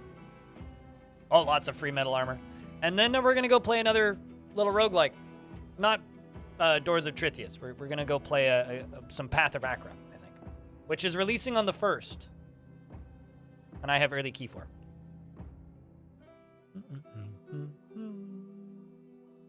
I'm going to go be a noble skeleton and summon things. In that game, skeleton is a culture. I'll have you know. And also the demo for it is super fully fledged too. And you keep your progress from the demo on both on itch and on Steam over through into the full game. So the amount of goblin really not so matter if you're up against a solid wall of fire. Yes, this is true. Doesn't matter how much you're goblin. You can't gobble up all of that lava.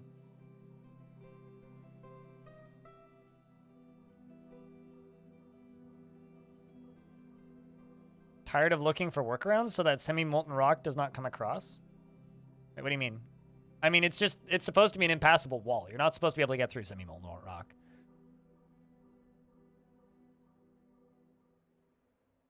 Yeah, look for adamantine and dig through that. Dig through the gem walls and dig through the adamantine at the bottom of the gem walls. If you want to get to hell, that's how you get to hell. Look for adamantine and dig through it. Don't go through the semi-molten rock, because you can't. There's no workarounds for it. And no, it's not a bug. It's designed that way. There's a neat little trick you can do with semi-molten rock. If you turn it into magma flow by channeling down and then build and unbuild a floor, you can change the tile into something else and making it sand and clay appear to make it a farm like that. Sure, but that's not an intended mechanic. So if somebody's asking me, how do you dig to hell? I'm going to tell them. But you can also just like delete entity with, or remove block, or whatever the df hack command is.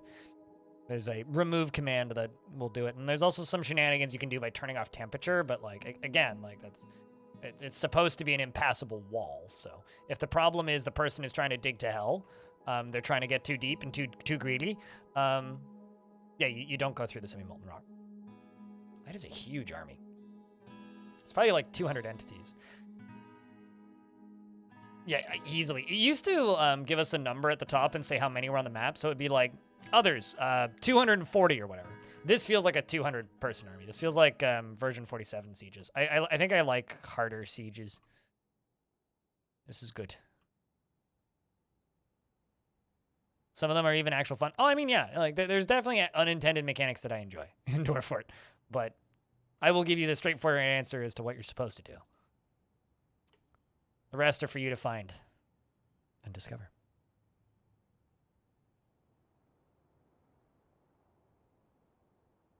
Especially if it's a new player just trying to do something. What, drawbridges are so fucking silly? Yeah, drawbridges are hysterically stupid. I very much agree. I mean, I don't use impulse ramps because those are just cheesy as fuck to me. But no, they won't. I mean, Tarn's mentioned impulse ramps by name before. He's just like, you know, people like that. So if like Tarn's an intelligent person, so Zach, they realize that, you know, if the community has accepted a mechanic as a mechanic and not as a bug, then it's probably best to just leave it in. Sort of like how Warframe devs, how I have a lot of respect for them. Why is there a child in here? It's sort of like how I have a lot of respect for the Warframe devs. You know, like they understood and realized and acknowledged that, hey, it's probably a good idea to leave flying in because it's a very blatant movement bug, and people seem to enjoy it. So best leave it in because it improves gameplay for literally everybody involved. Oh, it's because I've got like another 8 dwarves in here. Turn around, kiddo. Okay, now that's not a good place to play make-believe. Why couldn't you just be one of the depressed ones? So I wouldn't feel bad about what I'm about to do. It's okay, the goblins aren't in yet. Yeah, they're goofy as hell, but I love them. Warframe leaned into it, and it was the smart thing to do. It usually is the smart thing to do. Basically, don't be like RimWorld and nerf everything that's fun. God, RimWorld was such a fun game, and they removed everything that was fun. Just look for Adamantine, Cambodian.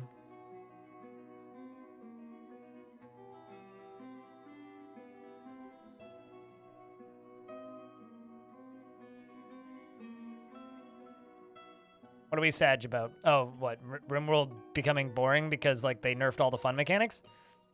Doors used to be so much fun in RimWorld, which is why one of the more popular mods is, like, fix doors. Or, actually, it's break doors. Make doors broken again. Let's do that. Broken doors are good doors. Wow, there's still dudes out here? Holy crap, there's so many, man. Okay, I lied. Some of these goblins might survive. Not because my defenses aren't effective enough, but because I might need to lock the door. Oh, hey, kiddo left. That's good.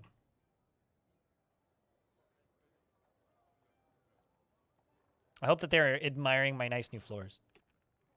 What's the value of this? Yay, recognize priesthood. Holy Meteor, that's a good name. Merlin buff or... I think we'll go with Merlin buff. The cook is now the Holy Meteor of the Coven of Right.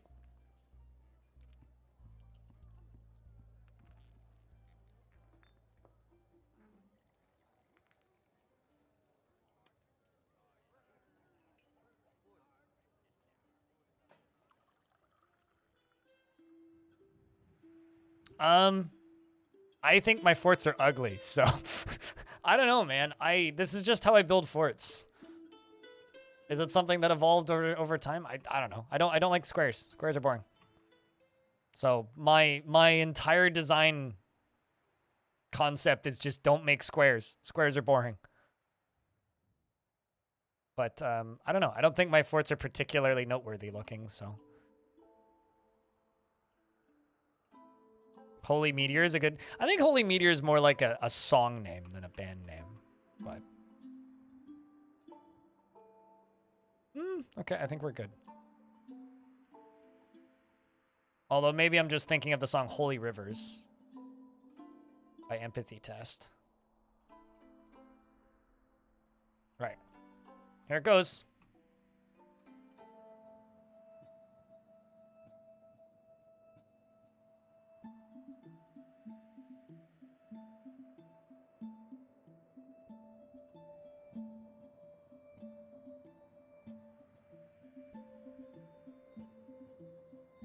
And let's hope that they don't get through. Okay, nope, they made it through. They're not going to make it, though. As long as we don't see them running by here, we're good. Okay, I may actually have to send the soldiers after them. But here it goes. I'm going to station my military right there. Here it comes. So top side up here, already full.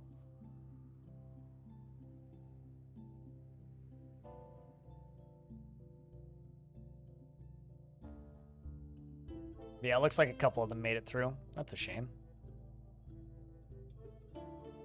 I really hope that there's more than one dwarf here. Currently, it's just the one, and he's stressed. I don't blame him.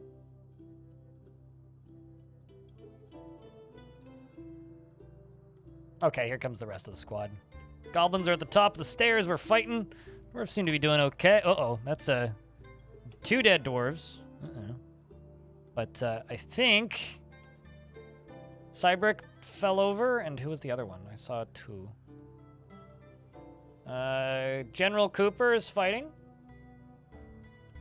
Runray's Choke is fighting. It seems like General Cooper and Runray's Choke were able to hang in there. My military is kind of rusty. I haven't expected to use them in a while, so. But we unfortunately lost Cybrick in the scuffle.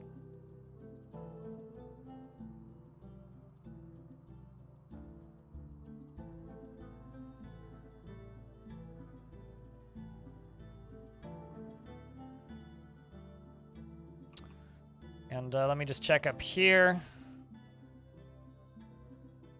Oops. Let's just add this to the burrow so that we can get the bodies put away. But fortunately, we were able to take them out at the top, so.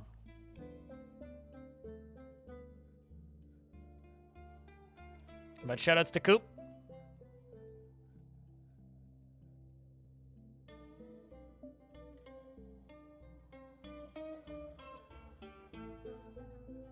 I would say pretty successful siege defense. Okay, so we lost out at Meward and Cybrick were the 2 dwarves that we lost in that fight.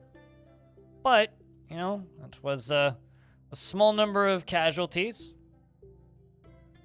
So what I need to do with this area is this area needs some automated minecart defense systems, I'm thinking.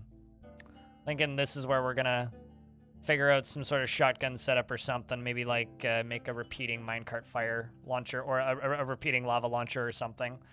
We'll use buckets. We can fire lava at this, or I don't know. We'll figure something out. Maybe we'll just use discs.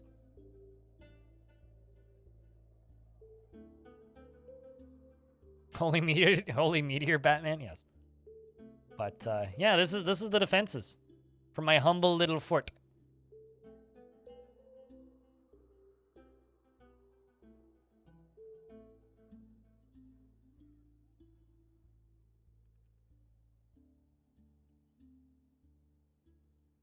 Wait, why were you making a pixelated tribute to Cybrick? What? Why were you doing that?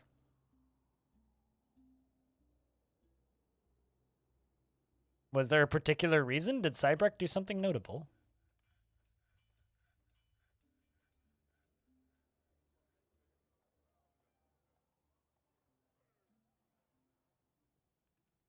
What's the value of this statue? So this aluminum statue of a moon snail is worth 1,000? Or is this gold one is all? Yeah, so aluminum is like the equivalent of a gold statue. Also, I was gonna make nest boxes.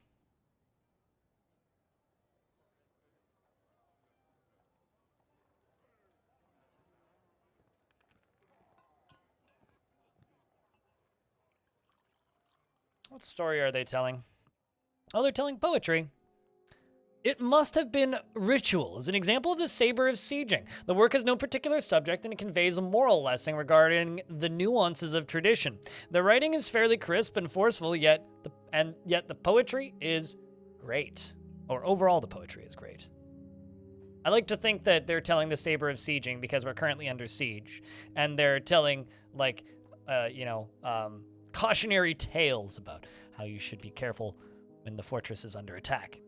Or something.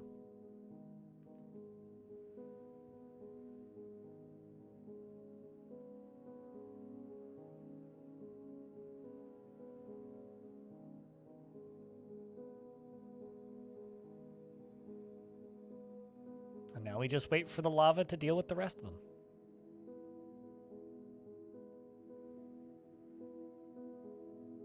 There's probably enough in here already that I don't actually need to keep the lava dumping in.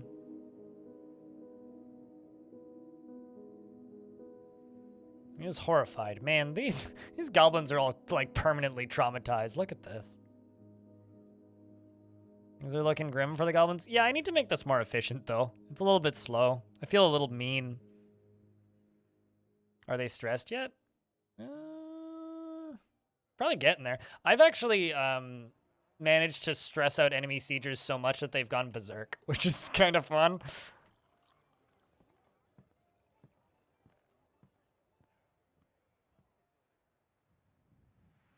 I also once had a siege hang out on the surface of a map for so long that they started having children. Oh yeah, no, they will absolutely be horrified for the rest of their lives. Dinner time, back soon? Gotcha. You know what I should do? I should do spikes through the center of this. And set up a repeating minecart track to make spikes go up and down. Because I did just kind of make a tutorial about that. Might as well actually use one. And for those of you who want to see what this looks like in ASCII, you can see the smoke a lot better, I think. And then occasionally you'll just see one flickering red.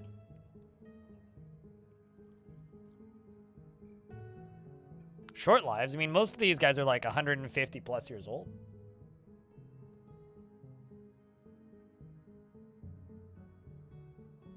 You're headed to bed, Bastet? We'll see you tomorrow. Take care of yourself. Dwarfy stream will be a little bit shorter tomorrow. Because once Tarn joins us, then we will be basically swapping to that, doing the interview, and then ending. So they should have stayed home. Yeah.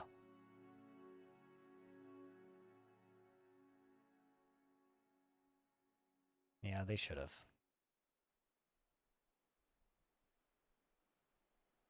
All right, well, that's that.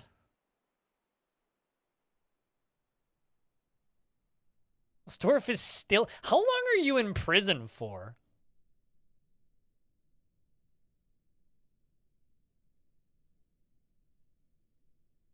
63? How long were you in prison for? I mean, I know that you injured a bunch of people, but Jesus. This dwarf is, like, so repentant.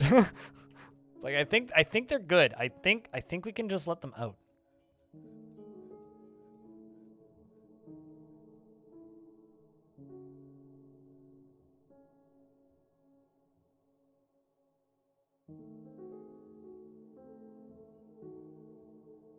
Should you get 8 Zachtronic games for $50? Yes, and then play 10,000 hours of solitaire.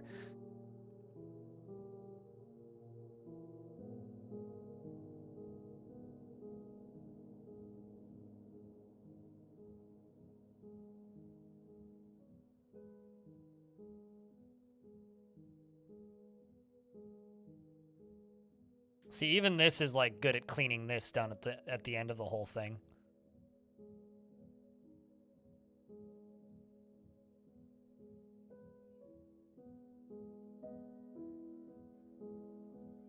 I mean, Shenzhen Solitaire is actually probably my favorite variant of Solitaire, like just in existence. Shenzhen Solitaire is very good. Oh, look at this. I've actually managed to make the volcano erupt.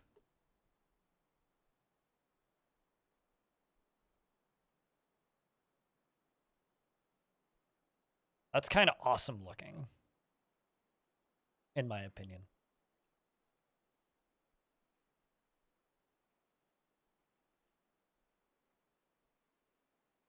It's fine. There's very, very, very few trees in this map. Just some cacti down at the bottom. I'm sure the elves will be fine. Doesn't include the standalone solitaire. I mean, it's only an extra $3 for the standalone solitaire. Shenzhen solitaire. It's literally $3, so.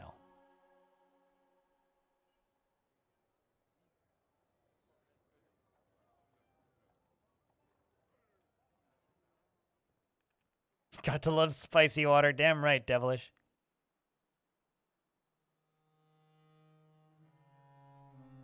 All right, well, that's possibly the most aesthetically satisfying trap I've made in a while.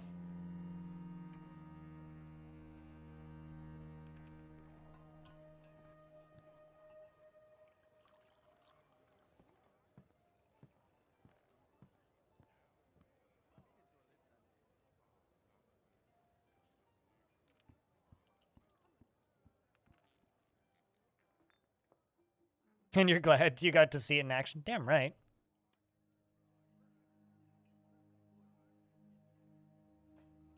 Also, Elfie tweeted this at me.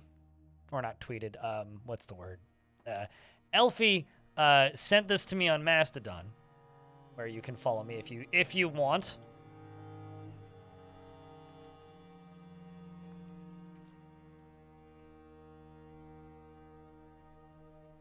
Of a dwarf, you know, shaking a goblin around by the leg. Well done. I will boost that on Masto for you. A devilish potato, what kind of dwarf would you like to be?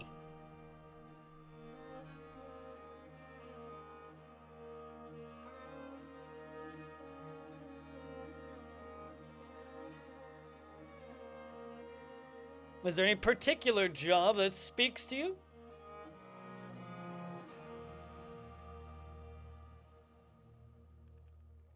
A bearded woodcutter. Well, so fun fact, I haven't chopped down a single tree in this entire playthrough so far. So it's kind of a crappy job for you to have. But if you insist, I could give you like carpenter. That's about the closest we're gonna get.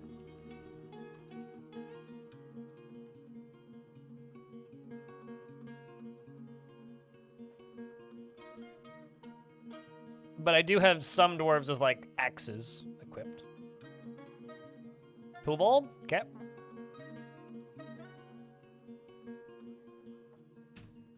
A devilish potato.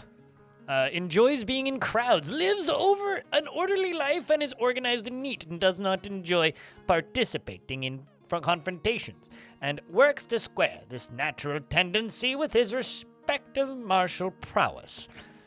He rarely feels discouraged, and he does not have a great aesthetic sensitivity, unlike the creator of this fortress. He values artwork and its creation, and doesn't cling tightly to ideas, and is open to changing his mind. I'm kind of slowly becoming Scottish. Anyway, he tends to be passive in discussions, and is not inherently proud of his talents and accomplishments, and stiffens up when he's surprised. He exhales sharply when he's angry, and needs alcohol to get through the working day. He personally values independence. Dreams of mastering a skill. He likes conglomerate, trifle pewter, and red zircon. Gigantic panda. What? Gigantic panda leather? Is that not just panda leather? Holy shit! I'm like out of food, aren't I? Wild. Gigantic panda leather. Rope reed fabric, the color dark indigo, helms and anvils, and the sound of the lace of adoring, and when possible prefers to consume giant anaconda and fonio beer. What the heck is a gigantic tortoise and gigantic panda? I've never seen gigantic before panda. His medium-length beard is arranged in double braids. His long mustache is arranged in double braids. His hair is clean-shaven, and his ears are tangled and splayed out, and his hair is flax, and his skin is brown. His eyes are brass.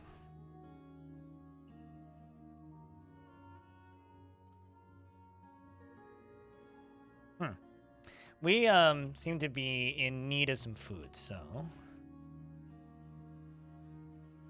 going to just go down to here. I'm gonna do this.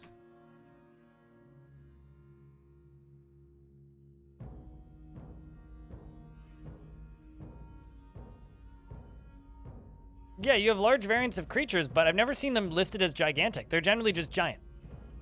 It's always like giant pandas or giant, like, you know, cougars. I don't know. It's always giant thing. I've never seen them listed as gigantic before, which is a little strange to me, but all right. Well, we're growing plenty of food. Are there any beekeeper jobs in the fort? No, I don't generally keep bees. It's because giant pandas exist in real life. What? The more you learn.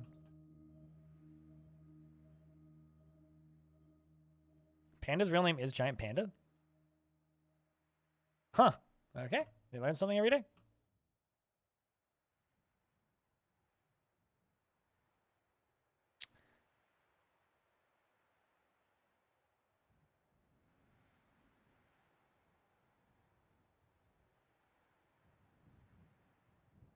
We're gonna go hunt some camels.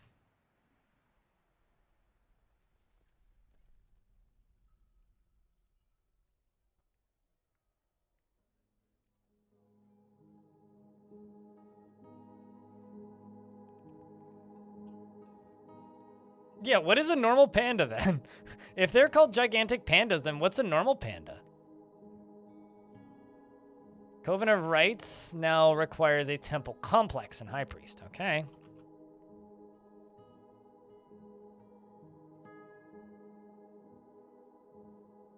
Well, in that case...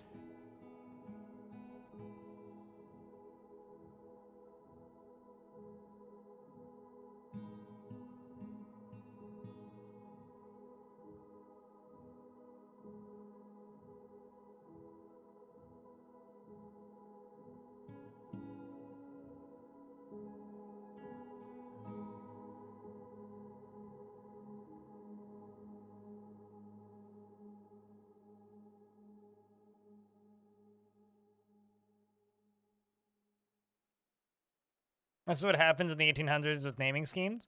I mean, considering like most of the places and like names of things are just named after people.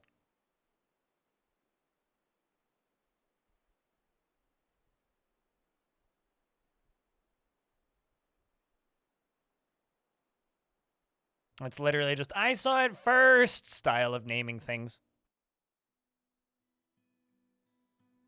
But a red panda is not a panda. That bothers me. It's like red pandas are have more in common with like raccoons.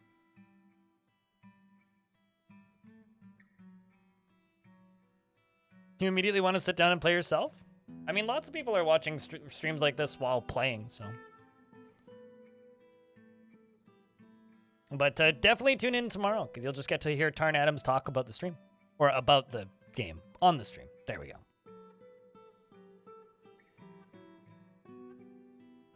You know, I just realized the last few Bay 12 talks I've had a guest.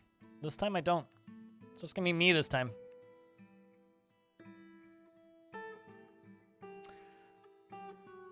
I'm sure there's a Google search for you right there called Who Named Red Pandas? Or why are red pandas called red pandas when they're not pandas? I'm sure there's an article about that somewhere on the internet for you.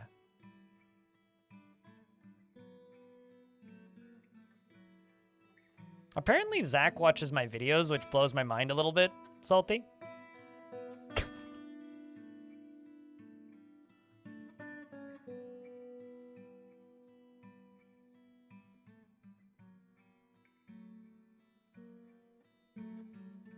The tortoise is also gigantic tortoise? I mean, yeah. See, now that I know. I know what a giant tortoise is.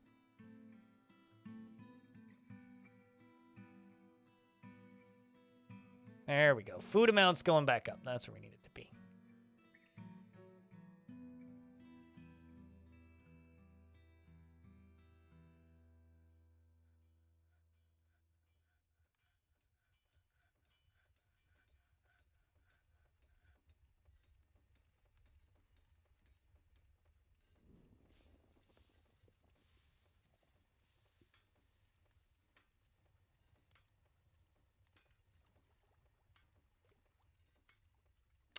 I really should calculate the value of that again. Panda just means eater of bamboo. Do red pandas eat bamboo? Like, not a joke. Genuine question. Do red pandas eat bamboo? I mean, have you seen a giant squid? Stone, they're pretty big. Their eyeball's the size of a beach ball. So that's a very accurate name. They are actually giant.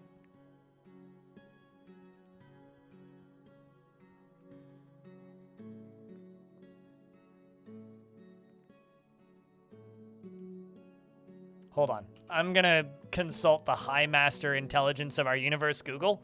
Do red pandas... It's like the first thing that comes up. Red pandas are obligate bamboo eaters. They are known for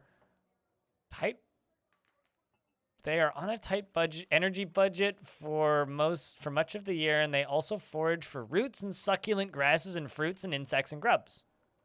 They are known to occasionally kill and eat birds and small mammals. So yeah, no, they do eat bamboo. Thanks to Google. And Wikipedia. So apparently red pandas eat bamboo. The more you know. We just learned something, chat, collectively. All right, so we can recognize the high priest. So Merlin buff is now the first jewel, which is the high priest, and now we need a new holy meteor. Who... I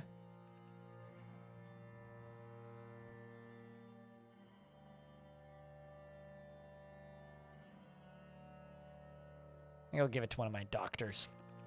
Obok. All right, chat. I think it's time for us to play some Path of Acra for a little bit. What do you think? I think it's time for that. I very much do. So, we made some great progress today. Farmer Fem's been missing for a week. Oh no, did I set her on fire? Uh-oh. Maybe we'll find her body at some point. Oops. Whoopsies. I don't know what happened to Fem, but Farmer Fem's been missing for a week, so I'm just gonna real quick jump down here and grab this and go slap and be like, what was your last name? Okay. I feel bad. Whoopsies. Anyway, so we made some great progress today. We completely built this thing. I think I had it the outline dug out, but that's about it. But we made it functional. It's very functional. Was she foraging below the volcano?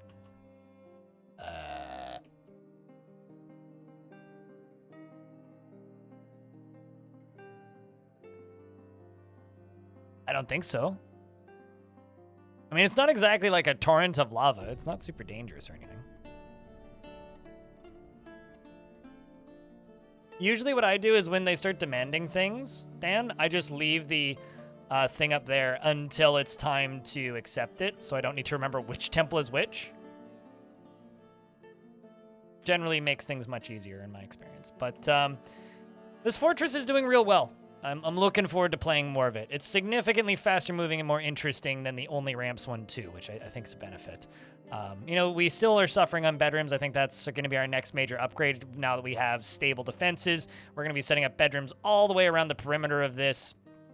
And then building little structures in the middle. We're going to need another tavern probably pretty soon. We're going to probably need some more guild halls. We're definitely going to need more guild halls. We're going to need more offices. We're going to need more spaces for prisoners. We're going to need all kinds of things in this fort and more goblins to set on fire. So we'll be playing a little bit more of this fort tomorrow before we chit-chat with Tarn. But if you want to say goodbye, YouTube, you can do that now. Stream's not done, though. We are simply swapping games for, I don't know, 40 minutes or so. Because I have been live for 9.5 hours. So it's been a bit. And I still have all of your questions to go through tonight, so.